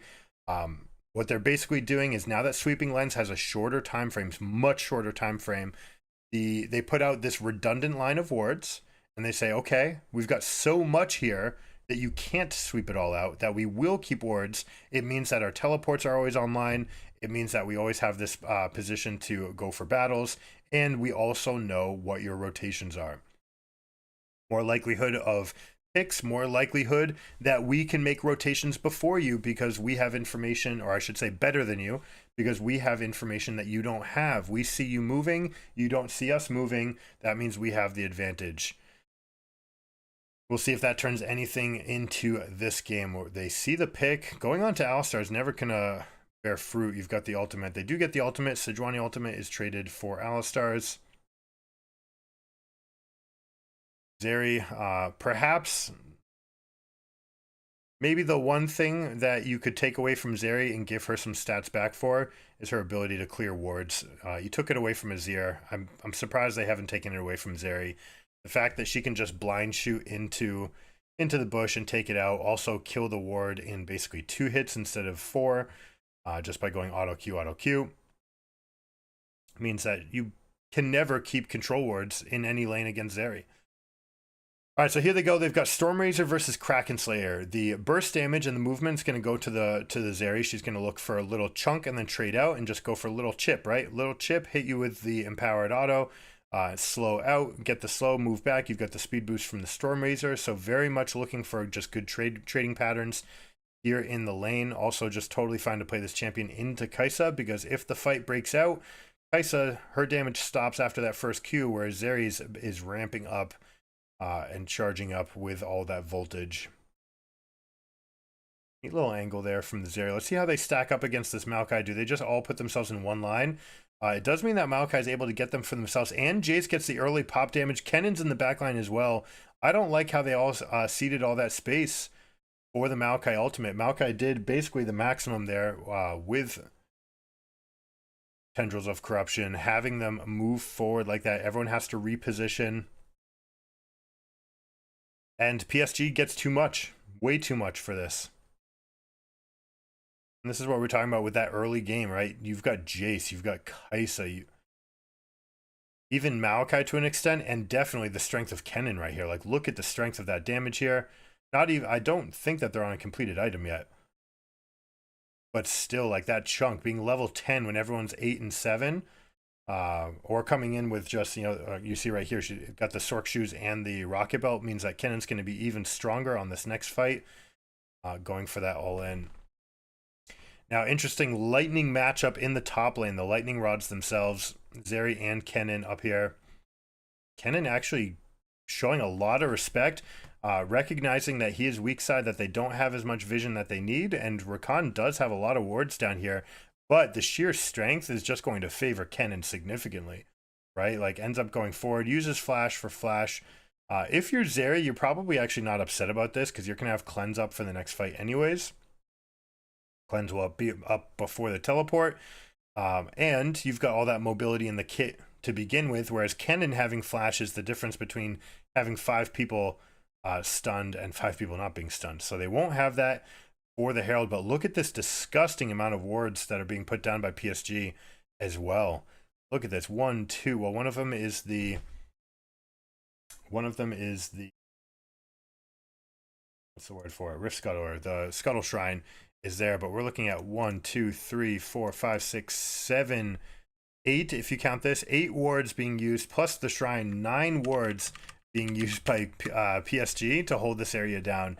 And because they have such a significant advantage, we saw that Rakan got these down as well as a control ward here. Bought some time for their team. They're able to reset and go into the lanes that they want, but look how much they give up, right? They're giving the Herald, they're giving this entire top turret. Aji keeping the wave at parity, keeping it to this point where it will start stacking up and coming back to him. Would have preferred to hold on to it a little bit longer so that this wave came to him so you'd be able to take it. Also means that you have the prio here in this whole area. You see how the Maokai's coming in as well. They control this entire half of the map. Jace playing weak side, hugging this wall. Very important that you hug this wall, right? You don't know what's in these bushes. Hug the bot side wall. That's something that doesn't get done nearly enough. But when you're playing weak side, you want to hug that weak side wall. Make sure that you're as far away from the plate as possible. Bide yourself as much time as possible. Now, what do they end up getting for it? PSG has gotten the first full turret. They've got the Herald. They even got the Dragon for themselves, and they won that first team fight. You've got Duskblade finished. You've got Man Immune stacking. They are looking very, very strong for this game. I dare say that from right now, like, you cannot contest anything as BDS. Sion is giving a little bit too much. He's got nothing going for him, even though he's going for an early Abyssal Mask. The Abyssal Mask, I love that they're doing it compositionally, but it's on the wrong champion, right? You want it on Sejuani. Sejuani's more likely to be diving in. Also, there's no parts of Sion's kit that benefits from this. So again, we see Adam on gods versus Adam on not gods, and pretty significant change. That said, I mean, this game, like we saw, will come down to just this sheer scaling that we have here. If they're able to survive something to the tune of a 5k gold deficit or less post 20 minutes, then they'll be happy with that by the time Soul is coming up. They should take this. Now, they have bought themselves 1 free dragon, which is going to make that a lot easier to achieve. But right now, they cannot take any fights. 0. Looks like we might actually have a pivot in a build. Might have just been an early Megatron cloak into anything else, right? Not a huge fan of that. You could have gotten Aegis, which has a very decent amount of MR anyways, and then started stacking into whatever you're opting for. I don't know. It's interesting. It is the most effective way to get the most amount of MR is this combination right here. It is the single way to stay alive longest. Spirit Visage being a dead item. Spectre's Cowl being a dead item. Used to be the be all and end all. Spectre's Cowl into these poke lanes, but it's just so weak now at the early stages. It is still fine against something like a Singed or Teemo that's trying to like bleed to take you away, but still just gets outweighed by the other ones and the healing. You just never care about the healing passive. Let's see, this does not, there's no window. So what are we going to do? They have to seed Dragon. What I'd like to see BDS do is exactly what they're doing here. Take control of this quadrant and try to wall the map off so that they get this half, right? You're going to give up bot half, and you're going to let them get the second and third Dragon while you maintain control of this area. And by holding this area, you make sure that the game lasts as long as possible, and you can get your team fighting, team comp online. Sion is one of the best weak side champions in the game just by the sheer amount of time that it takes to kill him. I also love that we get this little update of how much extra health Sion is sitting on with his passive. We see that 600. It looks like they're going to go for a bit of a punish here. bunch of chunk damage, but again, Jace is feeling this a little bit more. I'm quite surprised to see Sejuani down here. It looks like they're trying to answer the answer. It's like, hey, I'm weak side Scion. You've got people down here. Maybe you'll get enticed by trying to dive him. But investing any amount of time down here means that you lose all the prio that you created for yourself in this area. Like I said, now you see they've got no residual vision, just one behind mid lane, and then they've given up the beach control wards and another ward here. So this line is going to be able to move up. What I'd like to see from PSG is the opposite, right? Like stick someone here like Ken and Jace, clear the wave and then move out. You don't need to stick around. Sion's not threatening your turrets. You want to encroach this line up to about here. Make sure that you've got the vision here, the vision somewhere behind this line so you can see these moves once they start rotating up. Maokai with Radiant Virtue, virtually unkillable. And basically once we get into the spot, once we get past this choke or this choke, that becomes Kennen's heyday. You can start punishing them, going for these big all-in team fights. Of course, Zeri is going to like those chokes just fine because she can get out, but the problem is if the rest of the team gets chunked. So BDS, probably going for minimal vision. Again, beach vision. Just keep control, keep tabs of this side. Make sure that you have some amount of answer. They're collecting as many waves as possible. We're approaching that 20-minute mark, and they're actually doing fine for themselves by keeping this lane set up. Now, mid prio, Kai'Sa and Jace moving towards mid means that it looks like PSG is ready to start the squeeze. This is the big spike that you're looking for from Jace. We've got Last Whisper plus these two. It means that you're not even afraid of the tanks. The tanks are not big enough yet. You're still going to be able to deal enough damage with this combination. And you basically can deal 60% of someone like Zeri or Azir's damage right away. Very interesting. We see a second item, Void Staff here. Now, usually this is slightly worse at this stage, but it makes it slightly better going into the third stage where you go into third items. You do want to have it by third item. You want to have it before third item even, as some of these champions stack up resistances, and we see it from the Maokai. This absolutely pivotal pickup right here. Again, we said 40% of Kai'Sa's damage, including all of her execute, plus the W, which becomes a tremendous part of her kit late game. You just end up dealing so much damage with it. Plus the fact that you're diving with Ken and Maokai means that you want to be taking those resists. So Maokai is in a very nice position here. 21 minutes. You don't see this very often, but it is a nice cheap build. 2,700 or less for both of these items. You can even see some builds like that where they go even shroud, again, where you're just going for earlier spikes to be able to survive these fights. Adam just stacking up though.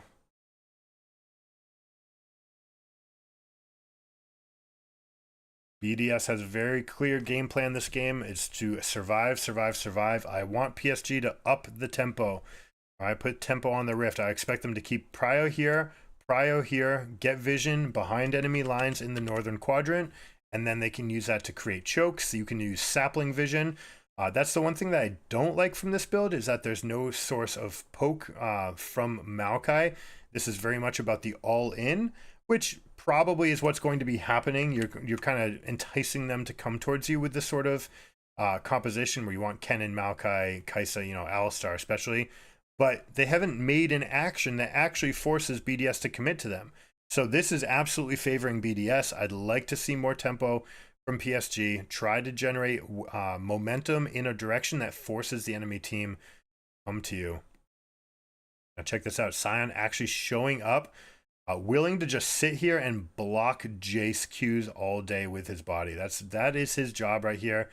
Soaking up an entire... Was that an empowered Q as well from Kai'Sa? It looked like it was, and it didn't do anything to Sion. Of course, with no lethality, no armor pen of any sort, means that Kai'Sa Q kind of tickles these tanks. Even though it's empowered, it just does nothing. They're even looking to contest right now. So they're saying, you know what? We're all on 2 items. There's only a couple people with half-item gold leads here, so we're happy to take this. Sion gets several cooldowns down from them, including the Maokai ultimate, but it's still not enough. And this just feels kind of inty. Like I said, this strategy of sitting around was favoring them. Nothing could come out of this, but they end up repositioning this fight. They stay alive long enough, and Zeri's going to take over from this point on. She's got full stacks on the passive, continuing the move speed to move up, but they end up redrawing their scrimmage lines and coming back. But if you're BDS, I almost feel like that's best case scenario, right? That you almost maybe get some amount of damage back. There's no way they could have like really contested for that, right? They're just definitely going for the outscaling approach. This is, like we said, this is Jace's strongest point. This is Kai'Sa on a very strong spike here.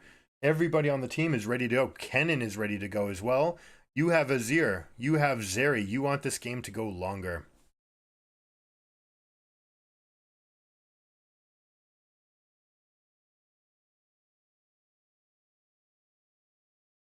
How they only lost nobody is crazy to me, right? Like, it is unreal that the Maokai ultimate, which got them all to group up, which turned into a Kennen full flank, 4-man, full stack of his ultimate going off. The fact that that didn't amount to kills was pretty incredible. Props to BDS. We'll give the props to the tanks and to the Rakan, right? Peeling off enough damage. Rakan using his ultimate plus Radiant Virtue. Oh, you know what that is? It's actually Sejuani plus Rakan together. Double Radiant Virtue, healing the team up. I wonder, I actually don't know this. If you know, put it in the comments, please. These items, most items like it, don't stack. Or they have mitigating effects, right? Like Summoner Spell Heal. If you use it, then the next heal that gets used within a short time frame is reduced. I wonder if these Radiant Virtues have that as well, and whether or not they're intentionally building 2 of them to just say like, hey, yeah, we can redraw the lines. We can just be healing up. We can be stacking up on full health. Sion was ulting through the team with Radiant constantly going, positioning into his lineup. So very interesting. But like I said, as far as scaling goes, we've got 242 to the Soul. Soul is not going to outscale this composition right here. They're happy. I mean, they're probably going to fight for Soul. But even if they lost Soul, as long as their waves aren't in a bad spot where they're losing inhibitors as well, they're going to be happy to just continue scaling, and they will be capable of winning a fight down Soul, but somewhat even in gold and level 16, right? Once you start looking, like, look at these champions right here. They're all approaching level 16, getting full access to waves. PSG has not had the tempo requisite to close this game out. Aji first to 16, though. That is going to be their biggest source of power. What they're going to use to try to carry this fight. Whether or not he can get through Protean Hulk and double Radiant Virtue from Sejuani and Rakan is yet to be seen. Plus just the sheer amount of peel that they've got going for them. We've seen this Rakan adaptation, you know, previously lots of Shurelias and Lucid Boots to be very proactive. But you see this being a more peeling build for Rakan. Where you can just turn your ultimate on and hold people off as they're diving you, as they necessarily need to run through you, so they get charmed. All right, mistake. Kennen. This right here, like we talked about in the last series. Unless you're getting something immediate, all right. This is his teleport. He's considering this the immediate play. Okay, that's fine. They end up this works because they got the pick on Sejuani, not because of the teleport. And in fact, Kennen almost dies for his efforts here, right? So you see how little he got, and now this wave is just kind of sitting here, and it's not really going to do anything for them. He could have stacked this wave just by killing the casters right here. You just kill the caster line, your wave will slowly build up. You'll got to reinforce, then here, then you got a triple stack, and then you'll go end up with 4 under turret. That is absolutely a play that you can create for yourself if you're willing to wait 2 minutes for the play and like count the timer, the amount of time it took Kennen to teleport here. Now you have this scuffed wave where you don't have access to it. You have to go deep into enemy territory, or I'll just say into enemy territory to collect it. It means that Kennen really just has to take this area first, walk it in, try to get some amount of vision, and then he can approach the wave. In the meantime, it's just going to be stacking for the other team. So it's safely stacking on BDS's side of the map while also creating a slow push, meaning that this is actually going to be a threat going this way because of Aji's mismanagement of the wave there. See the fight, battle lines are drawn. Junja ends up going further ahead than maybe they anticipated. Flashing over the wall. You talked about Waco being cracked out of his mind. He is solo carrying this fight. My goodness, jumping over to the backside of the fight, getting all three, flashing over the Azir wall. This is insane how well this guy is playing. I can't wait to see him play against the best 80s in the world. It'll be a treat to watch if they win this series.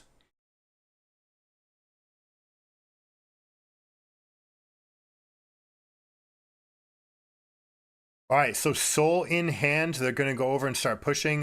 The reason that they're not sending Kennen's better to come off the flank. He also doesn't deal that much damage to the Baron, especially compared to Jason Kaisa, who are absolutely dealing tons. We're going to take a look at this fight again. Jace, does he use the Empowered Shock Blast? No, there's no QE there, so they're not even getting the attack speed. This is just Kaisa realizing that they can go for it. And you see how he also steps away from this bush, making sure that he goes away from the bush where he doesn't have vision. In fact, this could have easily turned if the team were more prepared, but like I said about the comps, this is going to favor PSG all day long at this moment. It's one more fight. If you're BDS, what are you doing? Why are you standing off at this dragon when you have the scaling team? It does not make sense. You end up not just losing this, but you lose the Baron as well. You could have set up, you could have staggered a little bit longer, you could have waited for Soul. You're just not in that great of a spot. Kai'Sa's incredibly powerful. Oh, people think that you have to fight for Soul. You do not. Soul is not game changing. The fact that you were ahead enough to get 4 dragons is often what is game changing, and getting the Elder while having that lead is what's game changing.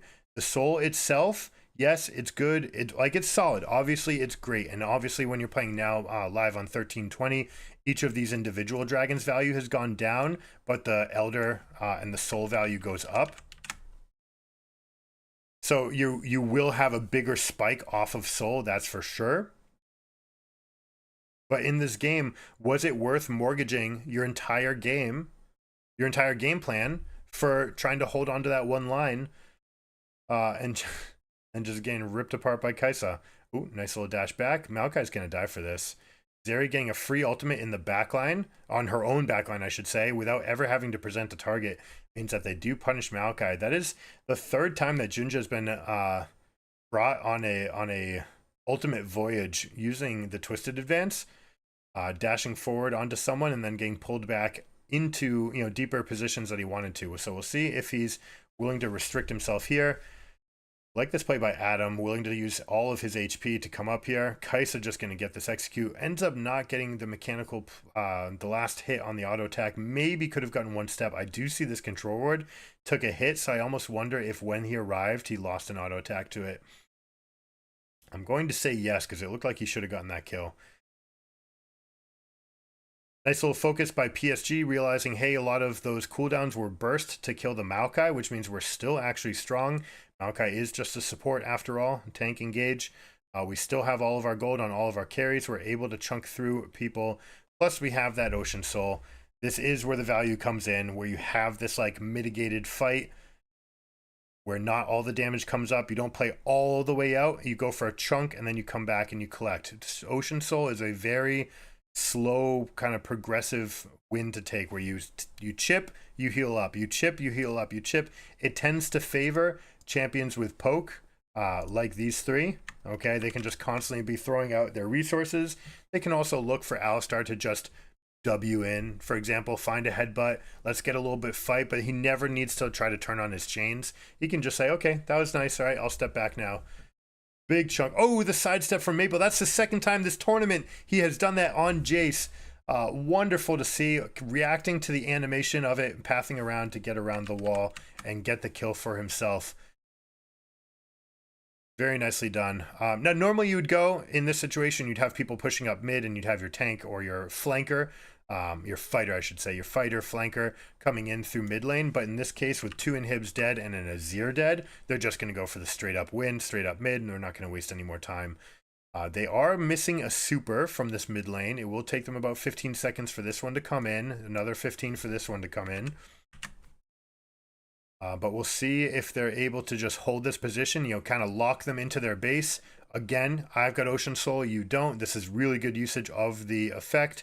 We're going to pin you as far back as possible, meaning that your approach to this turret defense is linear. As long as the approach is linear, it's predictable, and we can answer it, we can kite it, we can reposition. What we don't want is to have this happening, where you get two engages from two different angles, and you don't know whether or not you can get the threat onto Kaisa, for example, to start off the fight, because that's the one way they could lose this, is if Kaisa gets eviscerated right away. Hate the Scion pick. Really wish they would consider other alternatives here. If I mean, Kennen is very good into Adam's entire pool.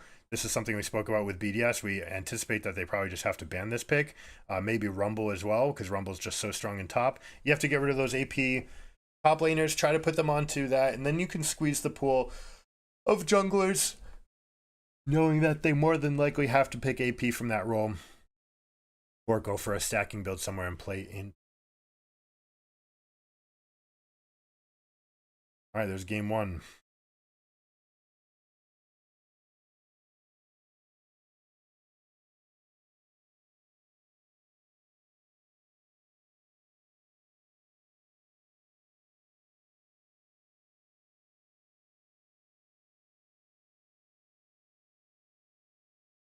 All right, game two.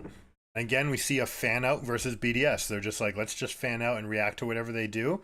But again, that only works in some of the iterations, right? The fan out, like, they're still moving you. You see how they moved in, and now you've consolidated. You've given up all your extra vision. You've dropped extra wards so that you could create this line here. You used multiple wards.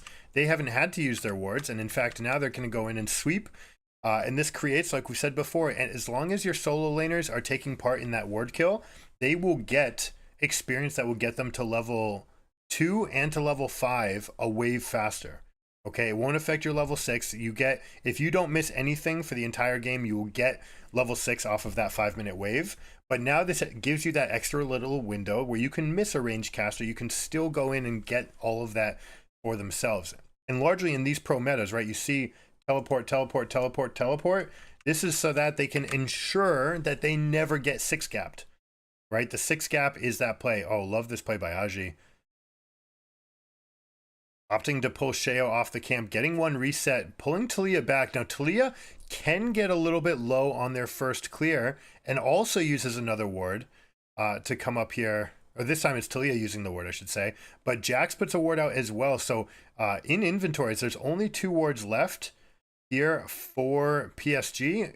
This is potentially exploitable. Early game, you're looking at that 90-second window. If you know that they only have 2 wards left on their timer, as soon as someone comes out here and wards, you're just taking 90 seconds and then you say go, right? That's where you can take advantage of that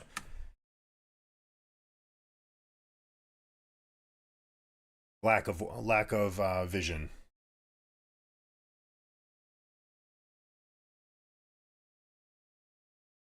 All right, yeah, I know the Talia clear is super exciting, but can we stay on the lanes, please?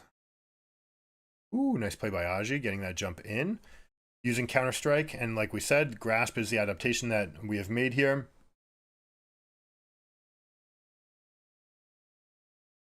Now, something that's interesting for this game, Merc Treads has a ton of value. Secondly, we were looking at a significant amount of magic damage here, here, here, here. Magic resist is going to be very, very good for BDS this game.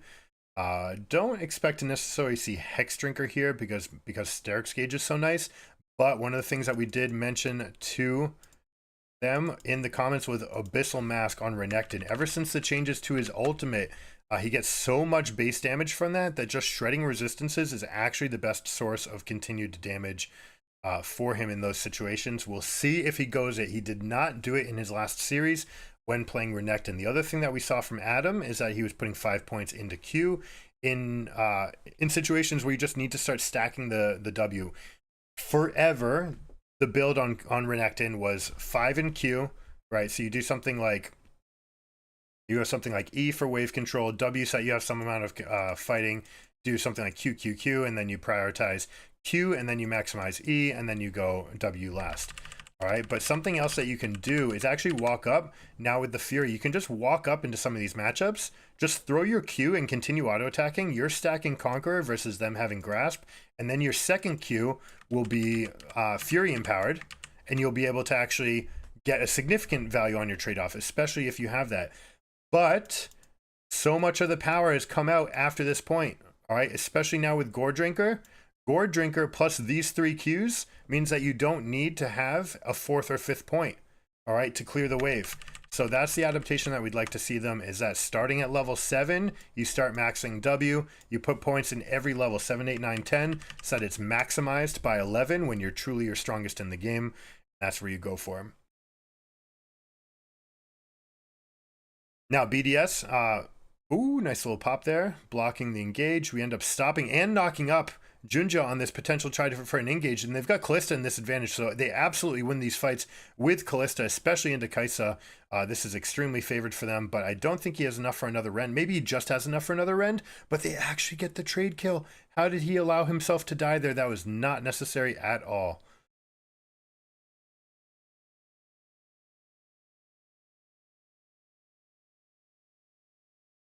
I see Jax. Look at this. We talked about how Renekton looked Adam looked uncomfortable on Renekton. Looks like he's giving up these windows to the Jax, and this would be what I would coach enemy teams if I'm playing against BDS, is exactly this. Hey, this guy's not that comfortable on this. I expect him to only perform at a challenger level, not at a world elite level on this champion. So beat them the same way that you'd beat solo queue top laners, right? Go after them, put them to the test, see if they know exactly the cooldown, see if they know exactly all the limits. Is this something that they recently picked up? Do they know exactly where the windows are and for how long you can get them? Instead, Aji is just completely taking over this game from topside, getting the Talia flash second time into their jungle, using Prio from top to get into here, and still winning in CS, dominating the Renekton and the Talia. This guy is taking over this game.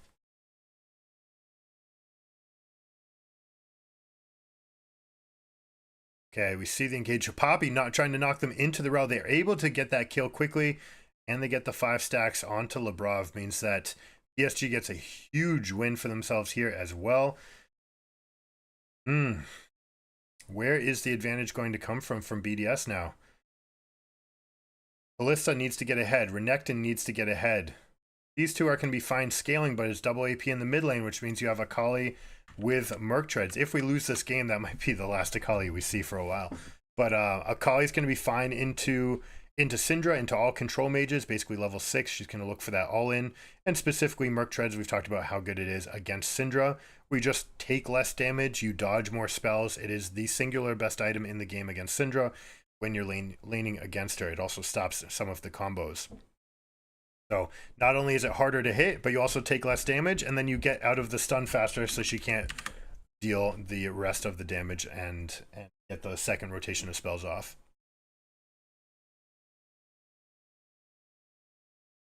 Oh, Q flash into rampaging forward. Poppy repositioning with the E to knock them into the knockup is so nice. Beautifully done. Sheo, like, what are you trying to accomplish here? Yet again, going to a pit that's not yours. This is what Golden Guardians did to them, and apparently they haven't figured out that you can't be doing it to other people as well. Showing up when you don't have prio, when you're weaker, like, what's the point? Just go somewhere else and get something. Make them spend their time and be proactive. Did he just flash over, or was that a miss? Okay, it looked like he flashed over the Scatter of the Weak, which means this guy is playing cracked out of his mind. The fact that he doesn't get the play, though, does mean that Adam gets this. He is able to have some reprieve for himself. Now, that said, despite the lead that Jax has been building for himself in this lane, make no question about it, when Renekton is 6, this is a favored fight for them, because during the duration of Counter-Strike, you just turn on your ultimate and you wait it out and you say, okay, all right, let's say I'm still dealing you damage and I'm building Fury. I can also get an empowered Q off, and that's fine. Or I can just let myself get to 100 Fury. Your stun goes off, that's okay. Double dash, get onto you, empowered W, empowered Q. and get the winning trade-off in those situations. So that's why Aji's playing with respect despite having built themselves a lead here. Now Adam in a really awkward spot where was forced back. Normally you want to make every effort possible into getting Iron Spike Whip because it allows you for animation cancels, all right? Your whip can be canceled with your Q. Your W can be canceled with the whip. With the whip, your W can be canceled with your R. So you can actually go multiple different combinations here. Most common is going to be E to dash forward. Then you use your stun and then you turn on. Let's take a look at the fight. Proactive plays by PSG. Good rotation on the Rakan. They get the good timers. So these are the different animation cancels that you have on Renekton that basically let you to get more effects in without locking yourself into animation. So if you're below probably Emerald, you may not know about these, maybe even below Gold. But these effects, maximizing this time so that you don't lose those like quarter-second windows where you're locked into animations is really, really important on a champion that needs those windows to get every little effect. Otherwise, people are going to just walk away from you. And something that you might expect from a player that's not on their marquee champions, they might not have all of these down pat, right? Where it's just rehearsed to the point where they don't even need to think about it. We see that there's no Iron Spike Whip here, means that you don't have access to those animation cancels. Not only that, but that's something that you don't have access to in your trade with Jax, where you're getting an activation off in the face of Counter-Strike, for example, or just the fact that you're canceling your animations period to get more effects off to boot. So anyways, early lead to PSG. This is the part of the game where we're going to see Akali do fantastic things into Syndra.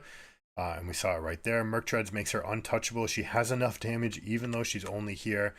And with Fleet Footwork. Now we did talk about something that is playable. Akali is probably the last champion that can still play Static Shiv. The scaling is just so bad now that it's probably never going to happen. Back when it was 50%, it was just a better Lichbane.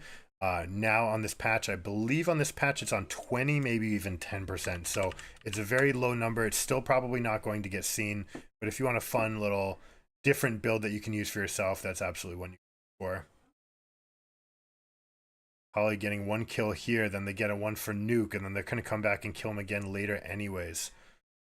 One of the things you should do, by the way, you see how Rel can jump this wall. That's one of the fatter walls that Rel can get around. It is important to know which walls you can and can't get on the map. So go into practice tool when you play Rel. Just go in, turn off the cooldowns and the mana, and just see like which ones you can even make it over this wall. Right? So some of the fattest walls in the game you can still jump over as Rel. It's actually pretty remarkable. Let's see, it looks like she just doesn't even go. Yeah, it's not even an ultimate here. This is just with base abilities, not even needing an ultimate, getting the hit confirm on E1. Aji looking for a big flank, but he's hiding behind enemy lines here. Poppy's going to split. No, he does not split the team, which means Aji has to survive this. Let's see how they end up playing this fight. They're actually strong enough here, but it is versus Renekton, so they have to back up. They're going to have to just let Poppy die, and in turn, they're going to give up top. But this means that we're going to give up plates here and solo plates to Kai'Sa. Both these champions are capable of taking these. I don't like what Akali's doing. Why is she backing off? It looks like she's trying to...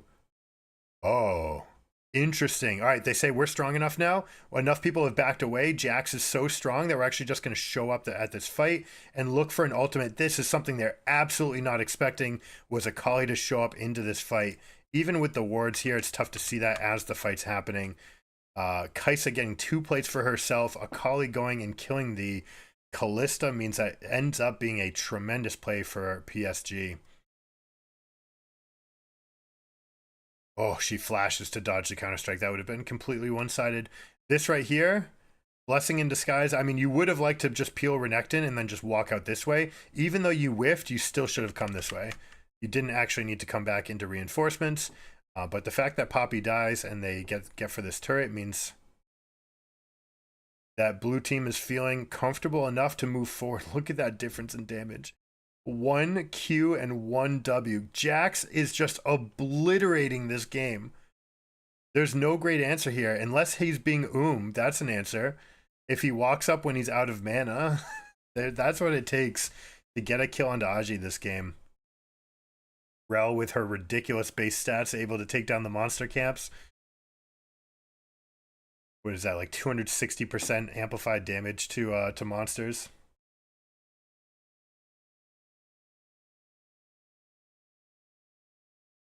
Yeah, Jax should be the alpha. I mean, here's the thing. Here's the pick order. It's Rumble, Jax, then Cassante, and then you take Renekton as like an acceptable answer to any of these, and good against the field to be blind pick. But this is the order that the prio is gonna happen all tournament, because Rumble's just fine into all of them, right? And then Rumble's much stronger into the team. His spike on Night Harvester Demonic Embrace is just too great to ignore. And that tends to be the trickle of the meta for top lane. Pick a Riot Games approved melee carry. Yeah, Riot please. Hashtag Riot please. Put it in the YouTube. Timestamp the video. I am so disappointed. It's something I suspected and I wished weren't true, and now that we know it's true, it's disappointing. Like, yeah, I get it. You want certain champions, they're the most exciting for Worlds, but you know what's also exciting is innovation and people doing different things and actually having to think for the game.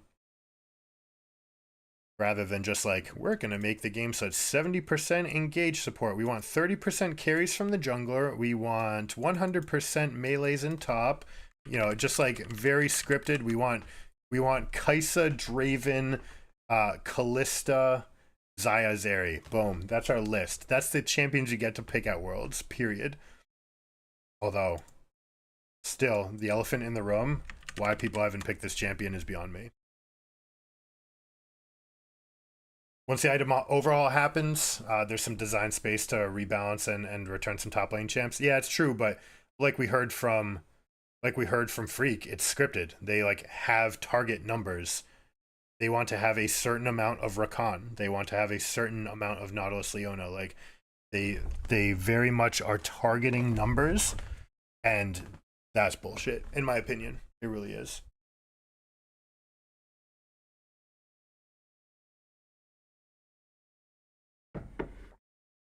All right, now coming out of the game, if there's a weakness to this team, it's the fact that it's 4 melees, all right? So 4 melees into Renekton and into Nautilus means that you're going to have a lot of opportunity to control space. Not just that, but the wall from Talia means that there is some amount of windows to play for. Not only that, but Kalista is very, very strong against melee champions. So accepting the Poppy, you're going to be able to jump up against everybody else. We'll see if they end up trying to find those windows for themselves. Or whether or not this just becomes a bleed out coming from here. The fact that everyone is so strong, right? A 3k gold lead, completed Divine Sunder. We've got other components coming out. We're not really showing itself in the items. Renekton did just fine farming for themselves, but we saw that Aji is playing this to a whole nother level. I wouldn't be surprised if they banned Jax for the rest of the tournament against PSG, but definitely for the rest of this series. I'm actually going to tune in for the draft phase next time because I want to see the iterations. Again, we'd like to see... Oh, we never checked up on Darius. Never checked up on Darius. So it's not Darius, Renekton. Once Renekton scrolls in, we're going to see right now, it is level 11. We'll see if he has 5 points in his queue or something else. And here's the Nautilus build that I talked about. Always 1 point in E because that's what allows for good last hitting under turret. I'm going to be keeping an eye on down here, looking for this Renekton build. See whether or not we've had the adaptation. Also, whether or not we're going to get that Abyssal Mask, right? Your team has exceptional synergy with it, and it is very, very good against this team that is almost entirely magic damage based.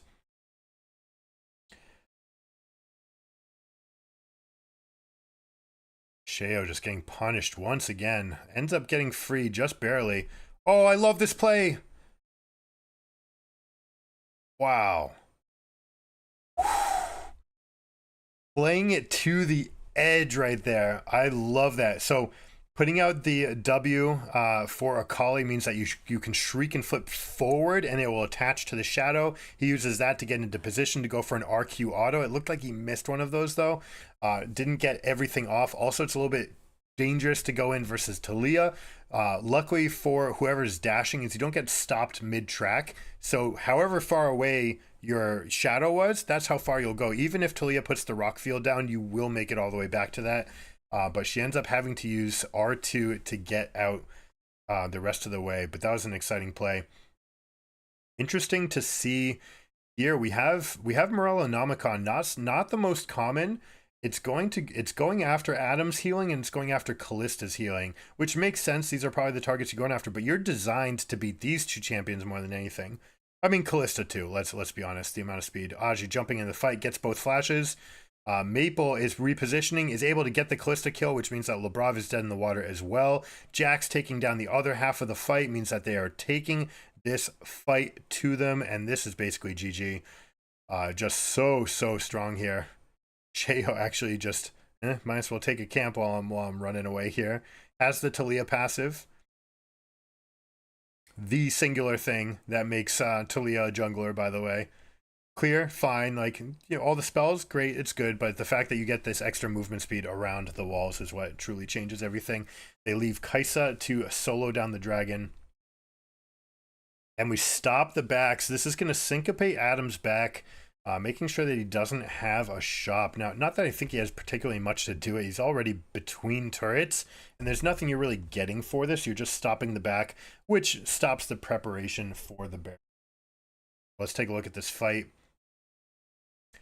Poppy to knock up Nautilus while the flank is coming in, right? Perfectly timed together. You separate the team, you wedge, right? This is called the wedge, where you get right into the middle of the team. You saw 3 different lines of BDS players and no control ward in here, right? So if that's happening, as your team gets separated, it is vital to get a control ward into the map. But let's see, Maple inting a little bit. Limit testing. I guarantee you he's already tested all the limits on this. Realizes that there's not that much more to go for. It does mean that Teleport and R are not available here for Akali. Talia's is the last ult to come back up. But everyone else, at that moment, they'll have more ultimates available than PSG. So maybe if you're BDS, you can find that window to get something for yourself. But fairly unlikely, especially since you're AD carry has Umbral Glaive. They're going to be able to win the Vision War here. You're going to see them hold this line of beach wards and then go for the deep ward. And you see this right here. This is Jax's best friend. Tucked into the wolf pit where it won't ever be seen by a sweeper. You put it all the way back here so that Jax always has an avenue to come in. Not just that, but they won't see it, right? If for those of you who don't know, if you teleport to a control ward, you will be notified on the map. You'll be able to see it. If you're going to a structure or a minion or a normal ward, a vision ward, you can go to these. It will not notify you unless their camera is already panned on it, and then they'll see that cyclone effect for it. But now, as we take stock of the situation, we've got 2.5 items for the Jax versus 1.5. We've got 1.5 here from Poppy. To it in a second. This is looking more drastic than last game. There's no window here for them to get anything back. This is their one spot where maybe they have a little bit going for them with the void here. They might have, but this is insignificant total amounts of damage. 2 items here, great, but we're dealing with 2 items in stopwatch. 2 items looks great, but again, 2 items and some. So the advantages are across the board for PSG. They've got at least half an item on all their carries. So they're going to be very happy about forcing a fight at the pit here. Now they do have information about Jax here. Could they bait stepping up and then actually come back as they try to drop the hammer to the anvil? Maple, with a very good use of his stopwatch, chunk damage into 0 damage return, means that there's a huge boost here. Gets crowd controlled, but it's while he's in the shadows, which means that they are not able to get enough for themselves. Wonderful Akali game. This is Maple. You know, Maple's been around for, I think, 9 years. Playing in the pro scene, has bounced around Taiwan, played in China, gone back to Taiwan, and I believe this is their 9th international event. But, you know, having a tremendous career for themselves. Poppy was not able to get anyone separated, and maybe BDS thought that they had a window. I really like what they tried to do here, but this is the benefit of that stopwatch. You see what she did. Come in, deal a chunk, stopwatch. I want 0 damage back on me. It's not about staying alive at the littlest health. I want to be as full health as possible while my team consolidates for the play. And now we're looking at 10k 3 dragons. This game is over. We're just gonna see what their end game technique is like. 3 dragons. Next one is Infernal. We should expect a little bit of a mid lane push. Actually looks like they are not. Checking all the boxes right now. You'd like to get prio here, then move into the river. You already have this wave creating vision for you, and then you can come up and create this deep line of wards, however you decide, whatever shape you end up taking. And this is a foul. Lebrov, you're not allowed to go here. Ay, Kaisa W from long range.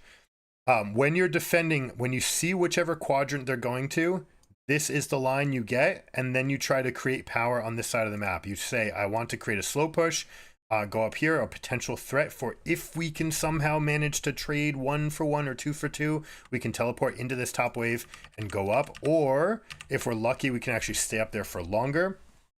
And you just keep this shallow vision line just to measure the rotations. You cannot try to go this deep. It is too far. There's too many angles that people can wrap behind you to get there. So a foul by Lebrov, penalty issued by PSG, and they just look so much better. I'm gonna take a moment to find Renekton some clip where they have his levels. Now it might be less apparent. It should still be apparent because there should only still be 3 points in the queue.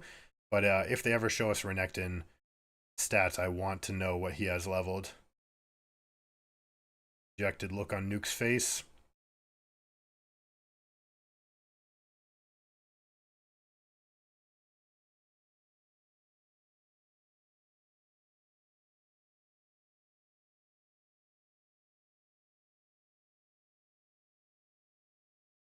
So now 2 inhibs down. They're probably going to put Jax into mid lane and 4 into top after they secure this dragon for themselves.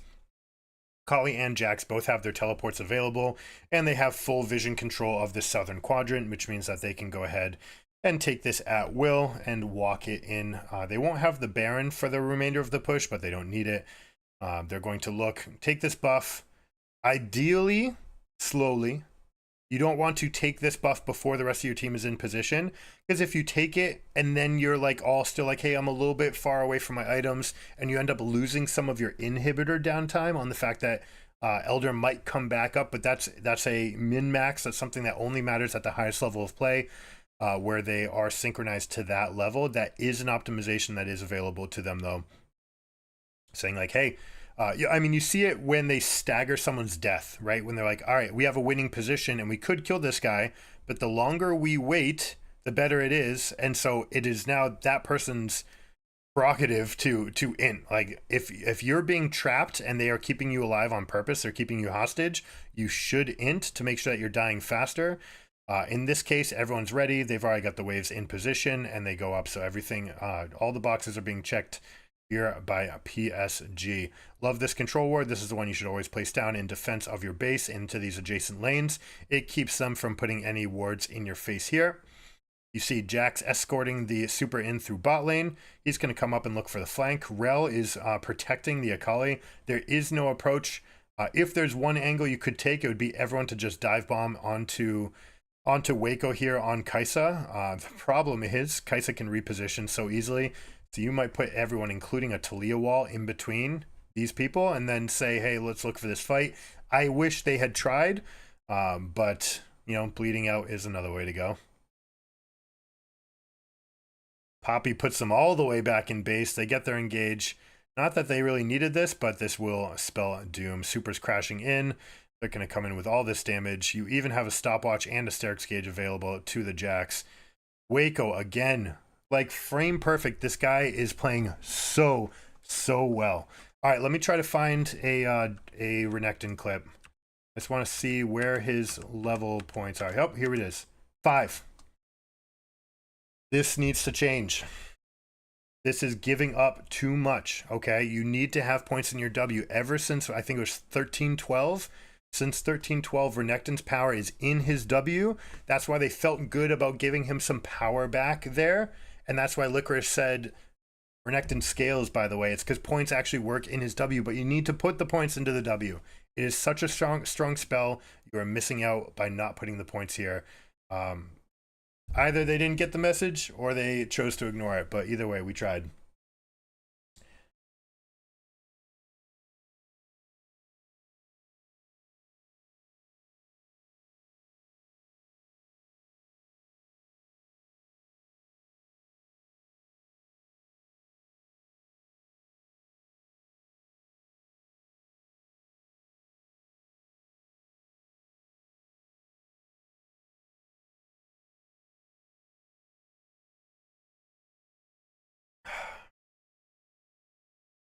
All right, we said we wanted to take a peek at the top at the draft this time around. They have blue team, BDS does. Like I said, getting rid of Kennen and Rumble all day long, right? This is important for his champion pool. They end up with the Olaf. Thank goodness that he's not on Renekton. If I'm enemy teams, we talked about it after the loss that they had the first time around. Just give this guy Renekton. He is not very good, whereas he is world class and even metagame shaping with how good he is on the other champions. He is just Grandmaster. And I'm not saying it to flame. It's just people are going to have strengths and they're going to have weaknesses. He's not there yet on Renekton. I would give you Renekton. If I could hand it to you for the draft, if you're BDS, I would hand it to you because he's that much weaker. I'm glad to see BDS finally stepping away from Renekton here and going. And they end up with several power picks, right? We're near the top. We've got S tier on support and in top. Olaf also presents a lot of problems to enemy teams, like that they have it with the Azir combination as well. So they're going to have a lot of all-in threat from Maokai ultimate plus Olaf diving in. It's going to be very, very difficult to hold this team down. One of the things that you do want, generally you want to ban Jarvan if you're going to go with Olaf, because that is the best way to peel an Olaf, is to surround him with a wall, and then you can just use the R and then use EQ to get out and take that window for yourself. But it'll be very exciting to see exactly this moment, whether or not they're able to come back here and create something for themselves.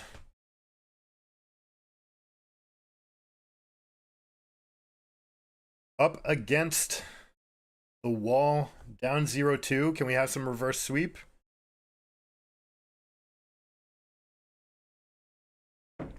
We're gonna need some amount of hopium here, but step one, axe the Renekton. All right, step one complete. Early flash, beautiful, beautiful. I love seeing proactivity. Again, different combinations. You want to try to create exploitative play. See if you can answer something that they're trying to do. I hate this wall. This is not a position that top laners should ever be in. There's no reason to be here. You're not gaining anything that you couldn't have gotten from safer positions, especially being that far away from where the carries might be able to get in on some of that damage.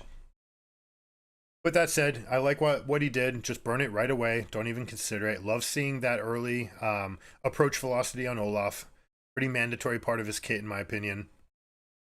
That rune is just about as good as the Conqueror, not even kidding, because your one tool is, can they cut you? Can they dodge your Q and cut you? Well, if they get hit by one Q, it's basically GG. You will be able to create any fight you want. We see that the role is very apparent here. Kate and Rel are fighting for the push, putting that Q right into the face of the minion wave, trying to get as much range advantage into this Alistar as possible. We talked about the all-in here.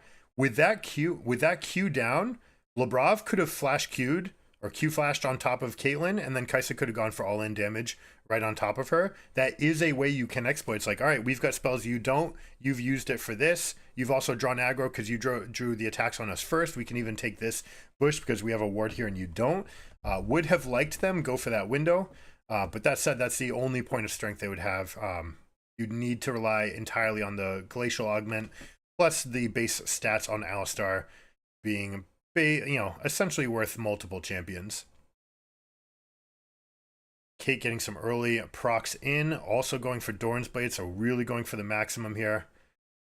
Proactive play here from Maple, but with Jarvan at his back, he's moving. Alistar's moving up. Very nicely done here by Labrov to be in position, and also Nuke to know that he can deal some chunk damage back. So I like seeing some confidence from BDS here. Up in the top lane, interesting to see that they picked Gnar. So Gnar does have ways to get away from Olaf. It's true. But your jump is on a 22 second cooldown, whereas this axe is basically on a 1 second cooldown from when you pick it up. So if Adam ever lands a Q into his face, he's going to be able to jump for it. Right now, he's not aiming for it because Gnar's positioning himself in such a way where if Olaf lands a Q, it necessarily has to push the wave faster.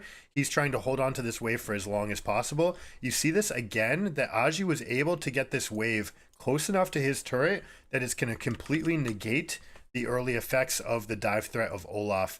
And you're going to end up where they're battling for this line of scrimmage on that side of the map. Now, that said, they did see Jarvan path through mid coming bot, so Olaf knows that there's no real threat coming back to him here.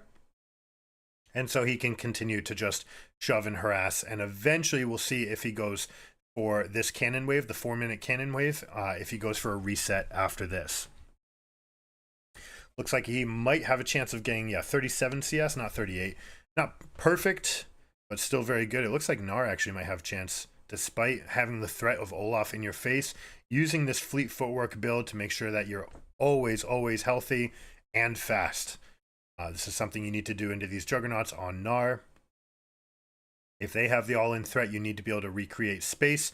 Otherwise, the way that it happens, and this is why champions like Aurelia, but more importantly, Camille and Olaf, people that have cooldowns for long-range gap close effects or ability to get onto you from long range, your E is on such a long cooldown that you have to, if you, let's say you go up and they engage, you can E away. Then if you come back up, they have their spell available again. So if they're trying to zone you off the wave, which is what Olaf is trying to do, by the way, he's trying to crash this wave so that he can get a freeze coming back, which allows him to get a long lane for gank potential. You step back up. If he engages on you again, this time, let's say with Ghost, now you have to flash. Next time you come, he engages on you, and you have to use your flash and your E's back up. All right, let's see. Maokai's hiding right here. Ooh, they wait till they get the effect. Olaf is staying alive long enough, and he dodges the spells. It is First Blood, but Maokai eventually uses the flash. Needed to use it to get there. What is he doing right here? Why is he inting? Is he inting for lane state?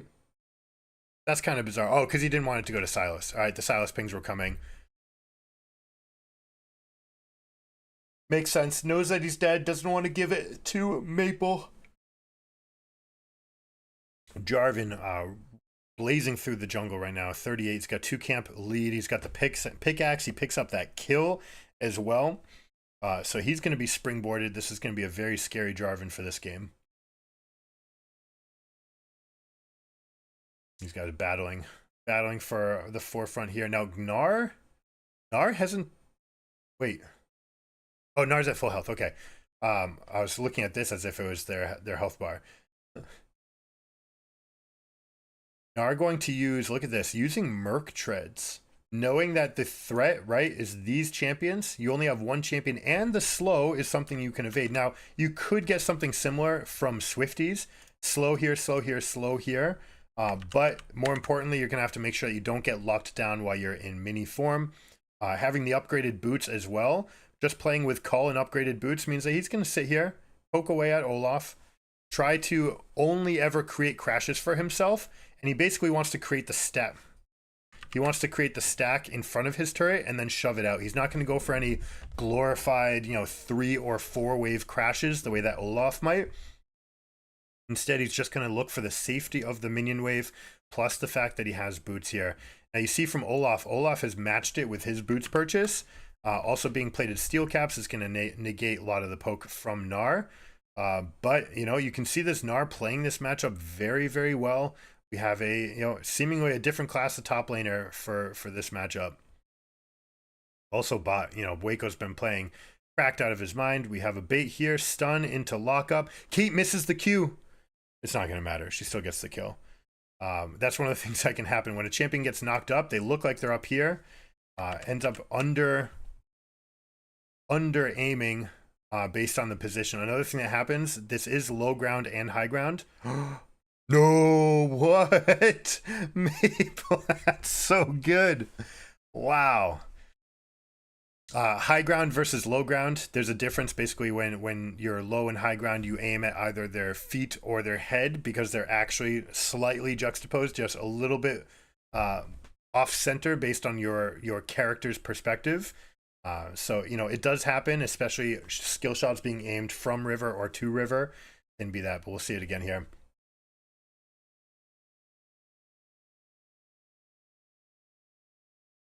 It looks like they just aimed it a little bit too low. I mean, obviously that's what. Let's see, Nuke going for the play. Maple seeing it again, stepping back. That's the third time we've seen Azir ultimate spaced. These guys have had all year to play against Azir.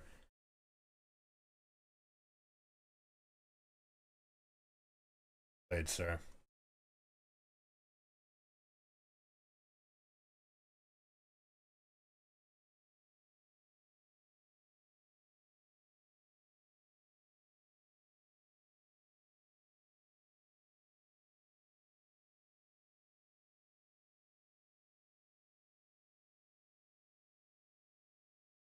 Now we do have lethal tempo Caitlyn. You see this when we talk about the difference between lethal tempo, fleet footwork. From Caitlyn's, they tend to want lethal tempo if they have someone to stack it off on. In this case, you've got Alistar. You're going to have a game where you've got Malachi Olaf diving into you, so there should be no problem stacking it off. That being said, Caitlyn's definitely off meta. You're going for a pretty big reach here when you're ending with Caitlyn against Kai'Sa. Instead of one of the other champions that could be much stronger. We like Vayne, Raven, Ashe, Callista. There's a lot of champions that can be used to be very strong into Kai'Sa in these environments. And by going Caitlyn, you're basically like, you would already win lane with anybody. Caitlyn has one of the worst troughs in the game, going from starting position all the way until about third item. So you're going to win the lane, then you're still strong because you have a lead on your first item, but then after first item, you're just like down here compared to everybody else in the game. They can all kill you anyways. There's nothing you can do. And then you slowly get ticked back up, and then you come back up third item, and then fourth item, you're up here. But this trough does not bode well for pro play, where there's so much happening at the 20-minute mark, right? There's constant threat of Baron, there's constant threat of Dragon Soul stacking, and if you're that weak for that stage in the game, then it's a problematic. You know, you can't be weak from 20 to 28 minutes in this game and have success. Maple finding another window for himself. Look at this, using Electrocute. Interestingly enough, with the Electrocute, normally we see First Strike or Conqueror into the melee matchups when you're expecting more bruiser type potential, and First Strike almost always going to go with the Everfrost build, so you can lock people down and then get a double stacked Q onto them. Let's see, Adam is behind him. He is level 8 though, just going to go for a little chunk. Maybe testing the waters and be like, all right, I'm about to level spike. I'm coming up. I'm feeling pretty good. I'm behind the Gnar. This might be a chance, but the minions were a little bit too much. 2.3k gold lead for PSG.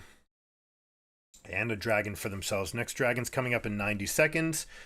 Silas has the kill lead over the Azir, but it looks like he's going for this Night Harvester build, something that we don't see nearly as often. Oh, do we get a pick? If we can get a pick here on Woody, this could turn into enough extra action for the rest of the team. They've got the burning. The smite is actually used to consolidate that kill. Means that Caitlyn's off, left by herself here with 1 minute till dragon, which means that there's no way for them to actually fight for River Prio. They might try to say like, hey, we're just stronger because you're missing some cooldowns here. Ooh. Kai'Sa, what? No. See, that's not something you're allowed to do. Our first enormous mistake. Oh, what an ultimate from Aji. Oh my goodness. Landing them on both sides. That's like there's a goal there and you're able to slam them exactly into the goalposts and not let any of them through the gate. That was incredibly done. But a huge int from Waco. You can't step up here. I don't know if he still thought he was on Kai'Sa or something, but you know, Kai'Sa can reposition. Kate cannot reposition from out of that wall, doesn't have the flash to get out there. So a huge miscommunication yes, you can come up and maybe take some control of the river by saying, hey, like, we're stronger than you because of the amount of ultimates you just used, and you used some health and resources to get these kills. Well, I've got like 12 seconds while your spells are coming back up where I can wrest some control back, but not in the position where you just step up into that tri-bush. That's risky. Now we also have Caitlyn into Olaf right before the dragon, which is really kind of bizarre. Yes, she's got this tremendous range advantage and she can EOA, and as long as you play this perfectly as Caitlyn, you should absolutely take chips away from the Olaf. The problem is it takes so long to actually create the meaningful damage advantage because Olaf doesn't care if he's low. And if you overstep once, especially since they have your flash timer, Olaf could just kill you, right? Even at the we'll just call it weakened state that he's in right now, relative to the Gnar, he's still much stronger than a Caitlyn. Kai'Sa, how does Kai'Sa end up over here? All right, we're gonna have to see that again. Don't like Waco's choice to go up there. I mean, they're getting Dragon. I understand wanting to get resources and making sure that Olaf isn't getting like a free lane to go for himself. But even stepping out just the littlest bit, BDS must not have had the timer on Caitlyn, or it was just coming up in that window. I didn't see exactly, but you almost definitely need to burn at least flash there. And if your flash is down, Olaf is going to get that kill. The only thing that would stop him from going there is expecting the support to maybe be nearby, but then you can take stock of what's actually happening on the rest of the map and weigh the risk analysis about how likely is it that the support is here and maybe I get this kill anyways.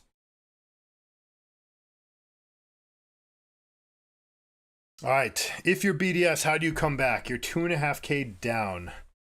You've got Azir, so you've got the end game team fight down. The problem is Caitlyn will be very nice. Caitlyn, of course, dealing single target damage compared to Azir's AoE damage is going to be a difference. Let's see this. Yeah, Crowny just stepping up. Dies to just flash. Wow. Dear ult. Well done by Silas. Maple's having himself a tournament. Having himself a series, a game, a tournament. He's playing so good. This team has looked so strong. It's too bad that the Oysters got knocked out. But it does seem like PSG is a significant level above CFO. Sort of has just been that way. PSG coming into multiple tournaments like the Vietnamese teams has had to use subs to get in. They've had to replace their bot lane multiple times using just an all-pro AD carry, but with no experience on the team. Some people thought that, hey, that made their team too strong. It's not fair. But in reality, when you're at this level, you need to be able to synergize as 5, right? What's stronger, 5 or 1? 1 can deliver that one big punch. You need to have that synergy. And this team just having Waco and Woody just playing out of their minds, especially right here. Apart from that mistake in the tri-bush, Waco has been playing so well. Now, if BDS is going to come back, it's going to be on the legs of a big Maokai engage. We talked about the R button synergy of Olaf plus Maokai. Should give Kai'Sa the opportunity to position wherever they want into a fight.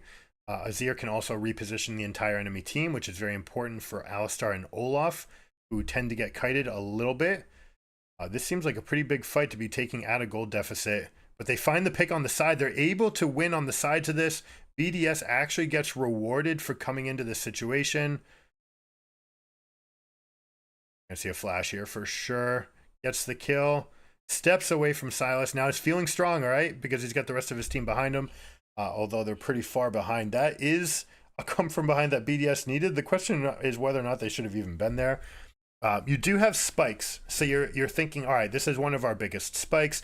Also, Kai'Sa on Q Evolve, Olaf on first item. This is the most lethal those champions are going to be over the course of the game. Plus, we just finished Azir's Leandries, so they're all feeling very good about where they're at. This is a problem, trying to fight Olaf. The lower you are, the better his passive is, and he's going to get that monstrous shield from his W, which is also an attack reset, which of course matters for the amount of healing and sustain that he's getting from the passive. So it all kind of synergizes when you're low. That's why Last Stand and even Revitalize, or you tend to not see tenacity from him because of the ultimate already, but you often see the like second wind revitalize combination, or you see like in this game you have approach velocity. When he's getting low though, he's very happy to be in Last Stand. He's very happy to sit down there, deal that extra damage, and come back up.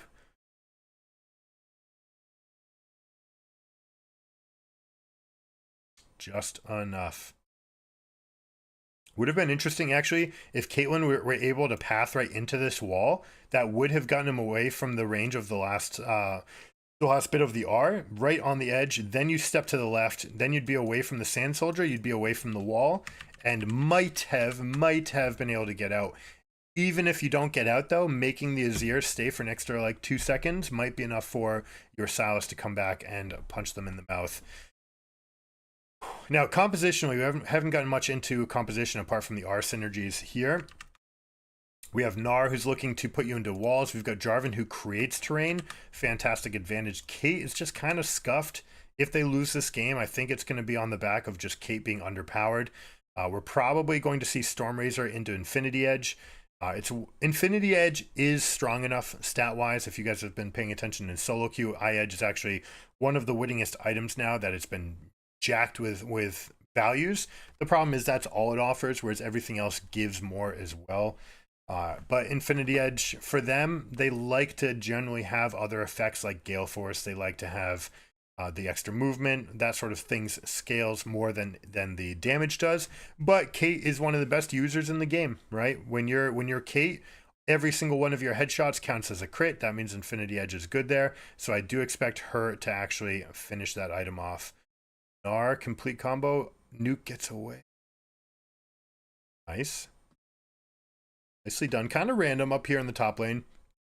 Olaf is way pushed up, so they do know where Sylas is at and that he's being held to his turret. Gnar taking the maximum here. Love how Aji's playing this. Love how aggressive he's going with that fleet footwork stuff. Now Sylas is happy to just clear ways against the Olaf, going to call back for his team. They've gotten the vision into the western quadrant, but now with a Hex Gate, Hex Gates can help Olaf a lot. Not quite as much as the Chem Soul does, but the Hex Gates can let him get into positions faster than he normally would, and might be able to create some windows for himself. So we see them moving into this western quadrant. They're moving up ahead, trying to get back the control of the western quadrant, and then they're going to go for some amount of vision here. I don't like that we ended up with a very shallow ward line here. Feeling some pressure, but also erasing their own wards that they had in that quadrant.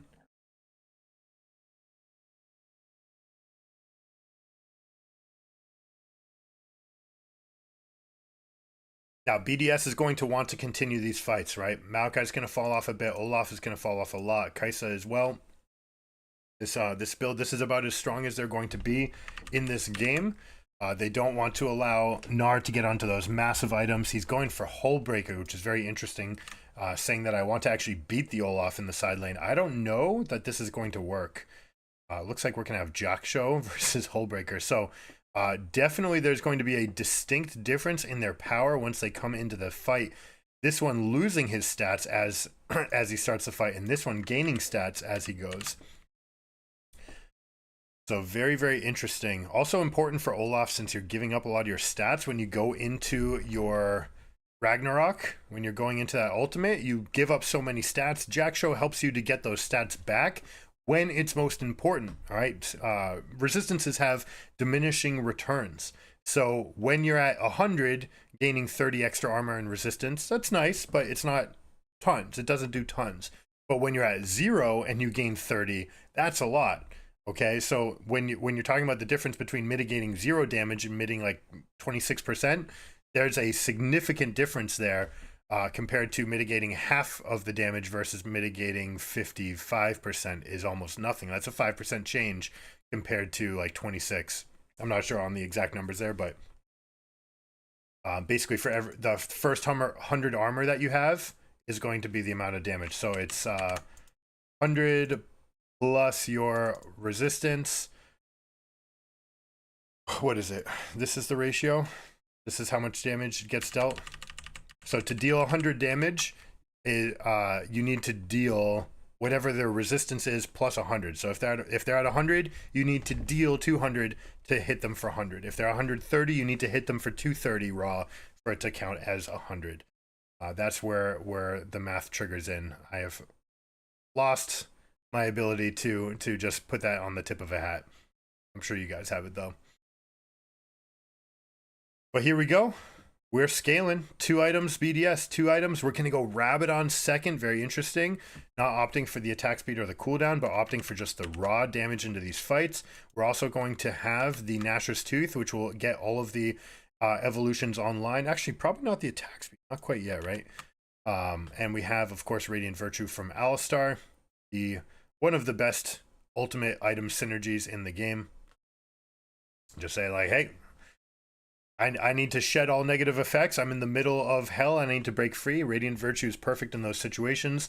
Also going to be very nice for these guys who are getting extra effect going forward. Now, Caitlyn, we spoke about her Troth. Getting Infinity Edge will mitigate that some. One thing that I like doing is getting double crit cloak after you get Infinity Edge, so you just have more natural critting happening. But again, on Caitlyn, that's not what you're trying to do. On Caitlyn, it's going to be lots of traps, nets, stacked up passive, fighting from bushes to get more headshots. That's where all the power economy comes from. Look at this engage. Jarvan getting way into the middle of the team means that they're able to get a very nice position. They're able to checkmate in this spot right here. Very nice. But Olaf just carrying through this fight. Kai'Sa did survive at basically 1 hit from dead. They're going to take this. No, oh, they're taking it all the way back. They wait till the commit happens and they take the gates back. Ships passing each other in the night, literally. Wow, well, that was an exciting little fight there. And BDS was able to get themselves the Hex Drake. So they are strong here. No doubt about it. They're going to be pretty good. Very nice positioning by Jarvan to get into the middle of that fight. Caitlyn did bite the dust. And you see that, like, she's just not getting off the strength that she wants here. A lot of this power being indexed into Jarvan. And he never gets the shield off despite being that low. Wow, that is so big. I love that Aji's playing these things to the limit, man. Overall, has seemed like the much better top laner. And if that's your best player on your team and they're getting outclassed by the enemy team, then it's going to be tough to win a series. Look at this. Come up. Jarvan knocks up into everybody. I bet Gnar actually would have preferred just being in the front here and just get those 3 kills immediately. Adam being alive right here, going back into the pit, very nice for himself, but still a big win for PSG. Look at this trap line, beautifully done. Come up, another R, but EQ. This time Woody gets chunked, and Azir's able to get that kill. Now let's see, Maple says that we can get the rest of this fight. Has the Alistar ultimate, which is the singular best ultimate in the game for Sylas. Maybe Nasus accepting, but any of those ultimates that give you tremendous stats are going to be so good on this champion because it lets you play and stay at low health for longer. The Alistar ult goes in. They do end up dying at the end of it. Does pick himself up a stopwatch. We'll be able to use that. And we'll see sometimes at this level, the players get hyped up. We talked about it last series about the effects of adrenaline and the different hormones that your body can create when you're in these like hyperadrenaline sort of situations. You tend to skip steps and things that you know or otherwise would know as being a thing you would normally do. For example, in this case, when you are shopping, if they can see your corpse and you buy the item, they'll see it. They'll press tab and they will see it. If you wait until you respawn, then you can hide the item that you bought. And in this case, Sylas just went up and bought stopwatch, which means that enemy team now has the most amount of time to think about you having a stopwatch.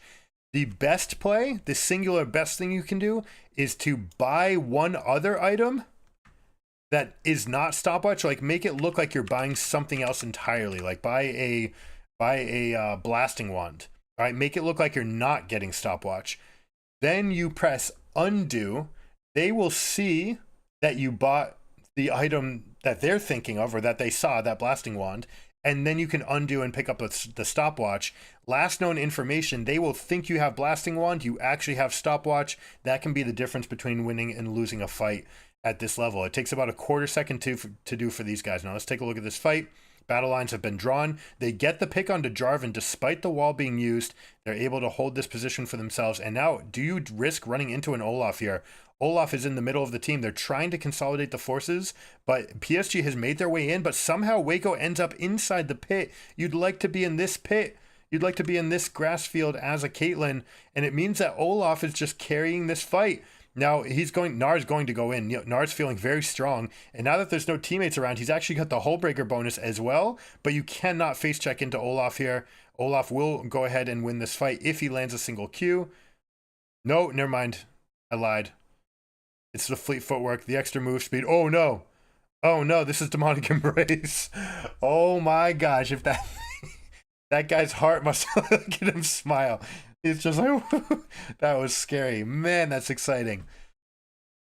But BDS gets Baron for themselves. 2 people survive. That's enough to start this fight. They have a good chance of winning this game. Let's look at the battle lines. Good engage here. Alistar able to peel. Jarvan goes for the big engage. They say, okay, we're going to trade your engaged jungle for my engaged jungle ult. Crowny just getting popped here, but he survives, uses the shield to stay alive. Oh my goodness, that's a huge difference that he's able to come out and get that, dealing about 1,000 extra health just by not dying that tiny little bit. Now with Dragon up and the early game team comp, the Olaf on level 16 is a big problem if you're PSG, to the point where they shouldn't even be fighting for this. The only tool that they have available is Gnar to be outplaying them, as he's been doing in this series. But Hullbreaker means he's on basically a half item less here. He's got no passives. You get into a smite fight. This fight, oh, Maple going in, missing the spell. Gets the Alistar ultimate, means it's almost impossible to kill. Steps back, sheds everything for himself. But look at this. Everyone's branching out. Now, you do have to be careful. Don't balloon out too much, where you then have to like come back and you get spread out. GG. That's it. 5 for 0 ace. This item and this item and this champion working together in perfect synergy in that pit, just saying, hey, we are strong as long as we maintain the fist. Got a little bit loose branching out for a bit, but then came back together to get a grip of the game. The respawn timers, we still have 20 seconds, and they have Baron buff, so they're going to look for an end here. You need to go up. Sheo could go up and grab the turret aggro. No, they want to check all the boxes. Okay. It's fine. It's fine. It would have been very tight to win on exactly this. And with the Baron empowered recalls, this is fine. It's still checkmate. They've got the inhibitor down. Their team comp is stronger. So whether or not they could win, or versus whether or not there's any risk in it compared to other things, makes it pretty close. I don't mind them coming back. I don't mind them. Beautiful flash Q from Alistar. Rel tries to peel, but it's a little bit too late. Aji getting in. Almost would have preferred that Rel had died so that he could get all of his Hullbreaker stats, but instead doesn't, which means that they give up the entire wave. Now we're going to see them work into this. So we've seen it before. We're going to have succinct pushes, right? We're going to get prio in mid, then we're going to work through this area, then push up. Supers are going to create the prio for themselves. They're going to create all this vision advantage for themselves into this quadrant, and then they'll step up, start sieging the tier 2. The best answer is to create a wedge, right? You try to find some pocket of wards as red team, and then when you go up, you try to just muscle in, make it anything but this front to back. This front to back is never going to do anything for you. You have the peel of Maokai and of Alistar. You're never going to accomplish anything. The best you can hope to do is to get waves pushed and then counter off over here. Now, if you are going to keep Gnar in the side lane with Hullbreaker, which is fine, then the front to back becomes a little bit better. You can use the Kate line right here. You can see that she's dropped all these traps on the bushes, and then you're just saying like, hey, do you really want to come into us when we have a Jarvan that can hold you to a wall right next to our turret? And the beautiful thing about synergy between Gnar and Jarvan is that no matter where you EQ are, The E gives you a standard to teleport to, so Gnar can always teleport into the middle of the fight, and you always have the Cataclysm to create terrain. So that makes for a very nice synergy between these two champions. Azir hitting 16. Olaf is 18. You could not hold him down. He was able to get back. Maokai 15, getting up to 16 soon. Kai'Sa is there. Caitlyn is not. Jarvan is not. So we do definitely have an ultimate discrepancy here. Olaf also finishing Steric's Gauge. He also has the Death Stance.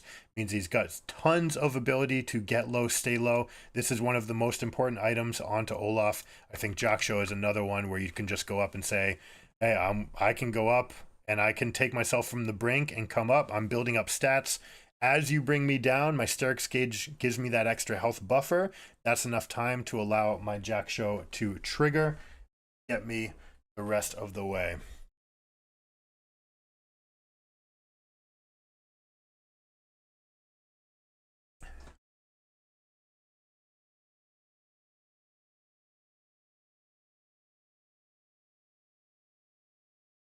Disaster strikes.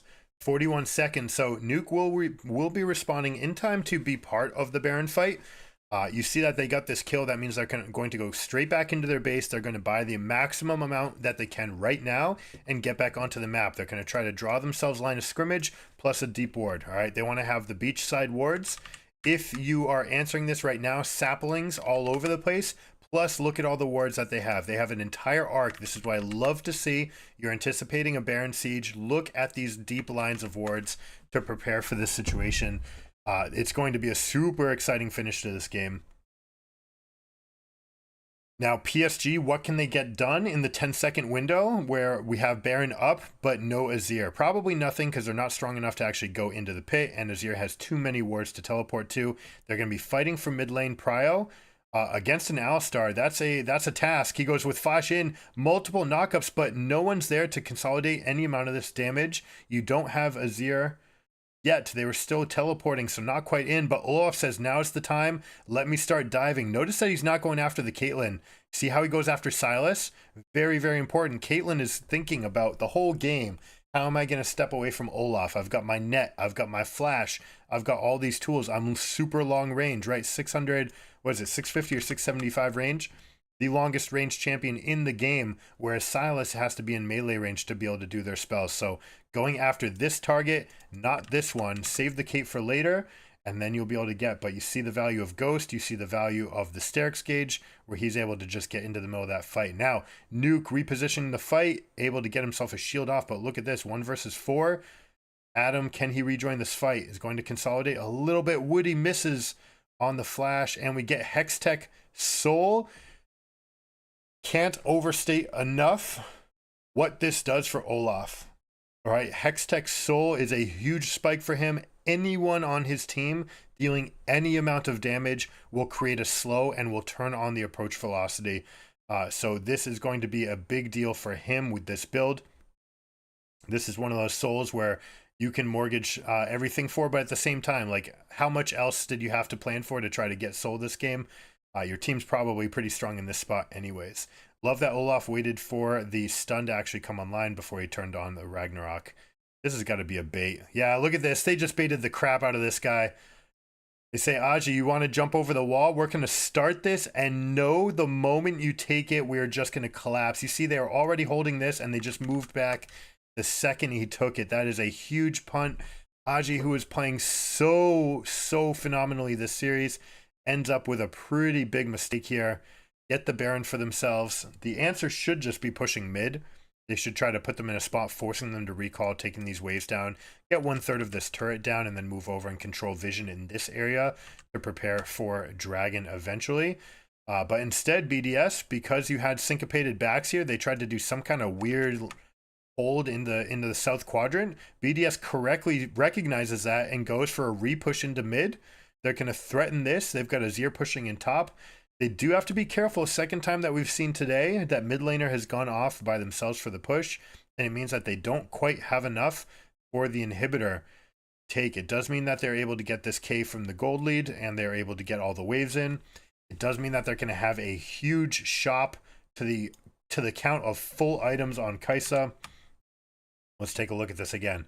Boom, look, they're already leaving. And the second they see it activate, I love this. I love this BDS team. They have so many quirks, so many optimizations, so many little things that they do well. On top of the fact that they play champions that not everyone else plays from the top lane, making the metagame a little bit different, exciting to watch. Adam proving you can't tell me what the meta is. My meta is meta.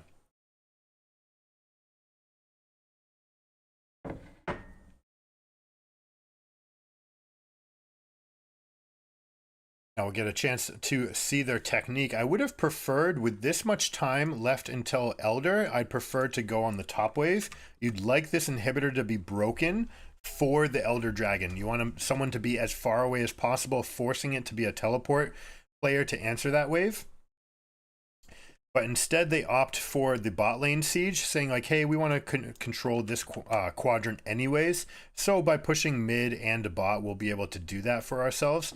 Also, because of the Baron bonus, whoa, they are very confident stepping in between those traps. That was interesting. There's no like magic. Yeah, no way that they were like just not getting stunned. They were just walking in between those traps. Showing that even one of Caitlyn's strengths can just be ignored. They go up, they get both inhibitors for themselves. They are most definitely going to step back now, right? Have to. They might say that we've got enough of a chunk lead that we might just stay here, put pressure on your base like this. Low range for all these champions means that there is potentially a window. Oh my goodness! The scoop in response to the EQ. Nuke just... What is going on? Wow, beautifully played by Nuke to interrupt the dash at full range to pull him back. Does it mean that Kai'Sa's going to bite it for it? Probably, but this favors BDS. They've got the Hex Soul, and they are significantly stronger. So baiting this fight means that they're going to win. I don't mind PSG taking it. It's not going to get better, so I'd rather you take this fight and lose this fight than try anything else. But that's it. That's the extent of it. We have flash available from Olaf, but still just doesn't want to go. Ooh, interesting. Interesting. A little bit too early for Nuke. Seemingly getting extra range out of nowhere from this champion. Don't know how he's quite doing it, but seems like he's getting that last little tick of damage that no one else can get. Again, answering someone in response to their flash. My goodness. Nuke's Azir is fun to watch. That was exciting.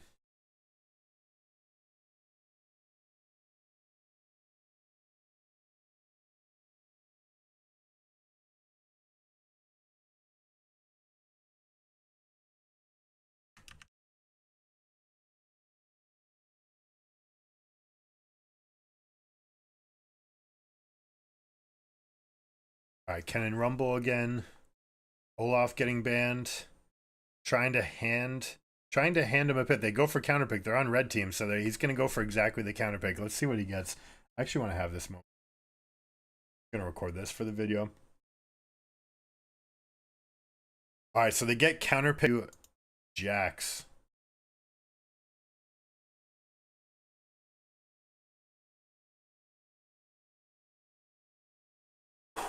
All right, game 4. Pretty hyped up. BDS played that really well to find that win.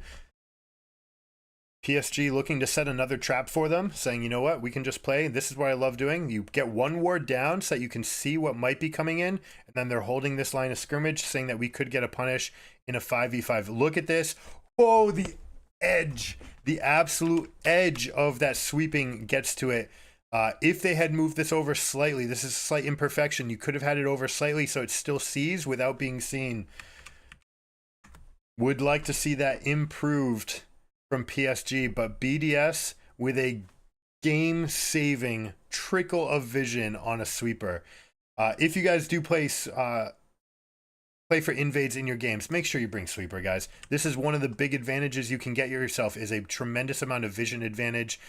Go in. You also want to make sure that you know whether or not they've seen you.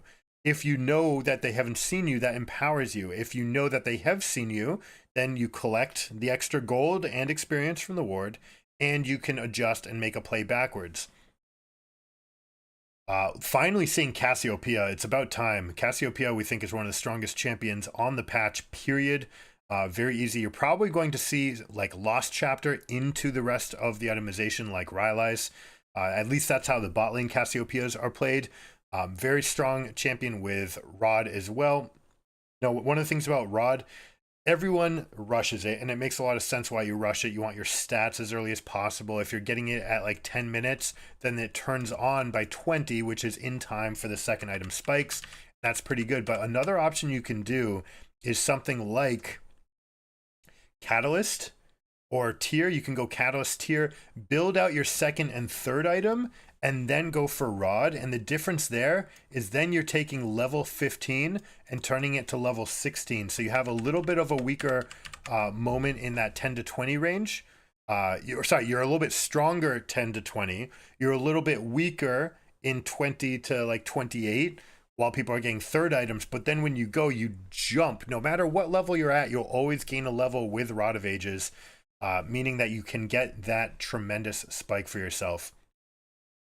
Now, another champion that we get, so this is straight off of our tier list. These are two of the highest champions on the mid and jungle. This is our number 1 jungler, and Cass, I believe, is number 3 on mid lane. Finally getting a chance to see it, especially into, look at this, 4 melees potentially when they're jumping in, especially when we are talking about dashes. Can't W, can't Q, can't Gale Force, can't To the Skies, can't Headbutt. All right, look at all the abilities that are turned off by the Miasma from Cassiopeia. So very excited to see that champion in line. Laning is one of the moments that you can take advantage, right? They have to go tier to start, otherwise they do run out of mana. That much is guaranteed. And you can try to take advantage of that wave. Now, I wish that they would show us more top. Jax versus Garen right now is when it gets pretty spicy. There is some amount of skill expression here of the Q from Garen being responded to by the counterstrike on Jax. Then also the timing of the counterstrike on Jax on Garen, you can turn on your tenacity. So there is some like frame perfect chance for interaction there. We'll be excited to see it. Garen tends to have some trouble for the first couple levels. You really actually want to have multiple points in E before the damage takeover comes online. Let's see, we're going for a play into Q. Waco's going to be able to have permanent uptime, but this is an early level of Felios, means that there's very little to be done here. Also worth noting, this is Doran's blade being used on the Felios. Normally we saw a lot of culls last year on the Felioses, basically saying like, yeah, we're just like, if we're scaling, we're scaling, don't even try to fight. The fact that you bought Doran's blade and you still gave up first blood in your lane is a pretty big problem for them. So BDS already going to be in a good spot here. Garen things, hustling to push the Jax off and maintain a freeze. Are we going to have checkmate in the top lane? Jax has a little bit of a CS lead, so he is going to be able to shop, and he's going to come right back and just steamroll this wave. You see how Ivern's already on his way up top? That is not an accident. Nautilus blocking the play. Not able to get his Q buffer. Or sorry, that's Alistar in the way, so never mind. Something that you can do to a Nautilus. A little bit harder since Nautilus kind of pulls himself halfway between you and him. Hold on, we'll see this vision play. Ivern already in position, and this is what you get. You punish the guy trying to break the freeze. This is something we talk about all the time. This is absolutely mandatory if you want to free snowball your game. It is a play that's available in solo queue. It's a play that's available for your clash lineups. Jax is going to be so much trouble right now because of the freeze. Normally you come up as a Jax, you come and you ward, and then you crash the wave. You come and take the numbers, and you say, okay, that's nice. He froze it on me. I lost some amount of minions. Now I'm going to come back, ward for myself, and push up. They catch him during the ward timer. Ivern in here, Nautilus from here, Garen from here. 3 different directions to make him pay the maximum here. Now this stacked wave dies under turret. Not only that, but Garen's already 6. Jax is going to be hustling to try to get 6 off of this wave. So a big advantage available here, using multiple different spells. Q saved for after the counter strike, silence for the most amount of time. You see how they have this here also to gain vision of him as he jumps over. So well played by BDS. Using Ivern to its fullest, absolutely love it. Also, we're going to come back to these camps. We've got the dragon is down, Jax is axed. Very, very good start for BDS here. Now, Garen, let's see if he tries to pull the wave. Ooh, accidentally going a little bit too close to the turret. Would have liked to get that freeze again.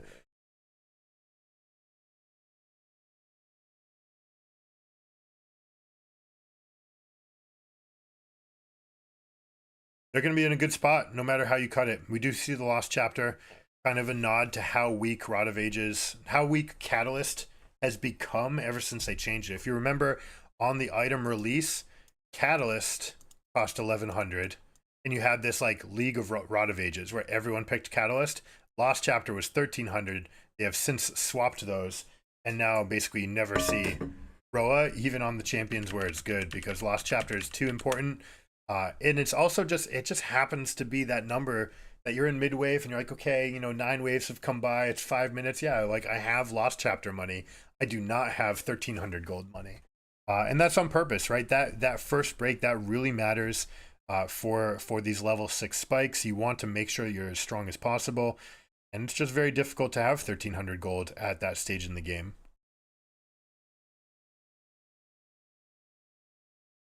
But we are going to have plenty of stats here. The combination of Seraph's Embrace plus what's probably going to be... let's see, what's going to be this game? Usually it's Landry's. And against multiple melees, I suppose I don't see a reason why that's going to change. But we'll see if there's any adaptation, whether or not they go for Crown of the Shattered Queen to get more defensive stats and to be able to fight against Poke or All In. But I don't think that she's going to need that. Landry's is just so much better in the damage potential. Sheo with a good proc. There you go. Beautifully done with the tenacity to shield. Love this use of the bush, by the way. You want to place bushes that are going to be good for you and bad for them. You're walking around that wall now. You've created new terrain that blocks it. Let's see the rest of this. Maokai's going for the engage. Means that they're absolutely going to get the Herald for themselves. And Aji's going to pull it out. And they got multiple roots on the backside of this. So it looks like they're actually going to get the maximum here. Are they tempted? No, Labrov making a little bit too obvious here. In fact, not just obvious, saying, you know what, I'm actually just in position. Unfortunately, she's not able to get the play. Maokai trying to dodge the big ultimate from Cass, but has she stepped too far? That is not a trade you're ever willing to take. My goodness. We've got an exciting game on our hands. I dig it. Now we see this. The Blasting Wand tends to be Ludens, right, if you're going here, but like we talked about, Lost Chapter into Rylai's. This is the most common build that you see on the Swains of the world, of the Battle Mages. You just get the Lost Chapter, just get that enough mana, and then Rylai's, which is really aggressively statted to just be one of the best items in the entire game. Means that she'll be able to get that for herself. But again, they're not doing the small things, right? Just letting the shop manifest. Oh, unless we turn around and we come back and she doesn't have those items. Then we'll give them the props for that. But you know, it's a small thing, but misinformation, right? If you're talking about at this level what the difference between killing a minion and not killing a minion and what it does for your wave state, then I think that they should be also thinking about whether or not to push a wave or not push a wave, or whether or not to shop before they see me or not see me. Like, all of those things add up. There's a lot of optimization still available in this game. The game is not solved. Or if it's solved, it's not being expressed at the pro level to that effect.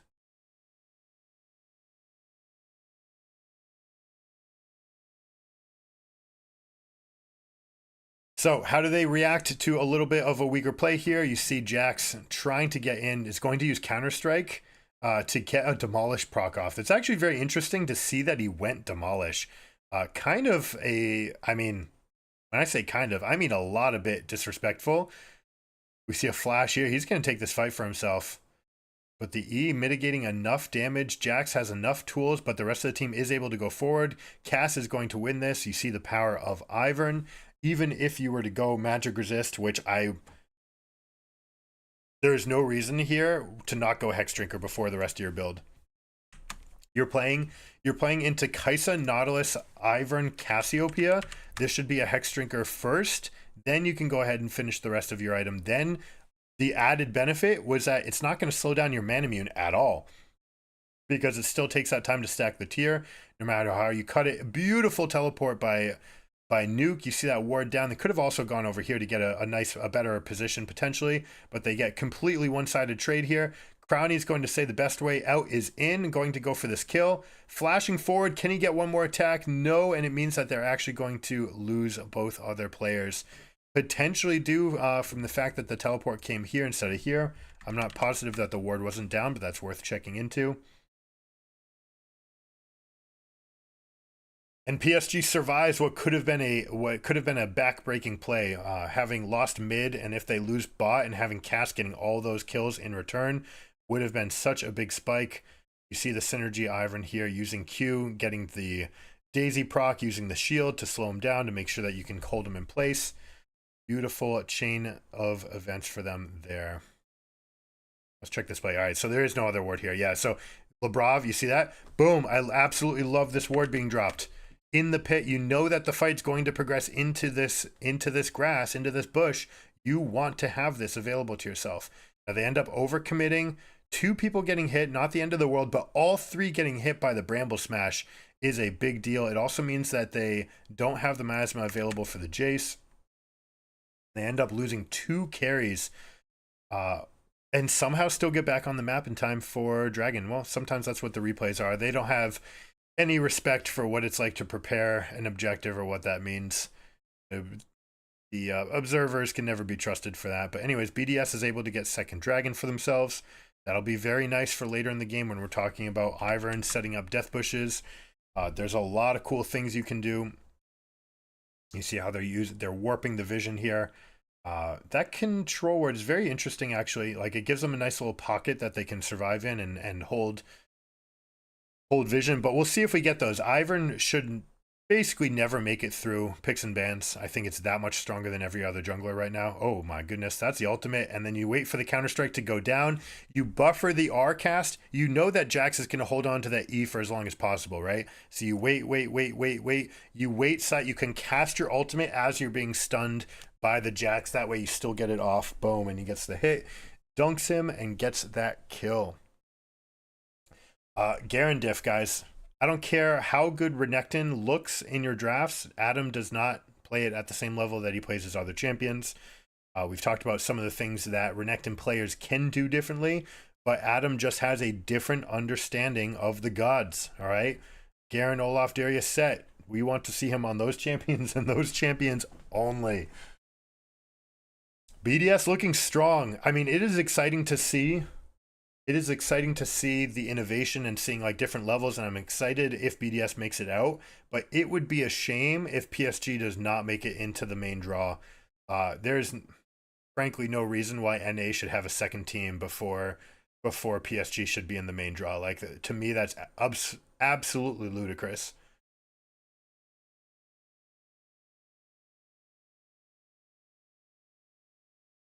And, you know, they earned it for themselves. Enough iterations of Flash Wolves making it to Worlds and NA having a reasonable record against them.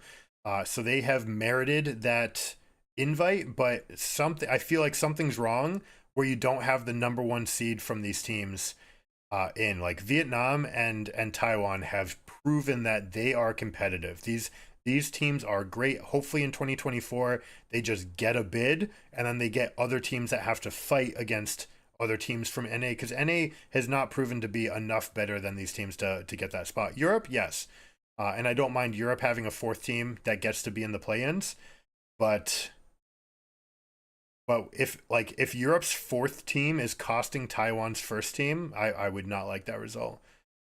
Beautiful little interaction right here, coming up, holding this territory. They've got Garen coming in. Aphelios is not part of this fight, but if he's able to get into this fight, they could have a benefit. The problem is you are never going to beat Ivern in these sieges.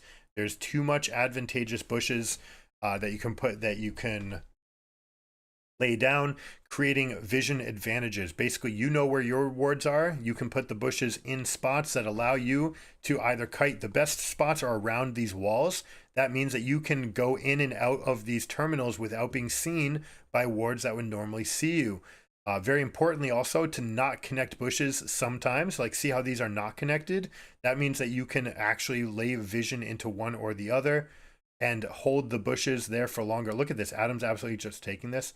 Why did he even use his Q there? That doesn't...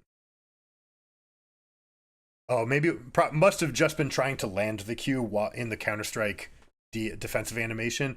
Aji adapting, one of the things that we talk about with these series, what players tend to do. Aji saying, okay, I know that you're buffering your Q perfectly against me, so I'm actually going to release Counter-Strike a quarter second or a half second earlier. You see that? Boom, gets his stun. Actually never even gets stunned. It looks like he might have even just spaced it. Or just killed him despite the Counter-Strike never going. But yeah, if you see people making these adaptations, then sure, you can change your gameplay. You can say, I'm gonna stun a quarter second earlier and see if I can land that and then move away from there. So they never get their buffer opportunity off on me. Garen potentially saying like, okay, like I will try to answer your answer. You have shown that you're gonna drop your E sooner, so I will drop my Q sooner. And that's, I love to see the mental games. Unfortunately, they don't get enough opportunity to fight against each other until you get these best of fives. But it's good to see within the series, how are you going to adapt? Now, face checking a Garen. Ooh, Nautilus probably did not want that. Might have wanted to hit that so he can land his ultimate, but ends up not casting it. Face checking Garen becomes almost impossible to do at this stage in the game. Plus, you have Cassiopeia on almost 3k gold lead, like we said here. It was the Everfrost, actually. We saw Tier, Lost Chapter, finish this, then finish Everfrost, and then finish Seraphs. Then almost definitely they're going to go into Void Staff and Rabadons after that. Right, it is an important optimization for your build paths. Ivern, again, we control the bush, you don't. We can put the vision inside. How are you ever going to siege onto us? Not only that, but my whole team has Nashor's Tooth now. So they are taking it to them. Ivern showing the strength. Also, Ivern Garen with wonderful, wonderful synergy. Anyone that you hit with a Q on the Ivern means that Garen can jump over walls to tag them. And they're just taking this to PSG. This is a stomp. We expect nothing less from an Ivern game, honestly. Ivern, short amount of time, maybe too short, but we had the name River Treant and stomping on the rift a little bit, doing some off meta things, but just doing, Ivern's a fun champ. I love seeing at Worlds. It's different enough and fun enough. It's a unique champion with beautiful set of abilities that makes it a lot of fun to innovate with. Would like to see more champions like it. Although, maybe few and far between. I don't normally like to ask for something to be in a role. Look at this, right? See, boom. Q, Garen just shuffles right over the wall. I don't want them to necessarily just grab a champion and design a champion for the different roles. There's the effect of the Rylai's. Oh, ends up cutting him off. Gets the information here from the sweeping lens. Uses the Everfrost to self-peel. And Aji is just not going to get anything for himself. Only worth 220 gold. The guy who's been carrying the series up until this point is a super minion now. Oh my goodness. Garen has brought him to that level. Now you get this big problem. You go to game 5 and you show like, all right, we're not picking Renekton anymore. We get to pick whatever we want. We're going to game 5. Almost definitely, I have to assume that PSG's going to choose red side to not let Adam get one of his gods as, the perfect counter pick. They want to be able to see it and build the matchup. But this game is dusted. Ivern just shielding over these walls. Daisy being a pain in everyone's butt. You see the cleanse, but it's not enough to stop them from going forward.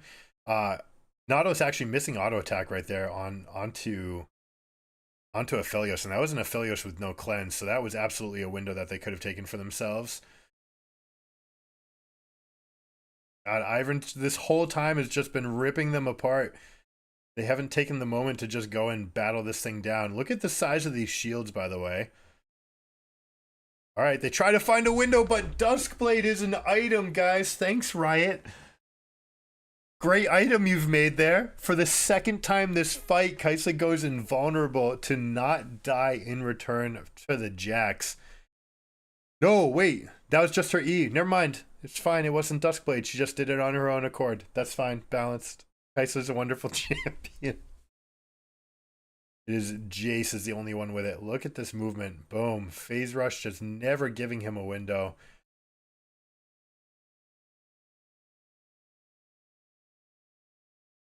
Oh, Maple canceling 2 of his autos there. Not a good sign. Might be, you know, they might be thinking 1 foot in the grave already for this game, but we hope that we don't have that effect. Right? Boom. See? Cleanse. Nautilus actually missing a step. I don't think it was controlled by the Alistar. Jax gets a 3-man stun. That's about as good as you can pray for this situation. But you wait for the carries. Actually, how does Jax not actually just carry this fight? It's because he's tiny, for one, and because Daisy is the better super minion. Wow. We're just seeing the strength from the kit here, and tries to get in, but couldn't beat Kaisa going into invulnerability. Ivern casting the bush into the bush so that he can gain vision there. Oh, a nice little one-sided trade. You accept that if you're Jace. That's what you're trying to do, right? Little chunks like that. Very little resistance being built as of yet. There's probably going to be a Dead Man's Plate in our very near future. We're looking at a 9k gold lead. This dragon is going to be theirs. This is the last time you'll see Adam up in top lane.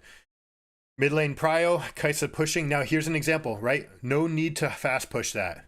This is what I prefer. You see this? Slow. All right, it doesn't need to be fast. By pushing this in, all you're doing is allowing Aphelios to pick it up. That's all you're doing. Kaisa coming over here, you haven't accomplished anything. You're like coming over and rotating here, coming into this area, nothing's happened. You don't get anything. Instead, you could have had this wave building up, stacking. Now you could be sieging this. You guys are watching the fight. We'll let the fight happen, but what a fight it is. Is Garen going to 1v4? That's the question. I mean, they're going to lose the game on the other side of the map for sure. But if Kaisa had been stacking a wave, they would have broken this. Wave would now be meeting them. They could still get all of these same plays while also not giving Aphelios a wave to get back in this case. Now, Aphelios wants to get a huge flamethrower here. Should be using it for the minions. Right, you just want to land this flamethrower ultimate into the middle. He's not casting it. Why is he not casting it? He's looking for something too perfect here. He's trying to synergize with the team and go for a fight. Should have been trying to just kill all the minions. If you get the minions dead, then you have a chance at going for this kill. Instead, he ends up being a sitting duck for the Kaisa to come pop on the backline. I like that BDS is playing this a little safer. You know, let it go. See how these bushes are in different spots? This is to allow them to get something like this control ward down. It gives them a point to siege from, and then you don't connect the bushes so that they don't get vision in the entire bush with just one ward. Now they hold the line. They end up coming back. They're going to go for the Chemtech Soul for themselves. This is very nice for Garen. We've also spoken many times about what Garen can do on this map using the extra move speed from the Squire's Bloom, from the fruits.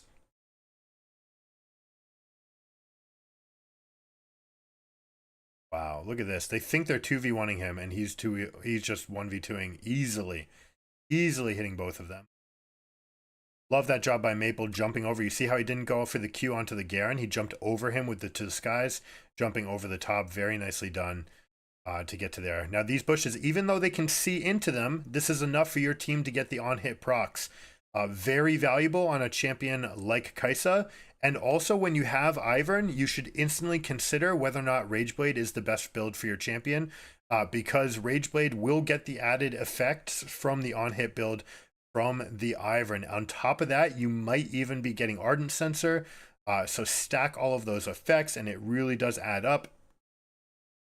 And basically no matter what the build is from Ivern, most times they're going to be going for this shield and heal build, very supporty, but you can see some AP builds as well. You see the Dark Seal has been turned on. You see the Nashor's Tooth here, but we have this. All right, you did end up with that. Wait, was I wrong? Was it Duskblade last time actually? Now that I'm thinking, I was looking at Aphelios, not at Kaisa. I'm gonna have to go back and correct myself. We'll do it after this game. They see the engage, they get the front to back, they've got the super, they're not waiting for anything else. They say your turret is exposed, your inhibitor is exposed, we're going to go after it. Alistar goes in for a combo but gets silenced by Garen, meaning that he's not able to get his pulverize in. So even though he went for the flash, something you can do to do that, and it's a trick you can use on headbutt on Alistar as well, is any time that they are looking at you, you press W on them. And then if they have a flash button that would normally get them, your champion will instantly respond with headbutt. And so what you do is you just press W, and then as they approach, they step back, you step back. They step again, you press W on them again. You'll start walking towards them. That's fine. If they flash onto you, you'll immediately headbutt them back. So a cool little interaction. But then Garen can do the opposite. I've got my silence ready. I will click it. I will click on Alistar. So the moment you flash, boom, you're instantly silenced. And there's no flash pulverize available. So very neat. I do want to go back and see this little fight in the pits here. What are the items that we're looking at?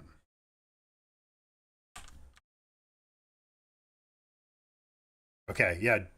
No, she bought items. Does she have it? It's unclear. We haven't seen her items yet. Yeah, so she did have Duskblade. Okay, so it was Duskblade. I thought it might have been the E, but it was definitely the Duskblade that made her invulnerable. Woo! Silver Scrapes, baby.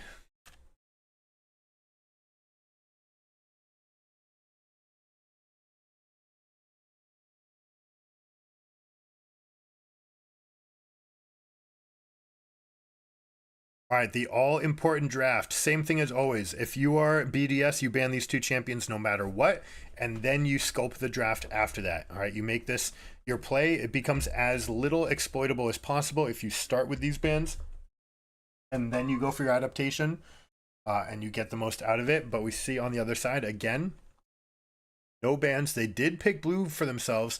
This time, Darius drops the gauntlet saying, all right, we're going Darius here. I'm going to go counterpick in mid. We're going to mix it up. We also have Alistar Zeri, very safe scaling combination to go here. Great response to an Aphelios saying, okay, all right, you want to try to scale? I'm going to get at you. We're going to go front to back with Zeri, and we see Darius. Now, Darius is particularly strong into Jarvan and into Rel, who are trying to dive into you. We see Talia here, so might we see something like a Kassadin? Probably not. But I'd like to see some level of adaptation. Azir is off the board. Cassiopeia is off the board. Not that you would want Cass here, but you want the other Cass, maybe. We could also see some amount of... Probably not Tristana, actually. I eat my words. I was not even looking at Tristana. They end up going for Tristana. Can be very dangerous because you can stun Tristana coming out. That being said, the rocks don't really stop Tristana from doing her thing because she has such a long travel time on the jump that even when you are stunned, that is during the travel time, so you don't really mind it, okay? It's not that big of a deal playing into Talia. The much bigger deal is the change where they took away some of her magic resist, gave her some armor, which will make her stronger in duels. They will try to find the Aphelios in a 1v1 later, especially after level 6 for Tristana, where you can just one-shot the Aphelios. See what kind of adaptations they go from there. And we're going to have to see this top lane battle. Darius played into the field saying, what are you going to do to us? Is your Gnar good enough? Darius versus Gnar can be very, very tricky to pilot. But that being said, then came Jarvan. And Jarvan's coming into your team. Rel's coming into your team. There's going to be a stage in the game where Gnar is going into your team. And so there's going to be windows to get back. Now, I love seeing this. Fleet footwork from Darius. It makes you fast. It keeps you healthy. This is very important against the chip champions. All right, champions like Gnar, like Quinn, Teemo, etc. that have mobility to space out, that can keep you at distance, that can poke you down. I expect that we probably have Second Wind Revitalize on the other side as well. Second Wind synergizing with the Revitalize synergizing with Fleet Footwork, all of them synergizing with Doran's. So it's going to be very hard for Gnar to actually have a meaningful amount of poke here that will stop the Darius from wanting to do anything. Then if Darius ever finds the window, for example, if Gnar ever puts Eon cooldown, Darius can flash and ghost in response. The one counterplay bit will be at level 6. in response to flash or ghost, you can use your ultimate to just shove him back, call it an ultimate, call it a day, and move back. Now you see what Aphelios is doing right here? He's pulling the minion wave. This is going to make these minions auto onto his champions. They start off autoing onto him, and then his wave is going to go. We'll see if they end up going for the push or whether or not they're just trying to hold for this freeze. Two different tactics. They're opting for the poke the cow strategy, which is fairly common. The correct answer to this, by the way, is Q flash. You just get on top of them right away with Alistar, and you say, all right, let's stat check. You're Aphelios, and I've got 48 armor and 100 extra health than you do. Let's just go. All right, and that should be the answer. They didn't do it. Would have preferred to see it. Also, it would have allowed lethal tempo to come online compared to fleet footwork, which is the poking rune. Fleet footwork much better in the all-in. So there's a miss by BDS.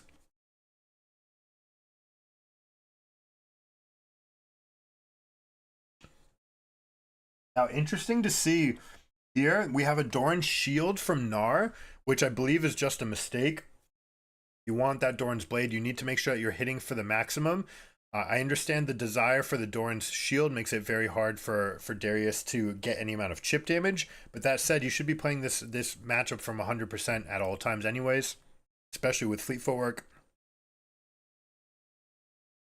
So ends up allowing the push. Now Darius is going to do the classic Darius play. All right, we've got the 3-wave crash into a deep ward on this side. Now they get good information about Jarvan. This confirms to them that Jarvan's on their side of the map. However, they're still going to go for a play because my name is Zeri.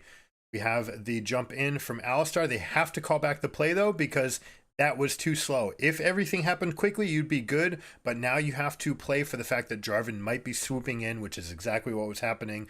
Good job by BDS playing only in the time frame that they're strong.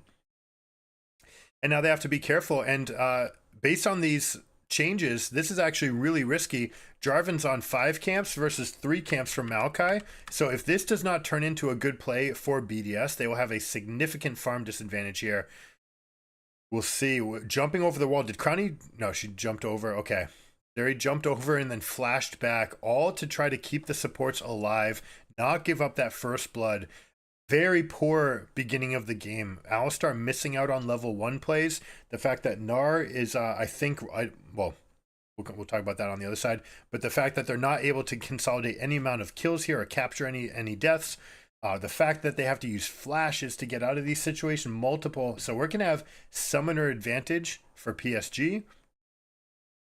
And we're going to have counter pick advantage up in the top lane. But based on that push, and Adam kind of playing this to the maximum. Oh, Gnar makes the first mistake of the game here. Means that we're going to step out. Now, E's on cooldown. This is very important. Now you have a 24-second timer that you're Darius, and you're going to say, okay, or what are you going to do? Like, I'm willing to play into you. Also has multiple stacks on the passive here. So might be able to take this fight despite being 2v1 because he's got his stacks going. Now, there's no Conqueror here, but you just are healing up. Look at that, all that extra damage. Look how much this Darius is doing. Now Gnar has no cooldown. Again, count another 20, might be 22. I'm going to say 22 seconds. Count off the timer again. Darius is going to be mega strong. Giga Darius even. There's that emote. Get it on your wheel. Beautiful, beautifully done. Darius playing to his limits. Very interesting that normally you expect to fight against Darius that has Conqueror stacked at that point, not just Fleet Footwork. Fleet Footwork is giving him a nice little burst of healing. Plus you're getting all those active stats, so you're going to get the better ratio on it. But perhaps there was a window where they could have gotten the rest of the damage in. It looked like they were afraid to go in with Darius having stacks on Gnar already. But if you can let those drop, then you can go for the rest of the play and take that fight to the Darius. But now he's just going to be very, very strong. He's got that modal item that we talk about, having something that can play offense and defense. These plated steel caps, not only is it the perfect itemization into these 2 AD champions, it's also giving you move speed, which is going to exacerbate any weaknesses that Gnar might have where he's feeling afraid of you. Not just that, this is not just any Darius, this is Adam's Darius, maybe the best Darius player in the entire world. Meaning that there's a certain amount of clout that comes with this pick and this plated steel caps. They're going to be afraid of what you might be able to accomplish in this situation. So they're going to make Gnar weak side. They're going to make bot side strong. Early teleport you see being answered by Tristana. They both teleport. They're going to redraw a line of scrimmage right here. Using this ward advantage to themselves. They end up getting the ward for themselves and breaking the line. Talia is going to try to separate the team, but Tristana knocks Woody right back in. Not just that, but the bomb explodes on multiple champions, which means that Aphelios is going to be low. Nuke actually could have jumped this. The fact that you proc the bomb means that the W's back off of cooldown. Could have actually gotten more, but that is a big win. BDS not only taking the win for themselves here, but also getting the dragon. Also, that was weak side. Darius was strong side, right? The Gnar is playing super far back into this matchup. They got the counter pick, and they have walked themselves into a losing situation in top, and they lose themselves. This is very good for BDS.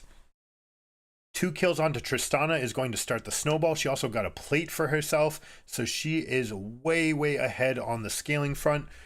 Also has, it looks like, an assist, so we're talking about significant amounts of gold here to the tune of about 900 extra gold. Could have jumped on this, perhaps didn't realize how weak everybody else was in this situation, and if they kill the Aphelios, then this is absolutely just dusted.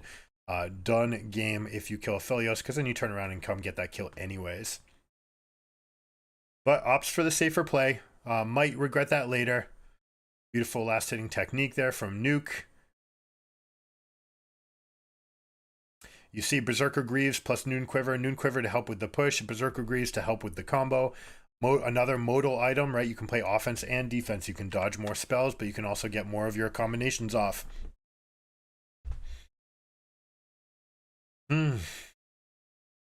Now, despite all that going off, PSG is still even in gold. And you look at gold inventories, right? We've got starter item, or we'll call it like the first back item, plus Berserkers, plus boots, right? So they're even in mid. Despite Tristana having the extra kills, Talia also got one for themselves, so they're feeling just fine here. Jarvan versus Maokai. We see this early giant spell. I'm not a huge fan of Demonic Embrace Rush anymore onto Maokai. I tends to give up too much. You basically only want it in games where you're going to absolutely be winning sieges, where you have someone like Azir and you're just saying, yeah, like, we've got Azir, you're never going to try to run into us because Azir's going to rip into you. Now I'm fine throwing damage. In those situations, I think Leandries is actually better, and then you can go for tanky second items, or even something like Rylai's, so that you don't even need to get things into the pit. Although they usually don't go Rylai's because it overlaps the CC, but there is some amount of build flexibility there. I don't like seeing Demonic Embrace. It doesn't do enough, but it is the mix, right? It is the mix item where you can say, I'm going Demonic. It does deal some amount of chip damage. I'm a jungler, so as long as I stay in the river while I'm throwing these saplings all over the place, I'll basically always be full mana. That won't be an issue for them. We have seen some tier builds make it into this demonic build. But now it'll be interesting whether or not we see Radiant Virtue or whether or not we see the Even Shroud. Even Shroud has been nerfed. Radiant Virtue is usually the go-to for these guys, especially since you're using such a committal spell and you want it to work when it's working. When it's go time, right? But in this game, you're like daring them to dive into you, right? You're double AD carry with Alistar Darius. So, and even with Maokai, right? So triple tank and double carry. This is the sort of composition that they end up building for themselves. Whenever they're double marksman, you tend to see triple tank or you know, bruiser plus tank. But Maokai is, you know, halfway in between. Maybe this is perfect. Maybe it is enough, because this way you get to be the tank for the build, for the team comp, while also being the chip when they're afraid to stand off into you and you're looking to deal damage to turrets with these two. Now, looking at the other side, terrain, Gnar. All right, so that's a beautiful synergy that you have there. Also, you like to try to force people to play into a direction. Talia and Gnar gets played together all the time. Jarvan is also very common. You normally see Nami in with this. Like, Nami Lucian was very popular. Obviously, Lucian Nami doesn't do the same things that it used to. Last year around this time. Is that a bug? What just happened there? Looked like he had that last hit and then it didn't explode. He must just not have gotten it. But when you talk about Rel, the difference is Rel's going to try to bundle people up. That's very good with a Jarvan ultimate, for example, but you can't necessarily force this issue, right? Is Rel the one jumping in? Is Jarvan the one jumping in? Probably you can have Peel, but then you have this standoff against double AD carry, which is going to be very, very strong. And then you never want to actually jump in. Like, Rel never wants to jump into Darius. Neither does even Gnar, like even Jarvan, especially Jarvan maybe. Jarvan is one of the biggest ones, so they kind of walked themselves into this situation where, yeah, Gnar's great laning into Darius, but how's your team comp going to function into this Darius now, going into the end of this game? So will be interesting to see. We've already seen Adam's expertise in the laning phase. We saw, we really wish that this had been a more aggressive pick from the Gnar so that you could really take advantage of this counter pick. And you see that right now he's playing super, super afraid. Adam's clout, his reputation precedes him, meaning that Gnar played afraid. And now he's up to the tune of almost 20 CS. Are they going to go for this? They might opt, but again, rest of the team, like Darius is your big source of advantage right now. Last time they fumbled into you, they made some mistakes, you were able to get that chip damage. I like that you're like using the saplings, you're trying to put out vision, but you see how this whole area has been taken away vision wise. This whole area is dark. If you're thinking about what red team sees, they see none of this. Means it's very, very scary to try to make any sort of play, even blind, even with a Maokai. But look at what Gnar's feeling right here. It has to exist in this world where you don't know. Darius is constantly trying to get behind you. That's why they're always going into this bush to get behind you. If they're behind you, then when you kite, you're kiting into more danger as opposed to kiting to the safety of your turret. Last frame, good communication there. They're trying to hold this situation for as long as possible. Darius is going to go for the crash now. Wave is stacked. I wonder if he's sitting on Stridebreaker money here. Probably is. 130 gold, almost definitely has Stridebreaker. So I like the cover. The call is, by the way, that bring the Owlstar, bring someone up. Hey, can someone help me right now? I need to go finish this build so I can push it in and get my item. But actually doesn't have it. That's a huge surprise to me. I wonder if it's because they missed that one minion on that interaction. Not sure what I saw, but it looked like he missed one. And if that's the difference, like, I don't expect it to be, because then you just sell this and get the Stridebreaker anyways. Maybe he's just saying, hey, I'm pretty good here. Like, this crash, he's not going to be able to survive, like, holding this crash. I can back first, then I get control of the wave. It looks like he's just fast pushing it, and then we're going to see what he ends up doing with it now, whether or not they turn that into Herald Prio or not. Tristana very strong in the side lane, even has the level advantage temporarily until he just gets it back. 1-on-1, but see this? Phase Rush, Crown. This is very easy for Tristana to be. Even the new crown that lasts longer, you can jump in, drop your E, you get your first auto attack. By the time the crown goes, by the time your bomb is going off, their crown is already turned off and it's not doing enough, okay? So something that Tristana can look to take advantage of. She will be strong into this 1v1 in the side lane, also just a half item ahead.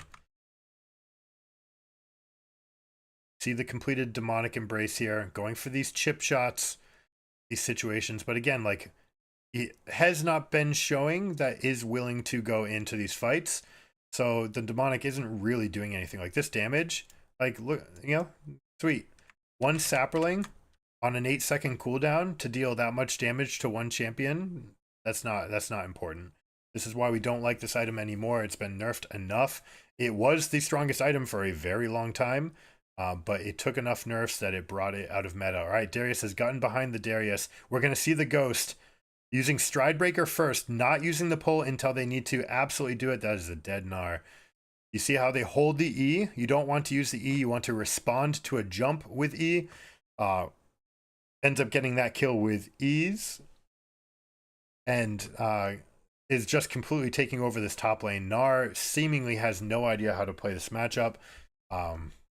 We'll see if they get more. Has been sitting on seemingly these items forever. Probably going to tick up. Is probably waiting for Stridebreaker. Let's see if they do it. 10 seconds before they shop. Let's see if they sell or move anything.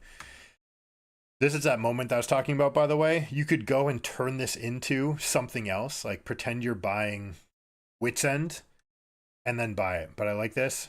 Waits till the respawn, buys it on respawn. Enemy team does not know that you have it. They can suspect that you have it, but they don't know you have it. And again, like we said earlier in the series, the biggest interaction that you can do is buy a fake item and then undo it and then respawn and then buy stopwatch. So anytime you're going to bring stopwatch into a fight, that's something you want to do. Literally, you just have to go into practice tool and practice it. Just practice recalling with 1,000 gold, and you say, all right, I'm recalled, or like into a turret, whatever it is, something that gets you dead, into the fountain you can do in practice tool. Then while you're respawning, you buy the fake item, then undo, and then buy back the one that you want. Oh, that is good graphics. Thank you, production team. Love it. Also love that he plays the God King skins during gods, because that's his thing, you know? This is just a wonderful narrative that if BDS were to make a run would be such an incredible thing. Now, if you guys remember, when FPX won Worlds, that was Phoenix was the world song. Just saying. If Gods is the song, if BDS ever had a time, it would be when the anthem is Gods. There is a real effect to how it plays into your confidence and how people portray you too. Like, you can gain more fans because they're cheering for Gods, they're cheering for Phoenix. It feels like they're cheering for you. That sort of stuff does add up over the course of a tournament. It's not always just about mechanical skill. Most of these guys have 100 out of 100, right? If we're going to grade them on skill, this is what they've got. But the question is, how well do they play as a team? How well do they strategize? How well do they handle pressure and the mental aspects of the game? Love Adam's position here. You see how he takes that position? He's daring Gnar to come up, and he's saying, all right, anywhere you go, I chase. And if that fight breaks out, we win. Now, pivotal to the build. We're always going to see this item second on Darius on these champions. You've got speed item number 1, speed item number 2, speed item number 3. Darius is gated by his ability to join the fight. Once you're in the fight, you're good. You have a 90% slow on your W. You've got the active slow from Stridebreaker. You can pull with a nice little knockup from the hook. Plus, you've got wonderful armor pen scaling, so you're going to be strong off of this core just getting into the fight. You just need to get into the fight. That's why it's this. That's why it's this. And that's why I'm sure we've got Nimbus Cloak and Celerity from the blue page that we can't see. Almost definitely has that to go with him. He's waiting for the fight to happen. Once the fight happens and commits, he's going to come in to the point where it's going to be that hammer to the anvil, coming in at an angle to cut off escapes. And you say, we're a wall here. Alistar Maokai makes the wall.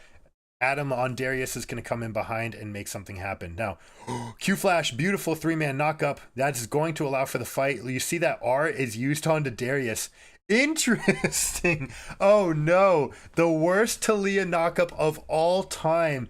Jarvan uses his ultimate Olaf style to just completely shut off the knock to actually pull him out of the Cataclysm. Means that he gets into range to get the execute on the whatever it's called, Noxian Judgment. My goodness, what an interaction. That's a feels bad moment for PSG and something that needs to be corrected immediately. Do not do that again. I'm going to wall him off. Please knock him out of the wall, not back into our team. Yikes.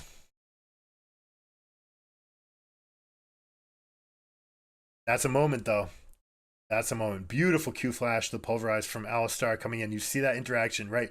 Look at that. That wall, that chain is supposed to keep him in there for another full second. Instead, he's able to come be the pivot for his team, right? So you have two different tanks. You have Alistar, Maokai. They're designed to do different things. Alistar's going to peel off of the carries. Maokai's much more willing to dive forward and kind of get in to the team. Or they can choose which one does which in every fight, depending on who's in the better situation. They have very similar kits.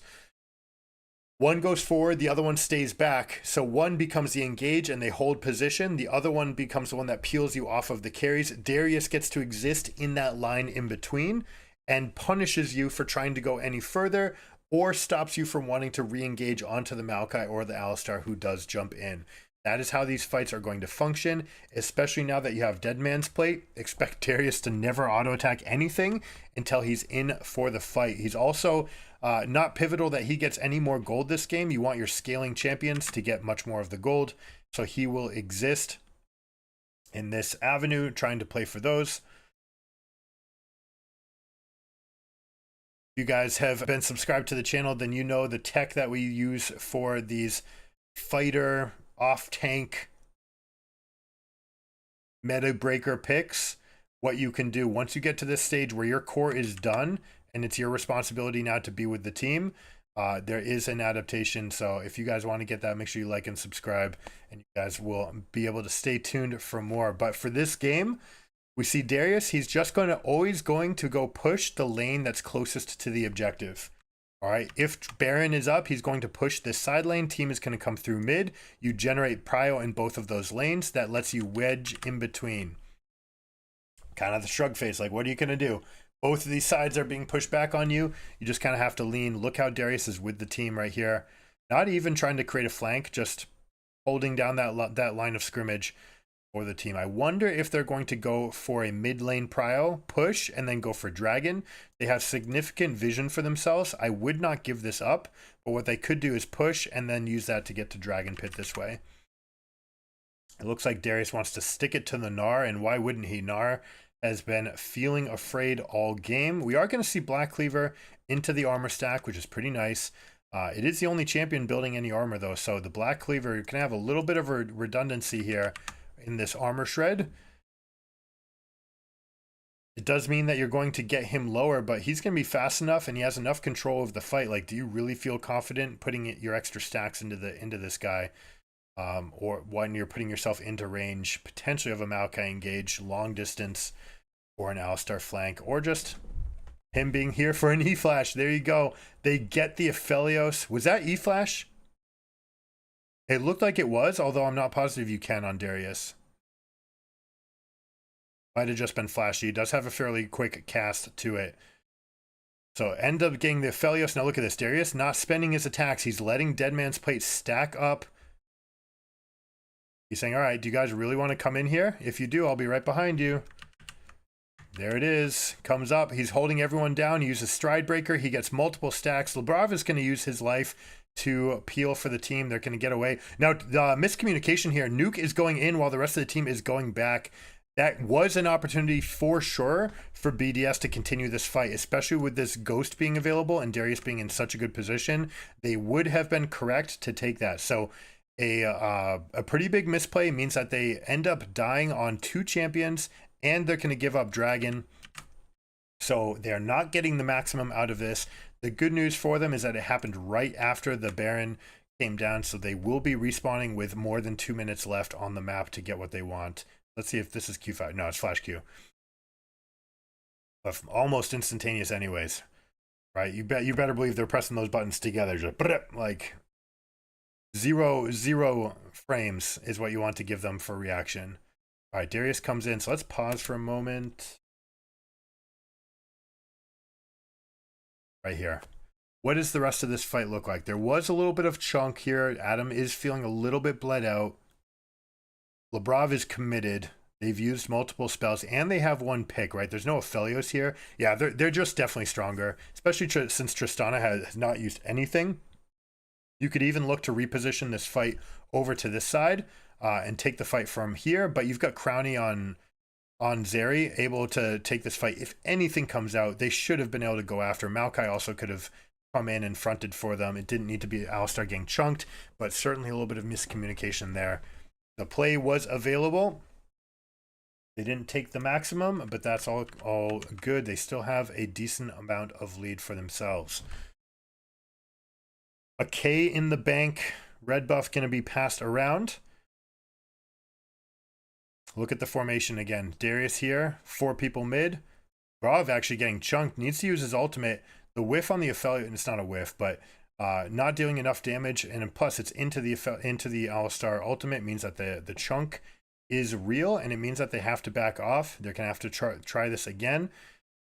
nothing on the map to play for either, right? Like you're basically only playing for this structure. You've already killed these two side lane ones, so it's all about this mid lane. I wonder if we're going to see Darius come and wrap behind them. There you go. You see this position he's taking?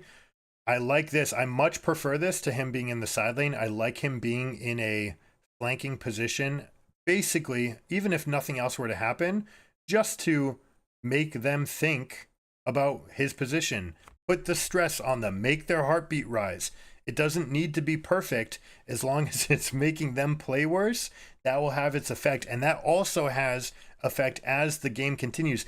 This is game 5 for a spot in Worlds. There is no more pressure than this. And not only that, but your PSG, who won their first 6 games of play-ins. And if they lose these 3, it's all going to be for nothing, right? The weight of a nation is on them, an entire league. They're part of their career, right? Like whether or not they can go Maple, who knows how much longer Maple and Junja are going to be around. Junja has a world championship, right? He was a substitute for EDG when they won. So the pressure is super high every time that Darius gets into fog of war or gets into their head. It's going to be a moment where the heart rate comes up. We'll see whether or not they can sustain it over the course of the rest of this game. Now, we haven't talked as much about the formations over here. We talked about dive, anti-dive, and we talked about the positioning of terrain with Gnar. Nice little synergy here. Gnar, unfortunately, having fallen super far behind means that it's going to be much longer before he can really get full effect into this game. This is probably going to be Chem Tank from Darius to guarantee his position. Once he has Chem Tank, he's not going to wait any longer. He's going to force the fights. This is probably going to be Dead Man's Plate, but it could also be Hullbreaker. Hullbreaker is an option for Gnar in the side lanes to just dominate that range dynamic and say, hey, like I'll just go back to the traditional way that Gnar beats Darius, which is you can't stand with me in the side lanes. And when you teleport into your fight, the Hullbreaker actually has a moment. 1, 2, 3, 4. That amount of time that Hullbreaker is turning off is a moment where you still have those stats. So you don't just get punished. You do have Hullbreaker stats as you teleport in, so you can find that perfect Gnar against the wall. And like we said before, Gnar can teleport to the Jarvan flag, the Demacian standard, and then look for his wall from that position. The teleport timer unfortunately outlasts the Cataclysm, so it has to be very, very precise if they want to create that synergy for themselves. 1.5k gold lead. The items are in inventory largely. You see 3 items here from Zeri is going to be a problem. 2.5 from Tristana's pretty light. We finished 2 from the jungler, and supports, as always, are just on 2 items. If they ever get to a point where they can get Watchful Wardstone for themselves, they'll be very happy. Although, haven't seen one yet, despite it being a tremendous spike in stats for only 1100 gold. Usually something that they should consider, especially since it gives them that access to having 2 control wards out in play and having 3 in the bank. That's where the real power lies. But you do have champions like the Luxes of the world. If you're playing Lux support and you're going Rabadon, so you get that extra shield strength. And then 4th item, just go Watchful Wardstone and say, okay, it's another mini Rabadons, and it's giving me other effects that lets me still play like a support. We're not losing out on a roll. Now, 2 dragons versus 2 dragons. I don't think PSG should go for this. They're still happy to let Aphelios come back. He is on 3 items, so he's feeling pretty good. But again, this is Zeri on even more. So that's going to be scary. Not only that, but we're going to have to deal with the Darius in this line. Darius, who is just giga huge this game. See him kind of fronting, choosing where and when to cast the spells. Jarvan not going for EQ, waiting till they have a little bit of a window, just going for a little trade, poke trade here. Ends up being chunked, and Aphelios doing significant amount of damage means they actually get it. 200 years champion. How did he deal all that extra damage? That seems completely random that those hits were still coming out at range. They get the biggest kill for themselves, means that they're going to feel pressure. Now, this is what I'm talking about, that hype. How many spells did they use for that? They used so many. Now they're going for this Baron. They could end up throwing the entire game here. Ends up with a multiple man root, but they go, Aji goes into the backside and they get away. exciting. This is so hype. What a great series. Zeri having red, now they have prio for this dragon, means they should be able to get this for themselves. We did get recalls from PSG. Yeah, there we go. I love this play from Aji, going for the push in the top lane, saying that's fine, you can get D3, I'm going to get your tier 2 and see if we can get this trade. But Zeri is already in position here. We'll see if she's able to stymie this push. It looks like she is, and it did end up becoming a dead man's plate, not a hull breaker. So Gnar very much playing for the team fights, not going for any amount of split pushing. I don't think I like that. I really wish this were a hull breaker. I wish that Gnar were playing for the presence in the side lane and challenge them to say, hey, I'm plated steel caps and like none of you guys can kill me anyways. I don't need the dead man's plate for the extra effect. I don't need the slow. I don't need the proc. I feel like it's a miss on this item. Hullbreaker would give them opportunities to create significant advantages for this split push. Now that said, the teleport is down, so you're going to see fighter +4. All right, this is going to be the standard advantage. Then you're going to see shallow ward here, and if there's a counterplay, it's going to be with a wedge into the middle. Talia takes that option away by putting the wall down, but now are they committing? Would have liked to see that wall at this angle to say, hey, are you going to commit in front of your turret and take this fight, or are you going to go and actually give us the entire inhibitor as well? They end up getting it anyways with the cannon. I'd prefer to see BDS actually looking for this wedge, especially with a dead man's plate Darius. You'd like to get in between their lines and just force them back by getting in between them. All right, you get 5 people in and you say, hey, I'm really good in this situation with Tristana and Zeri. I'm happy to play around these rocks. Aphelios cannot reposition nearly as well. Now I want to see this damage. All right, so we see damage, auto attack, boom. All right, so that's Talia damage. Wow. So there's a couple of Talia rocks followed by the Aphelios after hitting the ridiculous range on that spell. Getting the extra, it looked like the chakrams to get in the deep hits off of the green-white combination. That is what the green-white combo can do on Aphelios, right? They're using the stacking chakrams. You try to get the ult stack, then you hit with long range from the Q or the ultimate, giving you the extra range to play with your extra chakram and deal that damage. But this was the original 200 years meme. How the heck is he dying from like 1400 range away? He died on his own side of the river while Aphelios was standing here. That's how far away that death happened from with basics.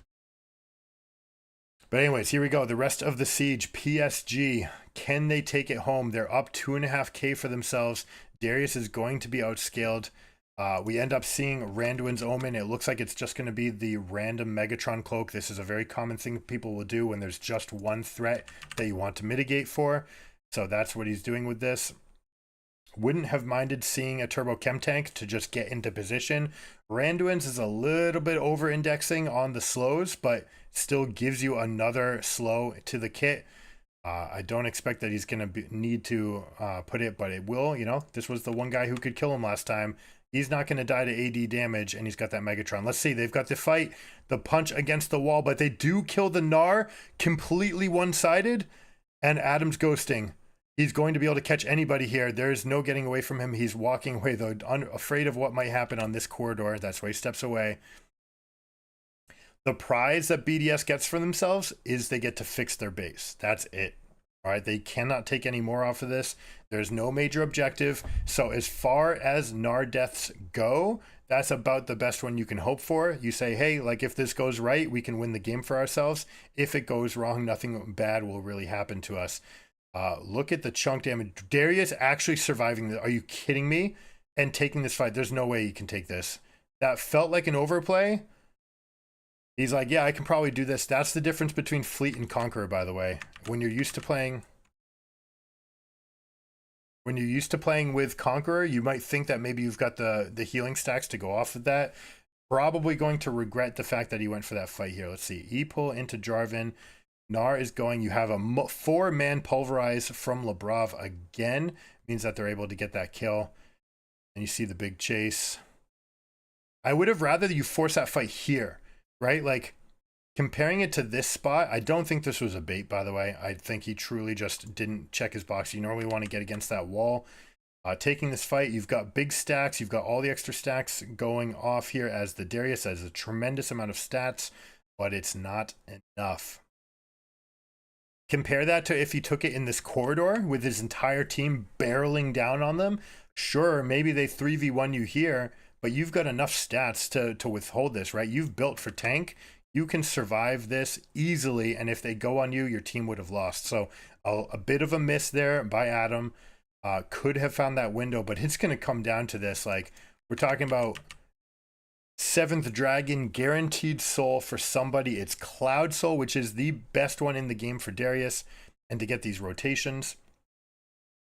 They are standing on top of the Baron. They're going to go for it right away. The waves are in a bad spot. If BDS does not win this fight, they have to commit. They have to take this fight. Not just that, they have to win this fight. Because if anything else happens, these waves are going to beat their base. Look at this. Engage. If you're PSG, you have to engage here. And the longer that this lasts, the more structural damage the base is going to get. You see that they're already going to lose mid inhib, and they've got 2 supers coming into the wave. Now they've got a numbers advantage because Zeri did pull back. So this is going to be a window. They do get the Darius for themselves. Zeri is stuck guarding the base, ends up killing the supers, which means that the inhibitor might die. It looks like she's just in time to keep it alive. That inhibitor must be so low. Labrov inting to stay alive. My goodness. 3 deaths, 5-2. Zeri's going to try to get this wave as far away as possible. You see this? How she's stepping up? It is worth inting for this wave to get it all the way dead, but it's Zeri, so she's not going to die. She steps up, cuts off the wave. Tristana systematically taking it away. It castrates the push so that they can no longer get any game-ending possibilities off of this 5v2. Tremendous play under clutch situations for BDS here. They end up bringing the wave up anyways. It's going to succinct with these respawns. They're going to go for both these inhibitors down, and they're going to reset. They also have the Baron for 90 seconds more, which means, sorry, the Baron is still on BDS, onto Zeri. Importantly, and Tristana means wherever they decide to go for these pushes, they'll be okay. They'll be able to push them out. Expect PSG to bring 4 or 5 people top. Probably 5. If anyone, it's going to be Gnar, but again, it's this dead man's plate. You can't want to ever touch the wave, because the moment you attack the wave, you're going to break your dead man's plate, and Darius might go on. So it's one of those like games of chicken, where first one to blink is going to lose. Tremendous series. Tremendous finish to a tremendous series.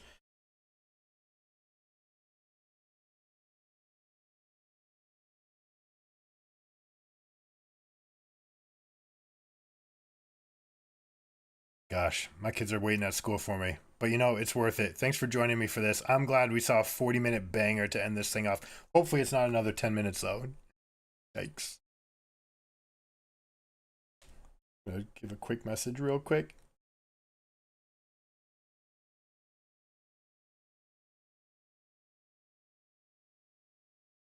We gotta see this end. We gotta see this end. All right. Waves. Supers barreling into mid and bot. You need to send at least one person to start creating this pressure in the top side. Now, because it's Baron, they're saying, you know what? They can still push hard enough, even though it's against our supers. They can push in with the remainder of that Baron buff. So they hold off. They send just Gnar to the top lane, all right? What they're going to try to get now is a slow push to stack up here, something that can build up with the supers. Now that the buff is gone, it's truly going to come down to this last fight. 4 items on Tristana. I believe we had 4.5 on Zeri. We'll have to check that again. Darius has gotten outscaled, but he's still trying to be part of that fight. Look, I love the stopwatch build here. Nothing prevents more damage than stasis. Now Tristana is saying like, hey, I can create pressure in the side lane. Let's look at this fight. Are they going to dare coming into our stack? This is the perfect AD carry for a 4-1 split or a 1-3-1 split. Zeri has perfect kit for getting away over walls. Nuke is able to neuter the push again, and there's no cost to mid lane. Now, will they pivot over? This is the correct answer. Come take your pressure. No, they're moving away from it. You do not need this dragon. They are putting it up into a coin flip. They actually could have checkmated this game. PSG going into this side with super just barreling into these lanes and the stacked wave already waiting for them. This is a miss. They could have gone for the top wave. Instead, this is going to come down to a flip for this fight. It is full build and Guardian Angel onto Zeri, meaning that it is going to be so hard to find these kills in this game. Look at Alistar's position, by the way. Alistar looking for a flank on this side. The hammer and the anvil. Darius playing more front to back. We'll see if he comes around this way or whether or not he holds this angle for the team to hold. Now check this out. Labrov stepping up into the Talia means that Talia's not here for the jump. We get the soul because they press up into this action till Alistar was actually able to flash into the wall and just jump in that way. No, not even flash. It was just a headbutt. And here we go. Even though they have soul, this is still a liability. If they had just gone, if PSG had just been willing to send at least Gnar to that top lane, they would have been stuck. BDS would have been stuck between a rock and a hard place with no good macro options available. You see how much Darius has been outscaled when his Q doesn't even one-shot the caster line anymore at this stage in the game. Level 18 minions. Everybody in the game minus just a few. The supports on both teams are the only ones not 18. Holy crap, what a game. 42 minutes. Who had their pick'ems? This is going to count towards the pick'em stage. Do we get to that 45 plus threshold? It looks like we will because these inhibitors are going to respawn here unless a very random fight breaks out. We'll say though, 3 clouds means that the rotation advantage goes to BDS. This is a cloud. This is a soul that's going to matter for their ability to create these flanks. Maokai, Engage, Alistar, Darius, all it's going to matter. Oh, here we go. They step into this. We've got the control ward advantage, but nothing coming from it. All right, there's one window where they could have gone for the fight. Alistar looking for the flank. He's going to try to get behind Aphelios. Everything is about this Aphelios. Can you get him and knock him into your team? Look at Maokai trying to root people up. Aji is holding down for Waco. Where is Alistar? He's been dutifully holding this spot. The ultimate used in the back of the line. It's completely separate from the rest of the team. Means that they get the Gnar. Now they're going to chase here. You've got the Ghost. Everything's going forward. You've got the stopwatch being used. They go up forward. Look at this. They're repositioning their battle lines coming up front. This whole battle has been a story of Jarvan being separated from the team.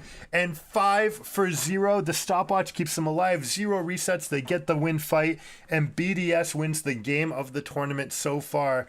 Wow, look at the look of elation on Adam's face. The deep breaths. They've got this. The Koreans love Adam as well. They've got a whole stack of memes set up for him. And oh my goodness, I can't believe they take this down. BDS makes it in the hardest road possible to get into the world's draw, including the play-in to the play-ins is going up. Nuke just feels the need to go into turret. Wow.